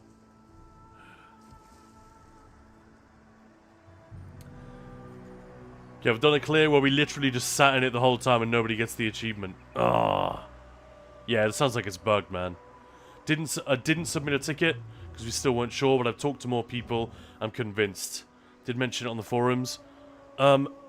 Fight Through Pain, it's called, right? Let me make a note. I'll send it to Gina.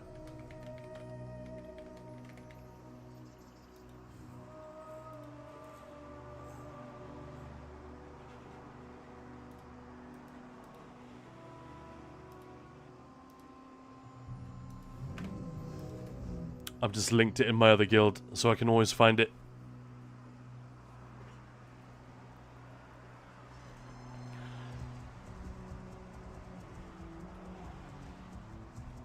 Well, if you ever want to get into veteran group content, you know, we are here, and not just me and Maya, Ninja Pulls, but the entire guild. If you're on the EU server, or if you just want tips from anyone, the website is going to be updated. It might have to wait until the end of September. This has just been a very, very busy month, well, with a different game every single day.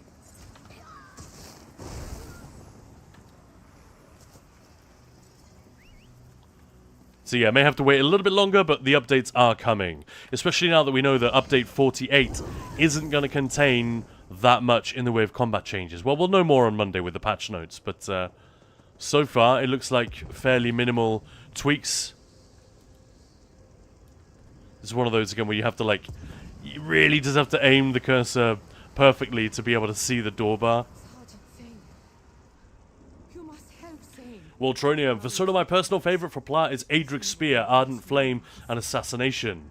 But I'm just running around doing easy stuff. Well, look at what I'm doing right now.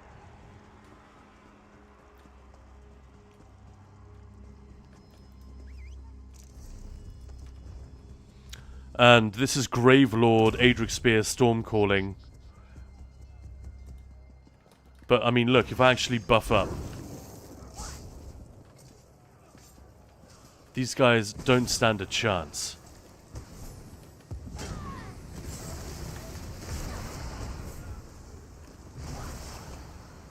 Like, it's hilarious.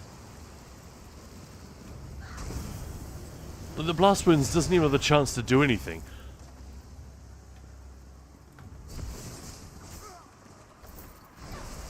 But they have very, very low health in these opening areas. So, not a great example, is it? Hey, look, guys, I'm so good. I'm running around doing story content. Like and subscribe. No. I do sometimes feel that way. Like, I've seen a couple of PvP videos where it's like, yeah, they're doing the equivalent of this. They're just finding very inexperienced players and recording, like, a couple of kills and then saying, yeah, it's a great build.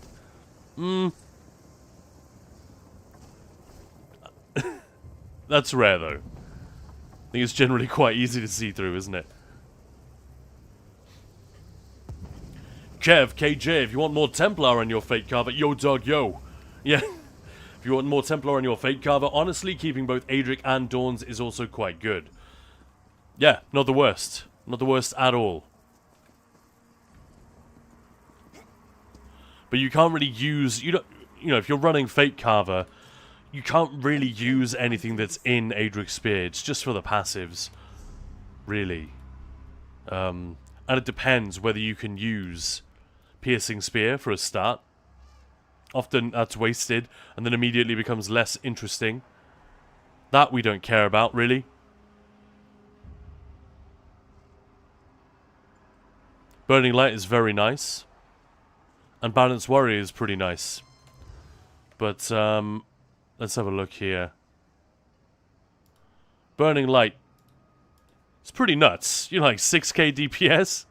It's pretty wild. You could do sweep on trash or something. Yeah, I guess that's true.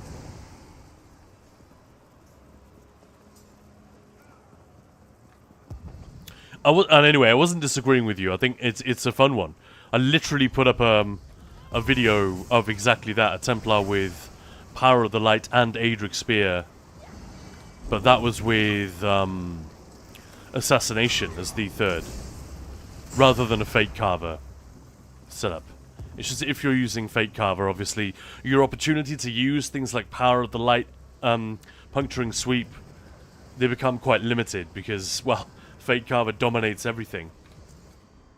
The commander of this vessel is the one who led the slaughter at Bleak Rock. This ship will be his grave, below deck. Alright, here we go, here we go. Lustful Taoist, the entire PACT story makes no sense, or the entry story makes no sense. How do the daggers find their way to an island so far away from High Rock? And so the Covenant over here. And from Rivenspire to Bleak Rock, it's conceivable, but yeah. That's point number 1. Literally the entire continent apart from each other, yeah. Then in Balfoyn, an entire garrison full of PACT soldiers had to be defeated by a handful of refugees. What the why? Yeah, and how did they get here as well? Like, they sailed right through these waters, and the Dunmer just didn't do anything.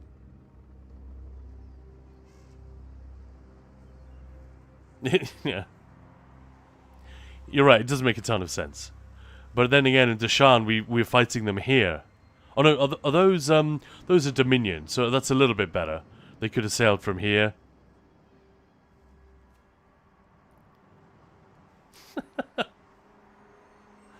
The entire PACT story needs a major overhaul. Oh, I don't know if we could ever expect that.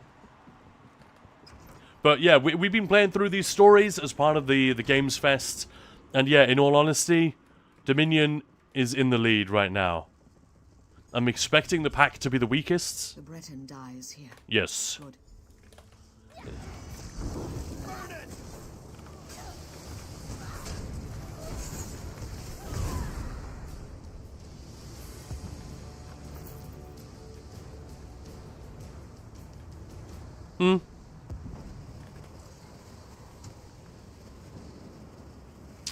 Glidebot. I am looking for a generalist kind of setup, where I can provide my own buffs, but can step into a trial, easily keep up. Well, as long as you're making changes to the build, then I'd say... Actually, something like this is pretty good. Maybe ditch this. Don't run Mage's Wrath. I'm just doing that for fun. But this should be fine. And you could even run Banner with this if you wanted. I wouldn't run Critical Surge in Trials. You shouldn't need it. You can slot something else. Maybe Banner. If you get rid of Mage's Wrath... Sorry, let me use the one in the middle of the screen. If you get rid of Mage's Wrath on the front bar, and you get rid of Critical Surge on the back bar, that is a pretty easy rotation.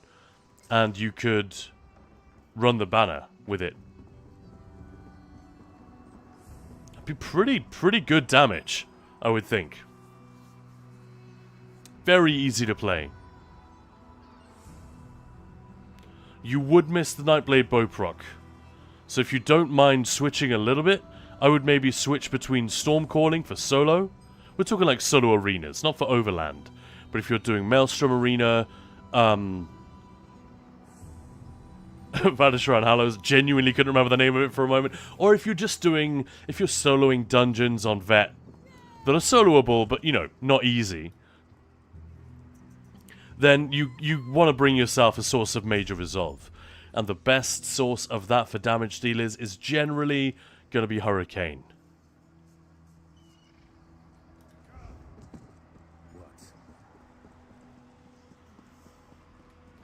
Also, if you are running Banner to buff yourself in stuff like arenas where you've got a lot of ads, remember to run Siphoning Spells and or Bloody Renewal, so you're constantly getting resources back from killing stuff.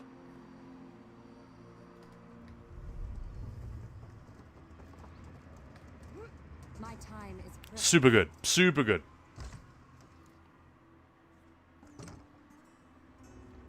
Glidebot, and mainly PvP and do the occasional PvE. Some of the better stuff for PvP is in Trials. I would definitely not recommend having one setup for both PvE and PvP.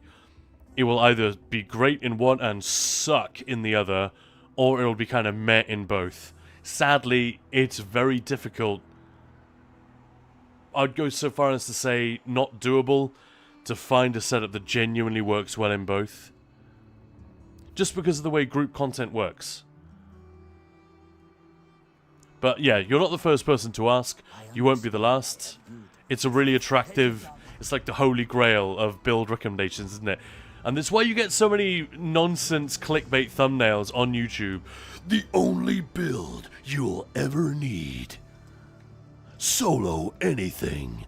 It's why you keep seeing it. Like, if you ever see anything like that, unless it's someone like Hyper being a little bit tongue-in-cheek, don't even click on it. It will not be worth even 10 seconds of your time. These are... they're clickbait thumbnails with a video attached. And honestly, the content of the video could be almost anything. That sounds a little bit harsh, but honestly, I think these kind of guides probably do more harm than good. Because it's just not how the game works. You know what I mean?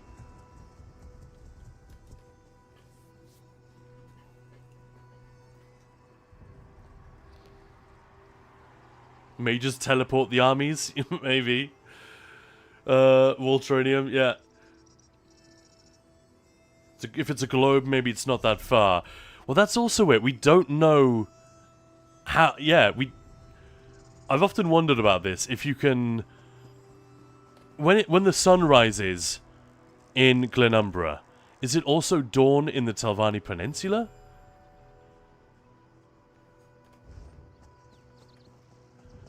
Because if it wasn't, then we could use that to mathematically guess at the shape of the size of Nern. How much of the globe is between here and here? I always assumed it was a lot. We know Akavir is there somewhere. We know that Yakuda at least used to be over there on the west.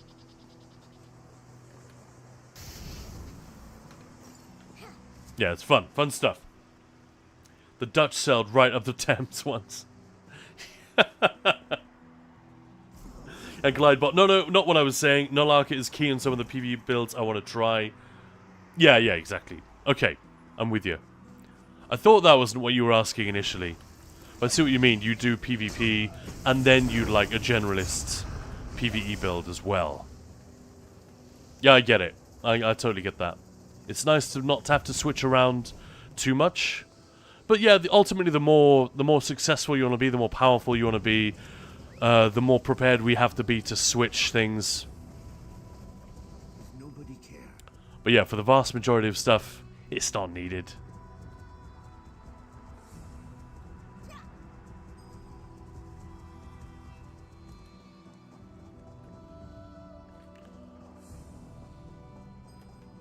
Why is it saying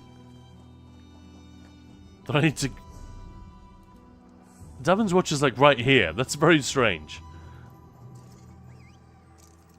Man, I'm skipping so much of the intro story here. It feels a little bad. There's quite a lot of flavor stuff around the Argonians and how they get on with everyone in this area. And it feels a little bit wrong to just fast forward through it all. Not gonna lie.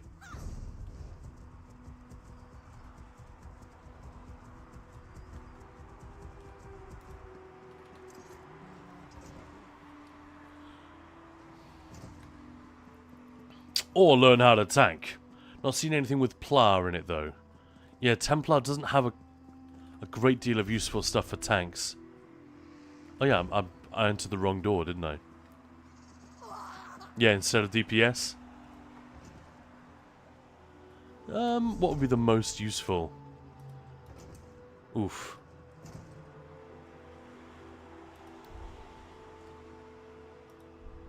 I mean, there just really isn't anything, is there?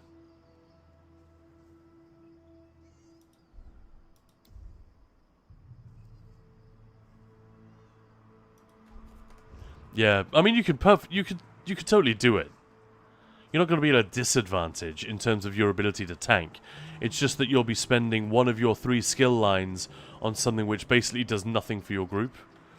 I suppose that's why you won't see many people recommending Templar tank builds. Doesn't mean you can't do it, though. You could easily do it.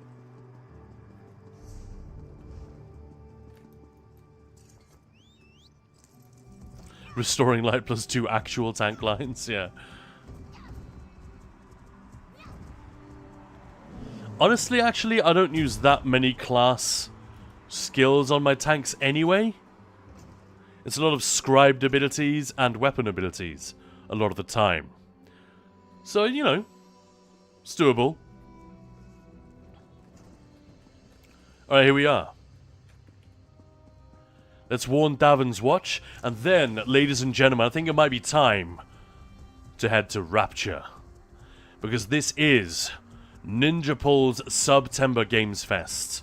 So while we're trying to work through all of the zone stories in the Elder Scrolls Online, the game that we love, the community that we adore, thank you so much for being you guys. Really do appreciate it. Corny as hell, but whatever, sue me, it's true.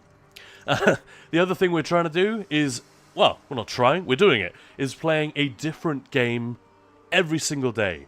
Some of them are old classics, some of them are new curiosities. We're doing game giveaways as well. In the coming days, we've got 2 copies of Space Marine to give away.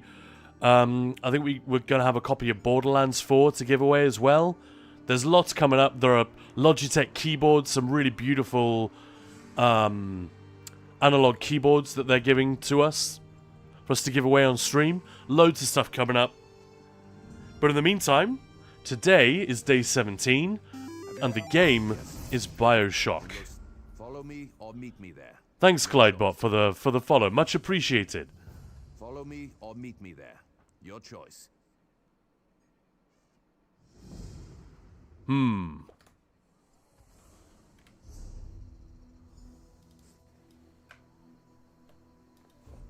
Yeah, we've already got the quest, so we can hop off and leave it there for now. My bad, I thought it already was. No problem. No problem at all. Kev, Rune would probably be what you run with subclassing now. A lot of people expect tanks to bring Polar Wind. It's more that they expect tanks to bring Frostcloak. Yeah, there we go. Right, Kev, you're already on it, yeah. But you're right, you're absolutely right. Winter's Embrace. And Blazing Kev, welcome in. Thank you very much for the follow. Very kind. Appreciate it. If there's anyone out there with a Prime sub or anything like that who's feeling generous today, the health bar hasn't moved at all today, and we've been streaming for... Where are you? Oof. Nearly 5 hours. So I would love it if Maya could come home to at least a couple of subs. Don't worry. I'm not going to stop streaming if no one out there is up for it. Ricky Hatton, R.I.P.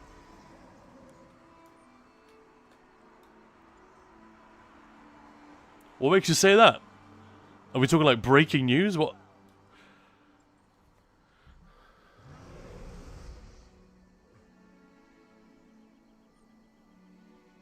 But yeah. Let me flip to the other game then. Let's do it.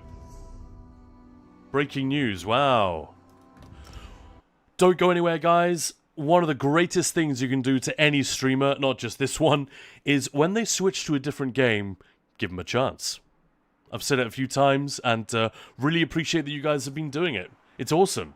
We're not going to be in Bioshock like every day or anything. It's just one visit, a quick visit for the next hour. And then we're back to Elder Scrolls Online. It's our home game, very much. Dude is pretty young. Well, Kale Sense, would you look at that? A Prime sub. Thank you so much. Sorry for bringing it up. It is a little bit awkward. I'm still not very good at it. But the fact is, this stream and this... the Ninja Pulse train doesn't run on oxygen alone. We absolutely do need the support, and we really appreciate it, Kale Sense. That's amazing. So kind. Right, let me...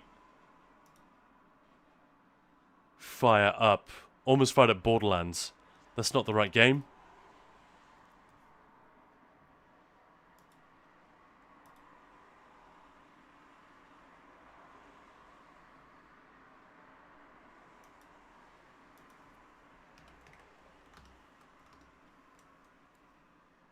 Oh man, games that insist on running full screen and not full screen windowed.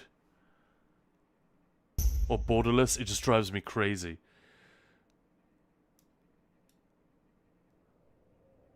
Oh, you hear that?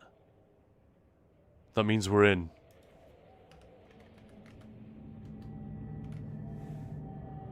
Bioshock Remastered, I've changed the category. Let's do the same on YouTube real quick. So who has played this game before? Who's not played this game? Might be a better question to ask.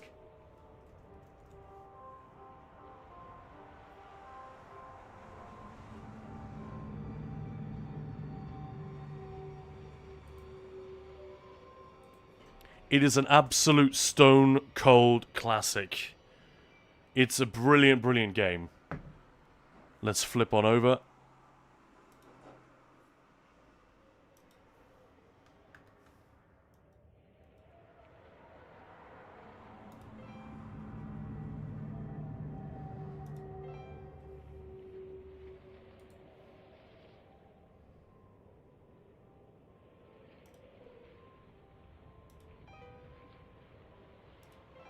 Oh, it's doing weird stuff to me, guys.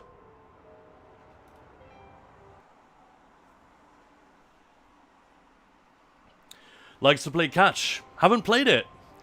And Kel says, cheers, mate. Thank you. Really, really appreciate it.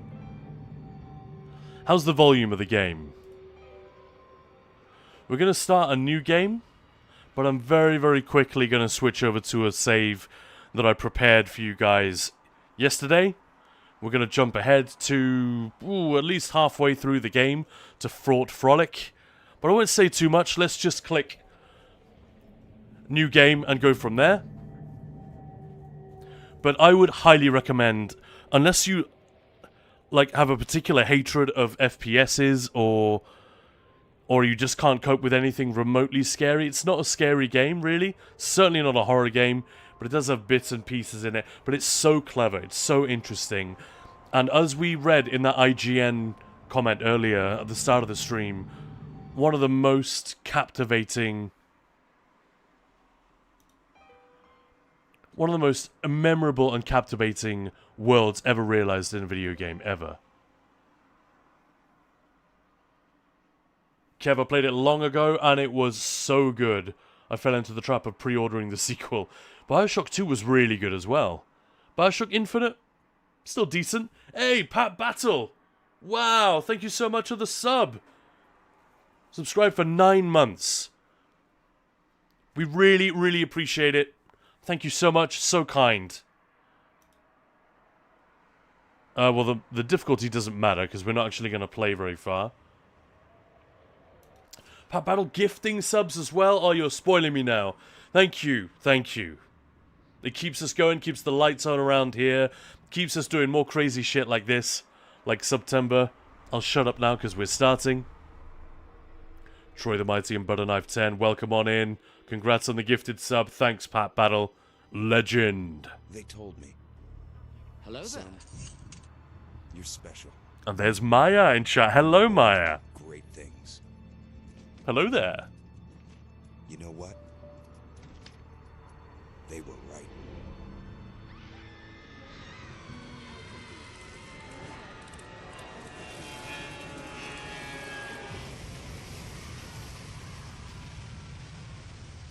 From the very opening moments, you know something interesting is happening when the intro is that brief.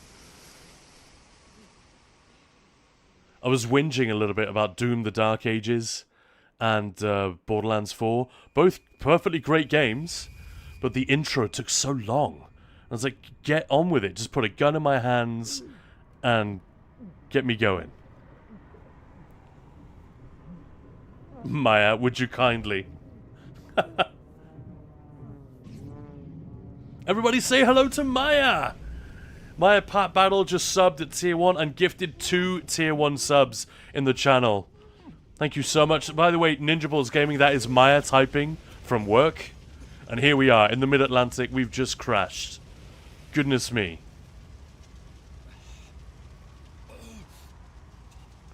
Speedrunners go straight through that fire because you actually don't take damage during the tutorial. What's up for beer? Dang! What do you guys think? And yeah, it's the remaster, but honestly, the original looked pretty damn good. Hey Maya, first, says Gilly. Sub for beer, hey Maya. Oh no, it was sub for beer saying first. Dang! Oh, good old Erie, yeah, back in time for Bioshock.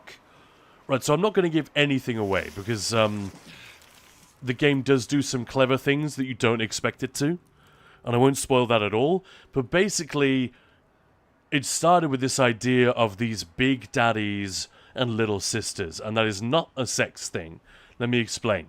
So it was an idea for a game mechanic that Ken Levine had, where there'd be these roaming bosses in the world. They don't know exactly what kind of game it was going to be. Maybe it was going to be an online PvP or a co-op thing, but he was interested in the idea of a gatherer character and a protector character. And that is where the iconic Big Daddy and Little Sister combo come from. They're not actually that integral to the story here, but they are an incredibly memorable part of it. And quite late in the day, they landed on this idea of objectivism, which is a real philosophy that emerged in the early 20th century, mostly credited to an American-Russian lady called Ayn Rand. I believe she was Russian. I could be wrong about that. But anyway, it's a pretty horrible belief system in the opinion of a lot of people, but it does make a kind of sense. It is all about meritocracy. If you're good at stuff, you rise to the top of society. If you weren't born with prodigious talents, tough shit. You stay poor, and we're not going to have any kind of welfare state to help you out or to rebalance the distribution of wealth or anything like that. You know, if you're poor, tough. And if you're not talented enough to escape from poverty, tough. That's a bit of a simplification, but that's the idea here. And what they did was depict an extreme and slightly steampunky fantasy version of this.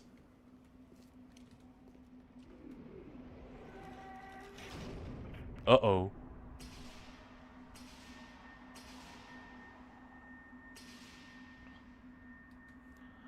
So that's Andrew Ryan, the main guy. No gods or kings, only man. Like, it's rooted in a very logical view of society, isn't it? You know, to improve society the fastest, reward the people who have the most talent, the most capability. But it is also an ideology which is embraced by the political right to justify wealth inequality and stuff like that. But the game does not get political. Actually, it really doesn't. It just imagines a crazy... You know, the argument in Latin, reductio ad absurdum, that principle in debating, where you take someone's argument and wing it right over to its most extreme interpretation and then repeat that back to them in a way to, like, undermine their entire position. It's a bit of a cheap shot, but we all do it, I think. That's sort of what this game is doing. It's having a little bit of fun with this early 20th century philosophy. But it's still a thing that a lot of, like, Republicans in America will talk about. Politicians, I mean. They'll praise Ayn Rand and stuff like that. Anyway, so here we are. Let's get going. Logical but cynical. Exactly, it is very cynical. And we're going down again. The art style immediately places us, again, somewhere in the early 20th century. Like between the two wars, maybe.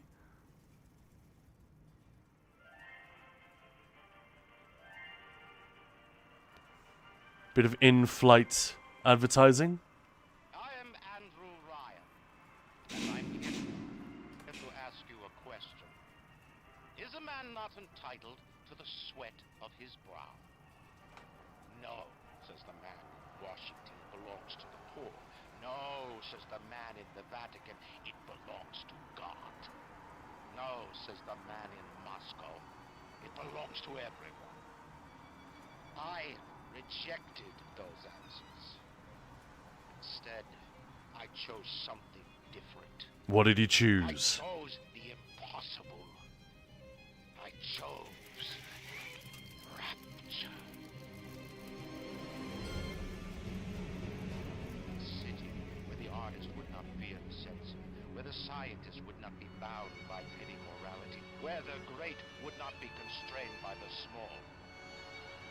With the sweat of your brow, rapture can become your city as well. There's our first Big Daddy there.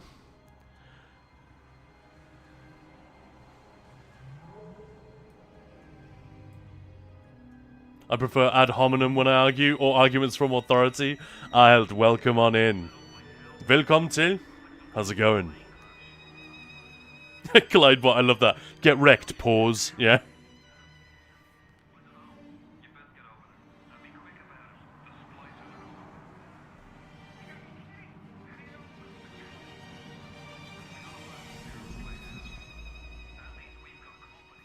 How's the game volume relative to my voice? Is it about right? Do I need to turn it down a little bit?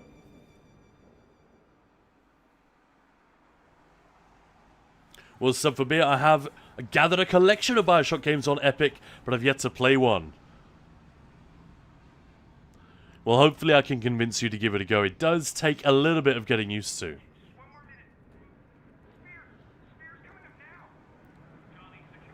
This is when it takes a sudden turn.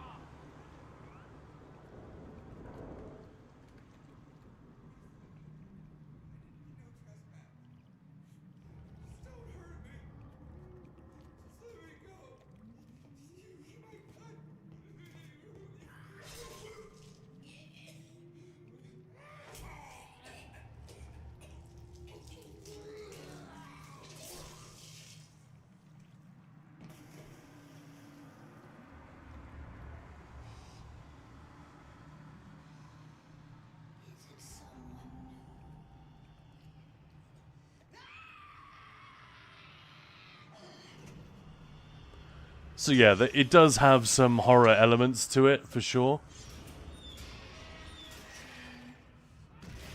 They're trying to break into the sphere so they can kill us. Never a nice feeling.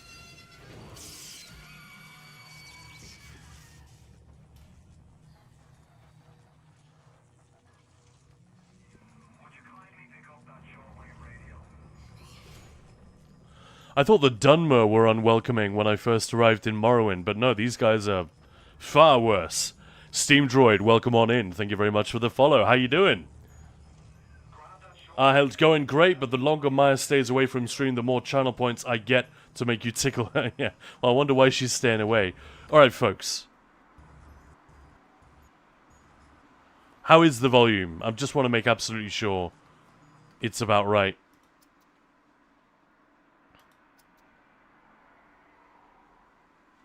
Do I need to turn it down, or is it in the sweet spot, basically?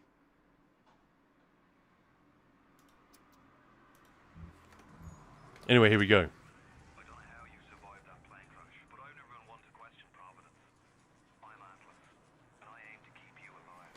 No need to turn it down. Volume's all good. Thank you. Let me know if it's too quiet. I can turn the game up as well. He's Atlas, and he means to keep us alive.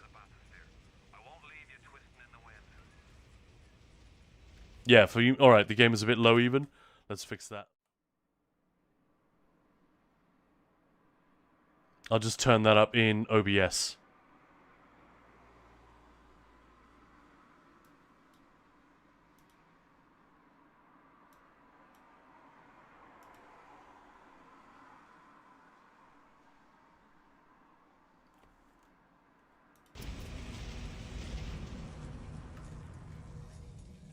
Alright, this should be fixed. Sub for beer.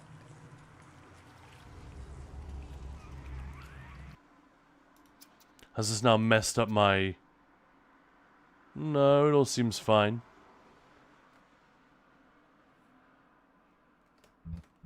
We're gonna need to draw her out of hiding, but you're gonna have to trust me. But you can immediately see what IGN and PC Gamer are talking about when they say the most memorable setting in gaming history. Like, the great chain is guided by our hand.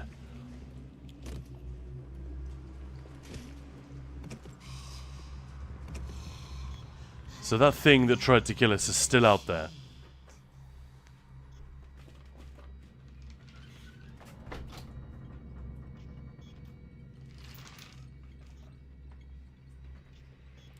Sorry, I just had to lower the blinds because it's getting super dark in the game and I can't see what's going on.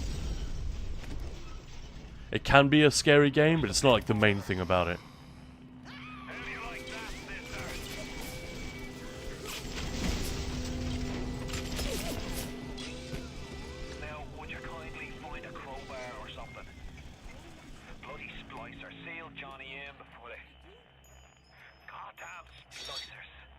Splicers. So already a little nod to Half-Life and all that kind of stuff.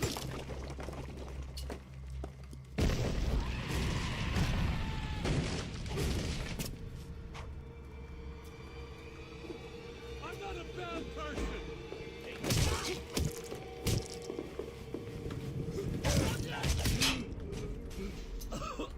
That's a thuggish splicer. What's he got?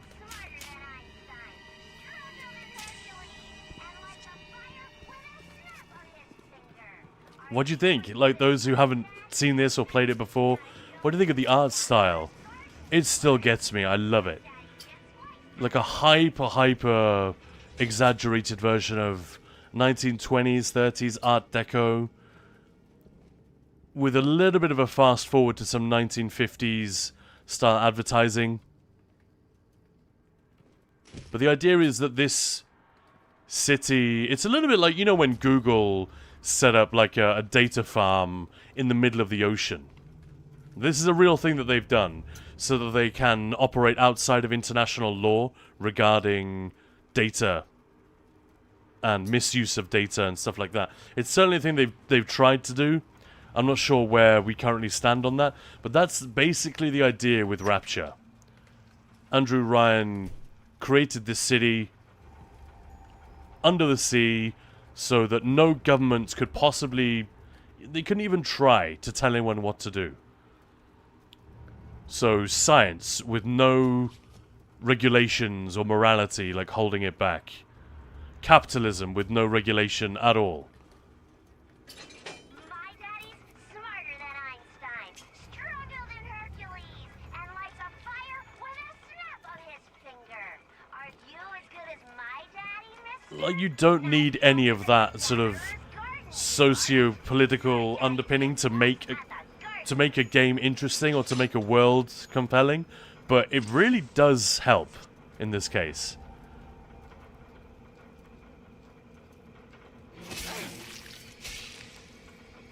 Like, why is that a thing that we would immediately do? I have so many questions. Your genetic code is being rewritten. Just hold on and everything will be fine. That's not a good way to calm you down. Calm down. Your genetic code is being rewritten. That would freak me out even more if somebody said that to me, right? This little fish looks like he just had his cherry popped. Wonder if he's still got some atom on him. Let's build a secret city under the sea. We'll serve a beer. What could possibly go wrong? I mean, if you look at the super rich throughout history,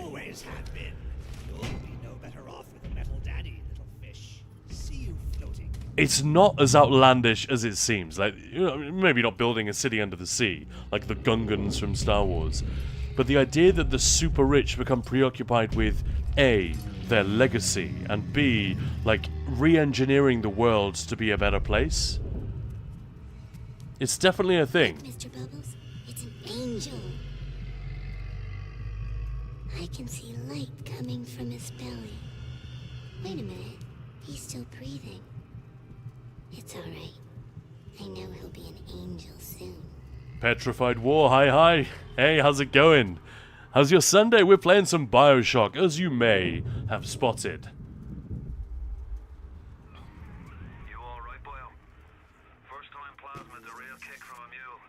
But there's nothing like a fistful of lightning now, is there? I love the voiceover for Atlas. It's great.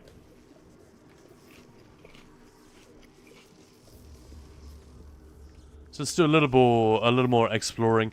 Basically, you switch between... This bugs me every time, because if you've played later Bioshock games, you can have a weapon and a plasmid. It's basically like Skyrim.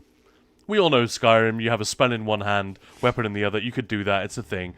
It's a lot like that, but the plasmids are much more limited in terms of how many there are, and they do specific things. You can have different varieties of them. It's very cool. There's more on that later in the game, but you can't have them both equipped at the same time. in the original. You can have your weapon, or you can have your plasmid. Which is a little bit frustrating to get used to if you've played the other games. Uh-oh.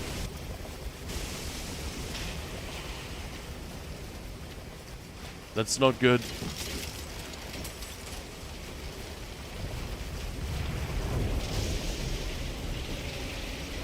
They do a great job of establishing that the city is already, like, majorly close to being fucked.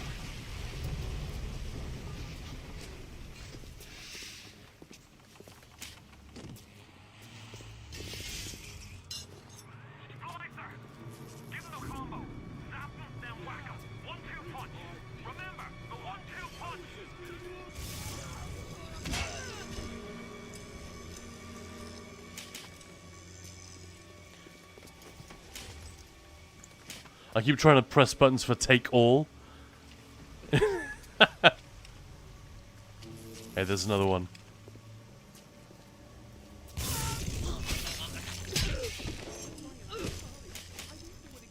Gamma might be a little bit low. I'm just gonna crank it up.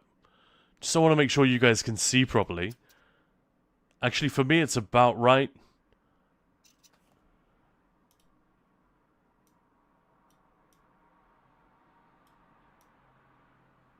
It's not making any difference. Okay.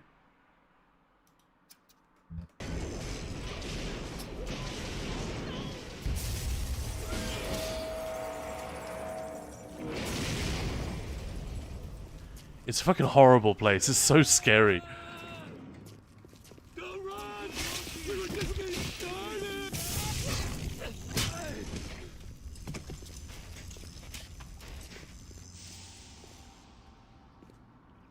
And the dialogue they have as they're walking around, it can often be very, very disturbing as well.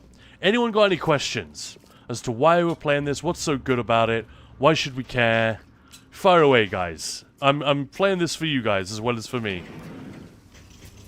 I mean, I actually replayed Bioshock 1 and 2 not that long ago. Maya and I did a playthrough last year on the remastered ones. Had so much fun. Feeling better today, Petrified War. How about you?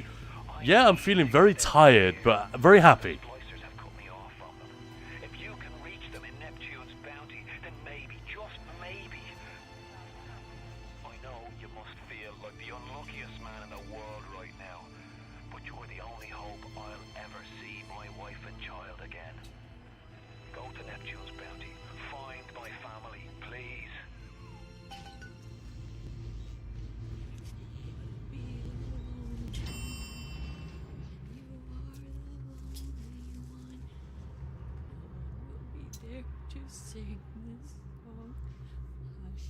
There are loads of moments like this where you see something at once familiar but also disturbing just around the corner.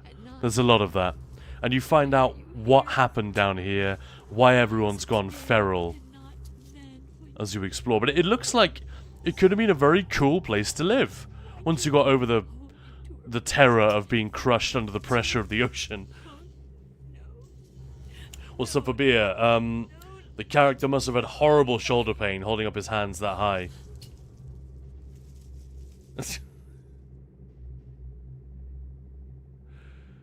Oof. And Gilly Chan, I feel like I took an arrow to the knee, and it's not even that far off.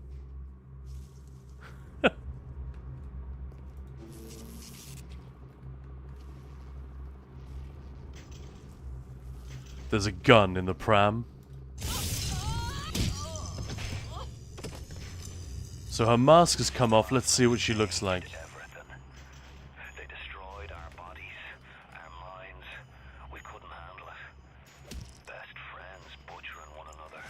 Babies strangled in cribs. The whole city went to hell.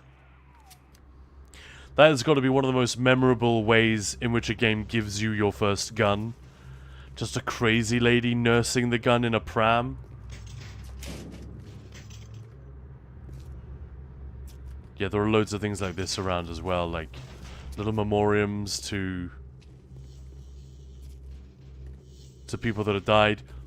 But yeah, let's spin on ahead. I made a new save yesterday in Fort Frolic, which is... Fort Frolic is sort of the leisure part of the city. The way the game unfolds is very much like this. Each different district or sort of aspect of the economy, so culture, you know, there's like a big fish in every area. It's always a guy because, you know, this is a very retrograde kind of society. So the plastic surgeon, the chief plastic surgeon in the city, is a very important figure because as science becomes completely unrestrained by ethics, obviously what they're allowed to do with plastic surgery gets more and more fucked up. Now we'll just reload. We're not allowed to smash the windows, turns out. And yeah, so people like the guy who's like the head opera composer, the chief surgeon, the guy who runs the amusement park, one of the criminal gangster bosses. All of these guys represent different parts of the society and how far they've been corrupted by this complete lack of oversight and lack of restraint. And they also form bosses or individuals that you have to deal with in order to move forward in the game. And so here it's like over halfway through. We've been rediverted to Fort Frolic, which is a part of the city, which is like the entertainment district. You know, the opera houses, the restaurants, the museums, the sort of the theme parks.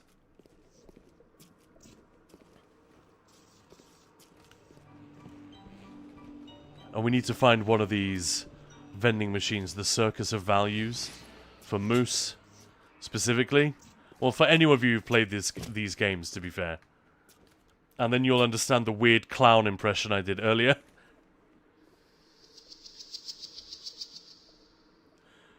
Gilly, yesterday evening I wanted to take a shower and I stepped into the bathtub with one foot. I slipped and hit my knee against the rim of the bathtub. Yikes, I hate one of those. Make sure you look after it. And don't treat it as if it's healed until it has healed. But yeah, take it easy. Take a load off, as they say in America. Right, so this is the only door we can go through. Here's the bathysphere timetable. That's the layout of the city. We came in Neptune's Bounty. And we're there right now. It's beautifully realized, isn't it? Also, we've got a lot more weapons at this point in the game. And a lot more plasmids as well. We've got lightning, we've also got telekinesis. Don't worry, it doesn't make any sense that your genetic code could be rewritten so you can pick up dustbins and throw them. But we can, with our minds. We can freeze people. We can light them on fire.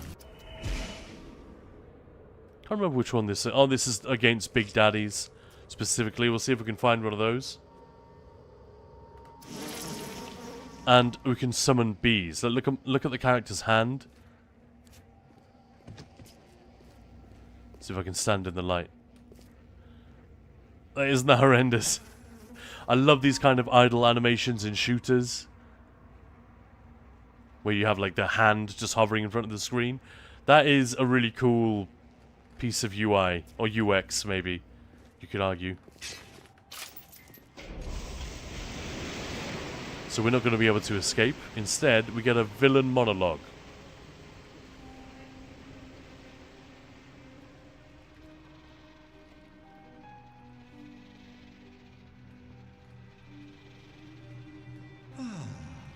That's better. Atlas Ryan. Atlas Ryan. Da da da da da da da. Time was, you could get something decent on the radio. The artist has a duty to seduce the ear and delight the spirit. So say goodbye to those two blowhards. And hello to an evening with Sander Cohen. Spoiler alert, almost everyone down here has gone batshit crazy. I haven't seen a sign of real life down here in months. Let's see. Maybe put... Nah, there's no need. Got a bandage around it. Gilly, awesome. Hey, look at these guys crawling along the ceiling. It's fucked up.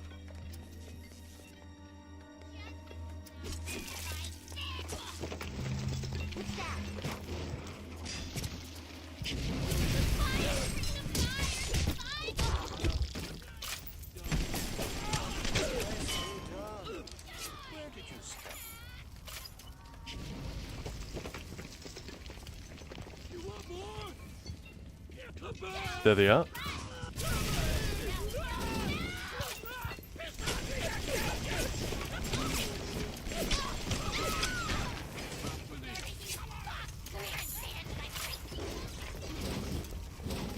These things are horrible. The way they move along the ceiling.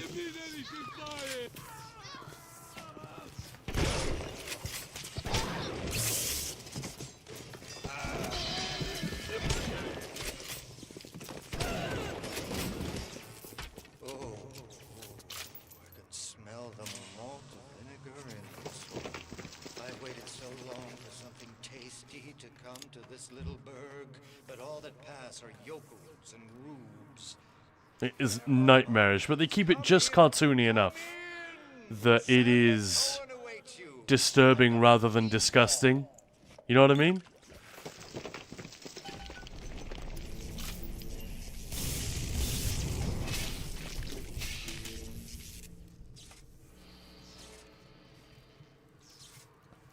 Hey, CXJ1990, welcome on in. Thank you for the follow.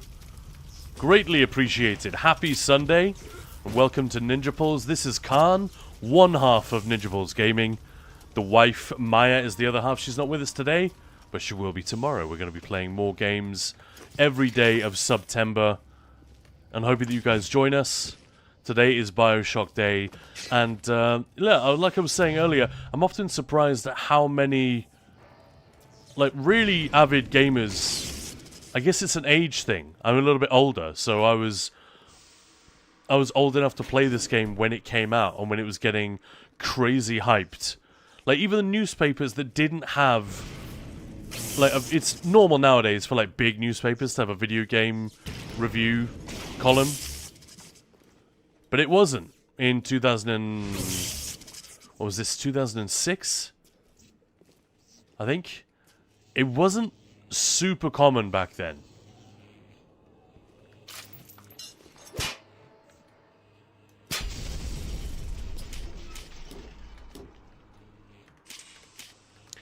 And even back then, even the places that didn't have, a... we can gamble with the slot machine, I love it. They wrote rave reviews about this game and started telling everyone, you must buy this, you must play it. Because it... I can't really say too much. The design of the environment is one factor. The design of the combat is really clever and interesting. At the time, it was... more innovative than perhaps it looks now. This is 5 years before Skyrim, remember? And 5 years was a long time back then in video game development. It also looked amazing.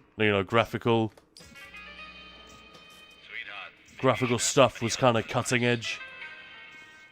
And the story, which I can't say too much about, but there's sort of a meta commentary going on in there as well. I saw a still of ESO for a second. Really? Well, nothing to do with me. Here we go. There's also hacking, which is a slightly stressful mini-game.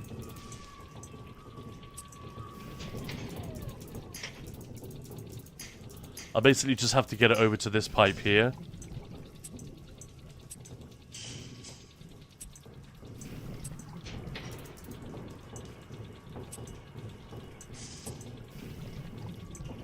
And we should be good. Don't need to do that. It just makes everything a little bit cheaper. And there's a somewhat survival element here. You don't like get a ton of ammo and stuff.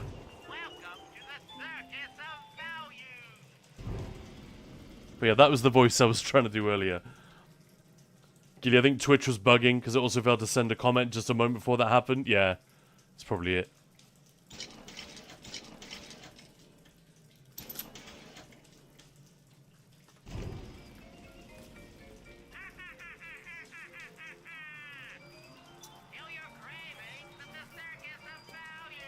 But yeah, that was the voice I was trying to do earlier. Oh.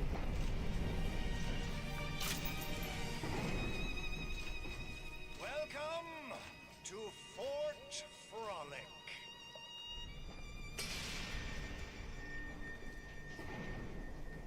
This guy's definitely crazy. Thank me for jamming the transmissions of those boors, Atlas and Ryan. Let them have their squabble. The artist, yes, the artist knows there is richer earth to till. For example, I test you, little moth, but for a reason. I test all my disciples. Some shine like I might be able to unfreeze this door, I'm not entirely sure. No, I don't think so. Sometimes you can see like a block of ice, and you can unfreeze it in order to get through a frozen area. It's pretty cool. But yeah, so Mass Effect was just an absolute delight yesterday. Getting to put my boots back on in that game, so to speak. And just the scripting and all of that stuff. This game is a little bit more about the systems and the way that you can interact with the world. And specifically,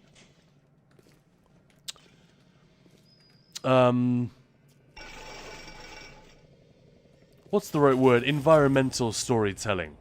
There's an awful lot of that. Like, not a word being spoken, but you can just see what has happened in a place. You know what I mean? There's a security camera. We need to hack that or avoid it.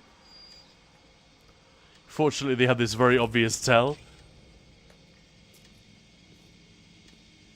The big red cone. Just avoid that.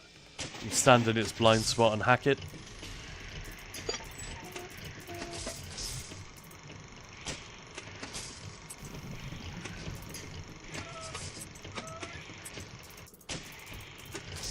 The sound effects are a little bit off-putting in that they sort of... they up the tension slightly. Or at least I feel that way. And now we just need one. There we go. Another camera is friendly and it won't attack us. We can't get into here though. I guess we need to get a ticket. But it's one of those things where they tended to build all of the infrastructure that is missing from a lot of games. Like a lot of FPSs will have, they'll make a show of putting a random bathroom in at the beginning. You know, like Half-Life or Doom 3. But then they won't show you another bathroom or another mundane piece of infrastructure for the entire game. You know, it's just conveniently level-designed corridors to shoot enemies in. Bioshock isn't like that. It's much more committed to what the world might look like alongside the level design.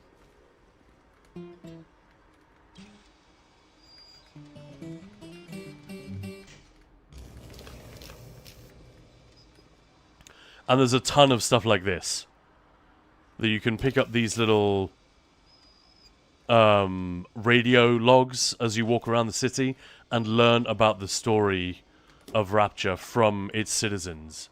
And that is not a massive innovation for Bioshock.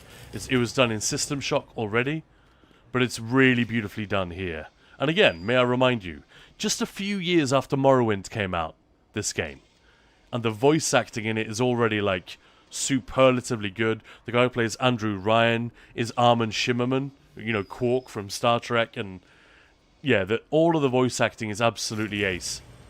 Let me just... Yeah, let's see if we can hear this one.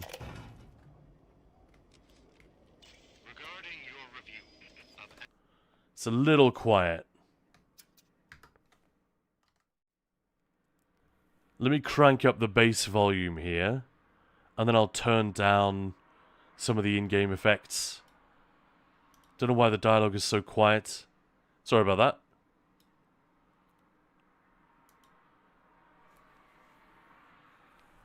But yeah, what do you guys think?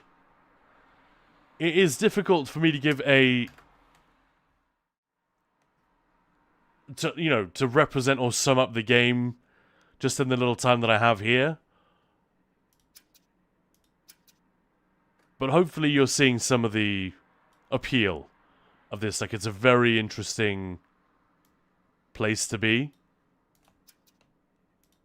Let's try that. Culpepper's latest musical insult. Of all the worthy artists in Rapture, why you continue to devote column inches to this musical gremlin is beyond my imagination. Where she is not derivative, she's boring.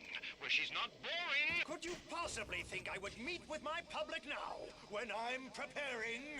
Unbelievable. Oh, there he is. That's Sander Cohen. We can't get in to see him yet. But they've all gone their own special type of crazy. And because this guy is, you know... He's a lovey, you know, he's a stage guy. Produces operas. So he's typically very theatrical. You know, the type of bad guy. I know, because we hacked the security camera. They automatically summon these turrets, which would have come to shoot at us if the camera had spotted us when it was unfriendly. Again, fairly standard. Like, Cyberpunk has a lot of this kind of stuff, but a lot of this comes from Bioshock, System Shock, which was its predecessor. Petrified War looks cool. I wanted to play it back when it came out, but not enough to justify it over other games. I just remember being hyped for it, and it just seemed to be everywhere. Everywhere, people were reviewing it, saying you must play this. My games had bought it and were loving it. And I think I just bought a really nice new PC. Silence. Actually, no, that wouldn't have been true. No. Yeah, I had. I was right the first time, sorry. I'd bought a new PC shortly before this came out. Like, the first proper gaming PC I ever spent big money on. There he is. Presto! No! Or is he up there in the... Once again, young Fitzpatrick.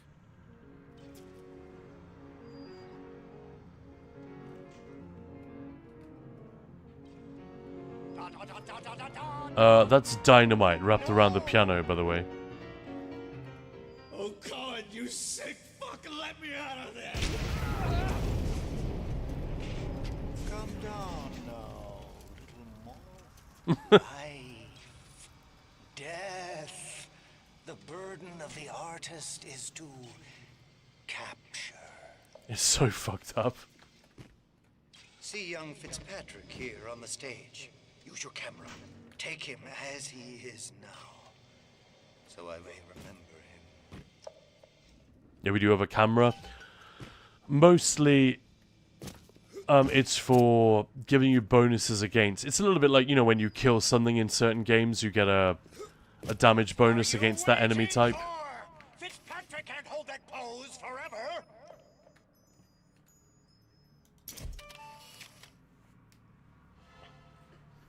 But in this case, it's a story beat. But usually, if you can photograph an enemy... Fitzpatrick, call moment of glory. It seems You get a little damage bonus against them. the shutterbug, little moth. Now, head to the atrium and place his photograph in my masterpiece. And so, our collaboration... Let's go and get that plasmid. I see a plasmid over there. I want it.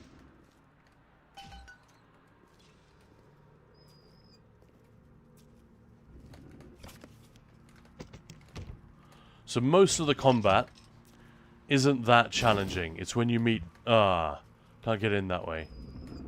It's when you meet a big daddy. That's the difficulty. Alarm expert. Display of athleticism. Hey, LeBro, how's it going?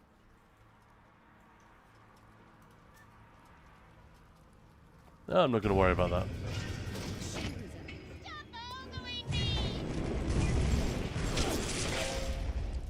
I hate those guys. Houdini splicers, they're called.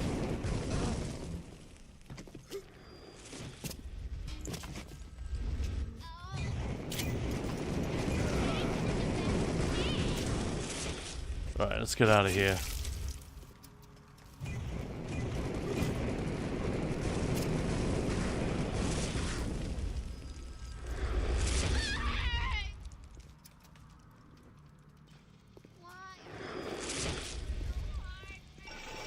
Right, we need them to come closer so we can freeze their ass.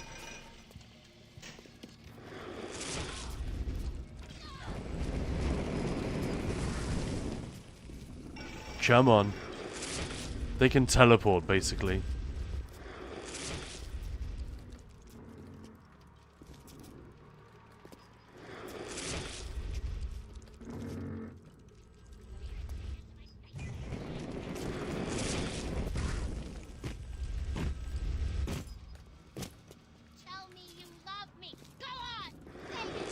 Tell me you love me. It's not gonna happen.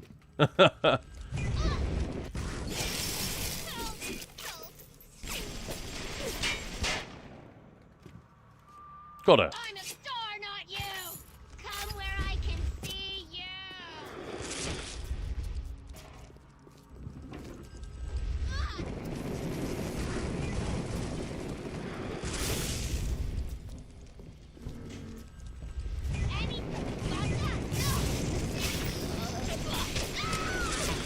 There we go. No, she's definitely down. I think that was the same one. Just didn't kill her the first time. You can take a picture of her. I think it works better if they're alive before you do it. Our Petrified War is saying Bioshock came out. This is a great reminder when Halo 3, Portal, Assassin's Creed, and Rock Band came out. So it just had too much big competition. And it's very much the arty choice, not the super accessible. Well, yeah, I hadn't thought of it that way. That's absolutely right, though. Amazing. And much as Petrified War says, LeBro, yo, bro, it's Caffeine's birthday, so I'm making her nachos. Aha. And Petrified War also wanted to get Crysis and The Witcher, but those two and Bioshock kind of took a backseat that I never got back to. Yeah, The Witcher was 2007, wasn't it? Wow, what a great couple of years for games. For like massive smash hit games that are really like influential. Fun.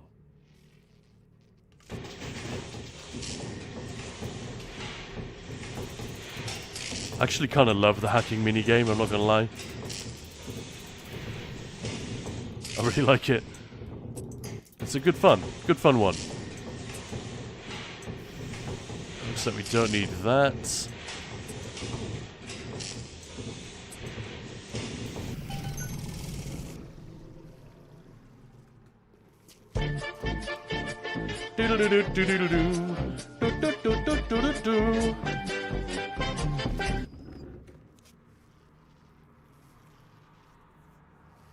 I'm currently single and somewhat low on standards. You think it'll be fine if I say I love you too? I think it'll be fine. But I wouldn't recommend it. Alright, let's press on.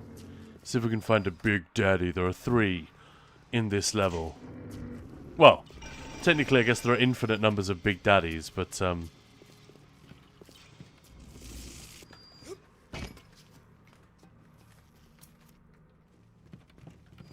Also, the reason why everyone's wearing a mask, I think, is because everything went south during a New Year's Eve ball. I was going to say, why aren't those guys shooting at me?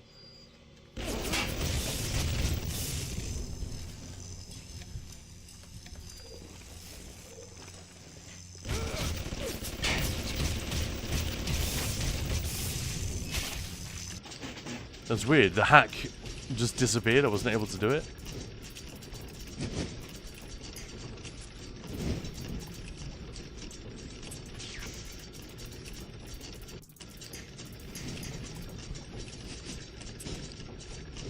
So you don't have to do any of this. It's all optional.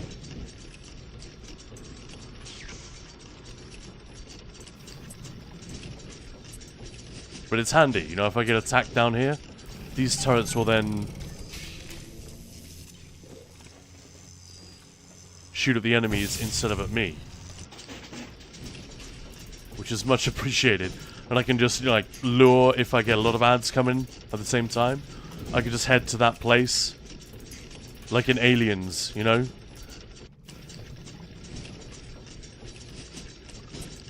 And the turrets will do a lot of the killing for me, so I don't have to worry about it.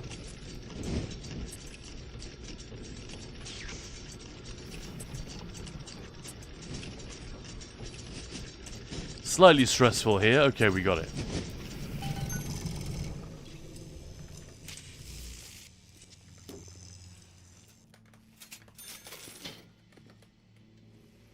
I'm not going to hack everything. You guys don't care about that.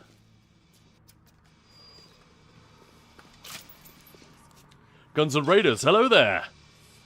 How are you doing today? You've your own canvas, one you'll paint with the blood of a man I once loved. Yes, I'll send you to Ryan. But Petrified War, all those I listed are 2007 games. That was quite the stacked year for gaming. Yeah, you're not kidding. now. My muse is a fickle bitch with a very short attention span.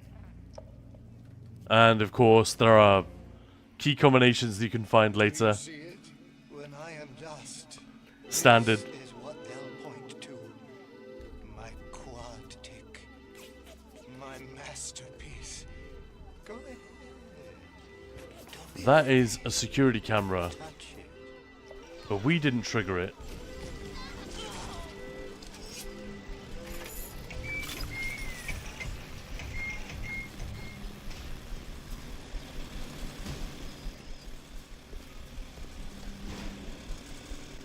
You're saying Alien? Just reminded me I need to write a strongly worded letter to the producers of Alien Earth and tell them to get a move on and release the next episodes.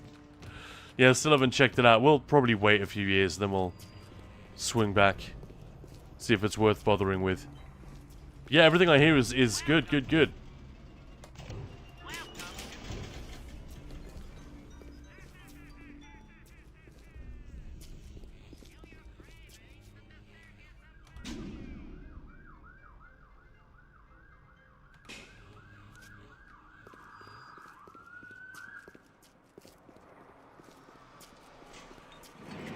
Oh.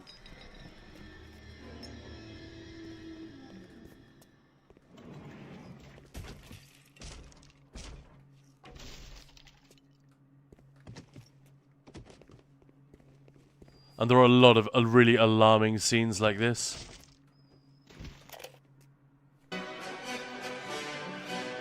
Hey! Dun dun dun dun dun dun dun dun! Tevi! How you doing, Tevi? Thank you so much for the raid.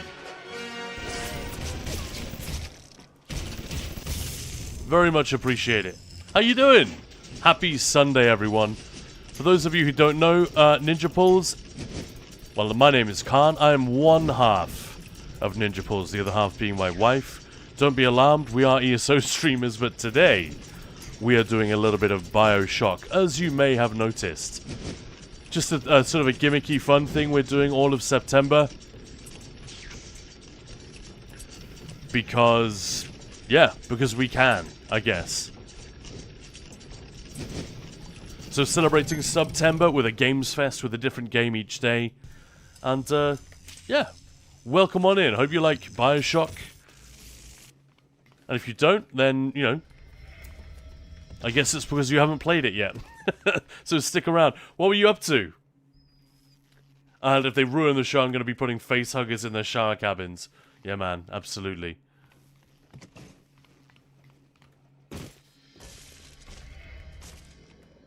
Rapture is going to hell. And why? Because of them.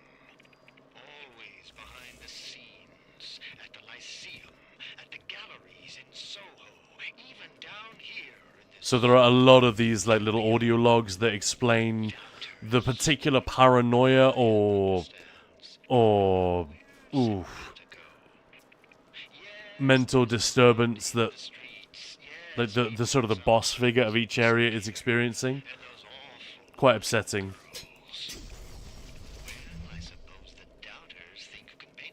Tell me, Black Gem Foundry hard mode? Why am I not surprised? Still working on that trifecta? You'll have it in no time. Lots of fun, I'm sure. It's a shame we're often streaming at the same time, actually. I'd quite like to catch you in there. I'm sure that's entertaining. Oh, shit. That guy took me by surprise. What role are you playing? Are you tanking in there? I can't remember. Pardon me, we probably had this conversation already.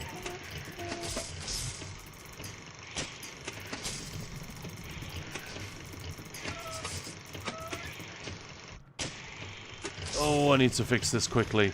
This is a difficult one.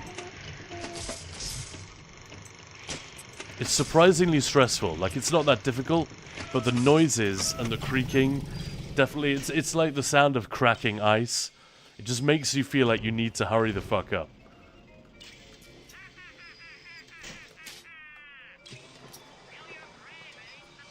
Moose, how much of Bioshock have I missed? A fair bit.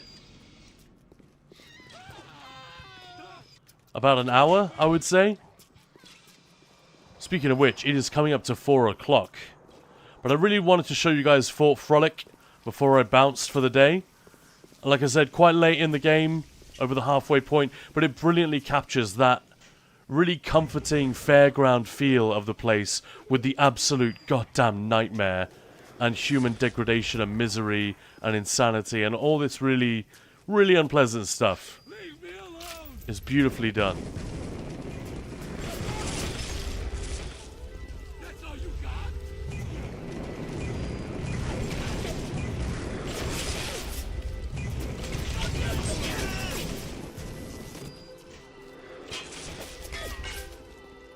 Anyway, on that note, I think I'm going to have to love you and leave you, folks. It is coming up to 4 o'clock. So I'm sorry, Tevy, you raided with like 5 minutes to go. But thank you so much for the raid. I'm glad you're still smashing away at Black Gem Foundry. That's cool. Guns N' Raiders, all good. How are you and Maya? Yeah, man, we're doing all right. Tired. It's been a long week. But you guys are helping massively. I'm just before I go, one final appeal to move the health bar, which is now off the screen, but it is at 4 out of 10. If there are any more subs to be renewed or anything like that, feel free to chuck them in before the end. Otherwise, save them up for tomorrow. We'll be back again with more Elder Scrolls Online, and I think tomorrow is Planescape Torment Day. And I know for a fact that many of you guys won't have played it, because it's quite old, quite dated, but it is one of the most celebrated games ever from a writing standpoint. So you've got that one and Disco Elysium day after each other. So that's going to be really good fun. And yeah, you're tanking, Tevi. Nice. Nice. Crew managed to figure out 30% of the last boss. It sounds reasonable. Sorry, Moose. No can do. I got to go and get the misses. But I'll leave you in the capable hands of another lovely streamer. Shame Tevi just raided us. We could return the favor instead. Let's have a look. Who is online that we are following? Oh, Tatanko's on. Let's go. Let's go, guys. Tatanka is another one of those really, really chill ESO streamers. I just really, I genuinely have a lovely time every time I swing by one of his streams. There is some sweaty gameplay, absolutely, but it's mostly about the vibes and the chill. So I'm going to throw you guys over to Tatanko. Make a lot of noise in his channel. You know, I always say this. And the other day, it really happened. That was really, really cool to see. So please, everybody say hello. Everybody follow. And give him at least a few minutes to entertain you. And then if you gotta go, you gotta go. But stick around. Lovely guy. You guys, thank you so much for hanging out today. Thank you for the support. And have a wonderful, wonderful Sunday. We'll be back. We're at the halfway point now of September Gamesfest. This is crazy. So we'll be back again tomorrow. And I very much look forward to seeing you then.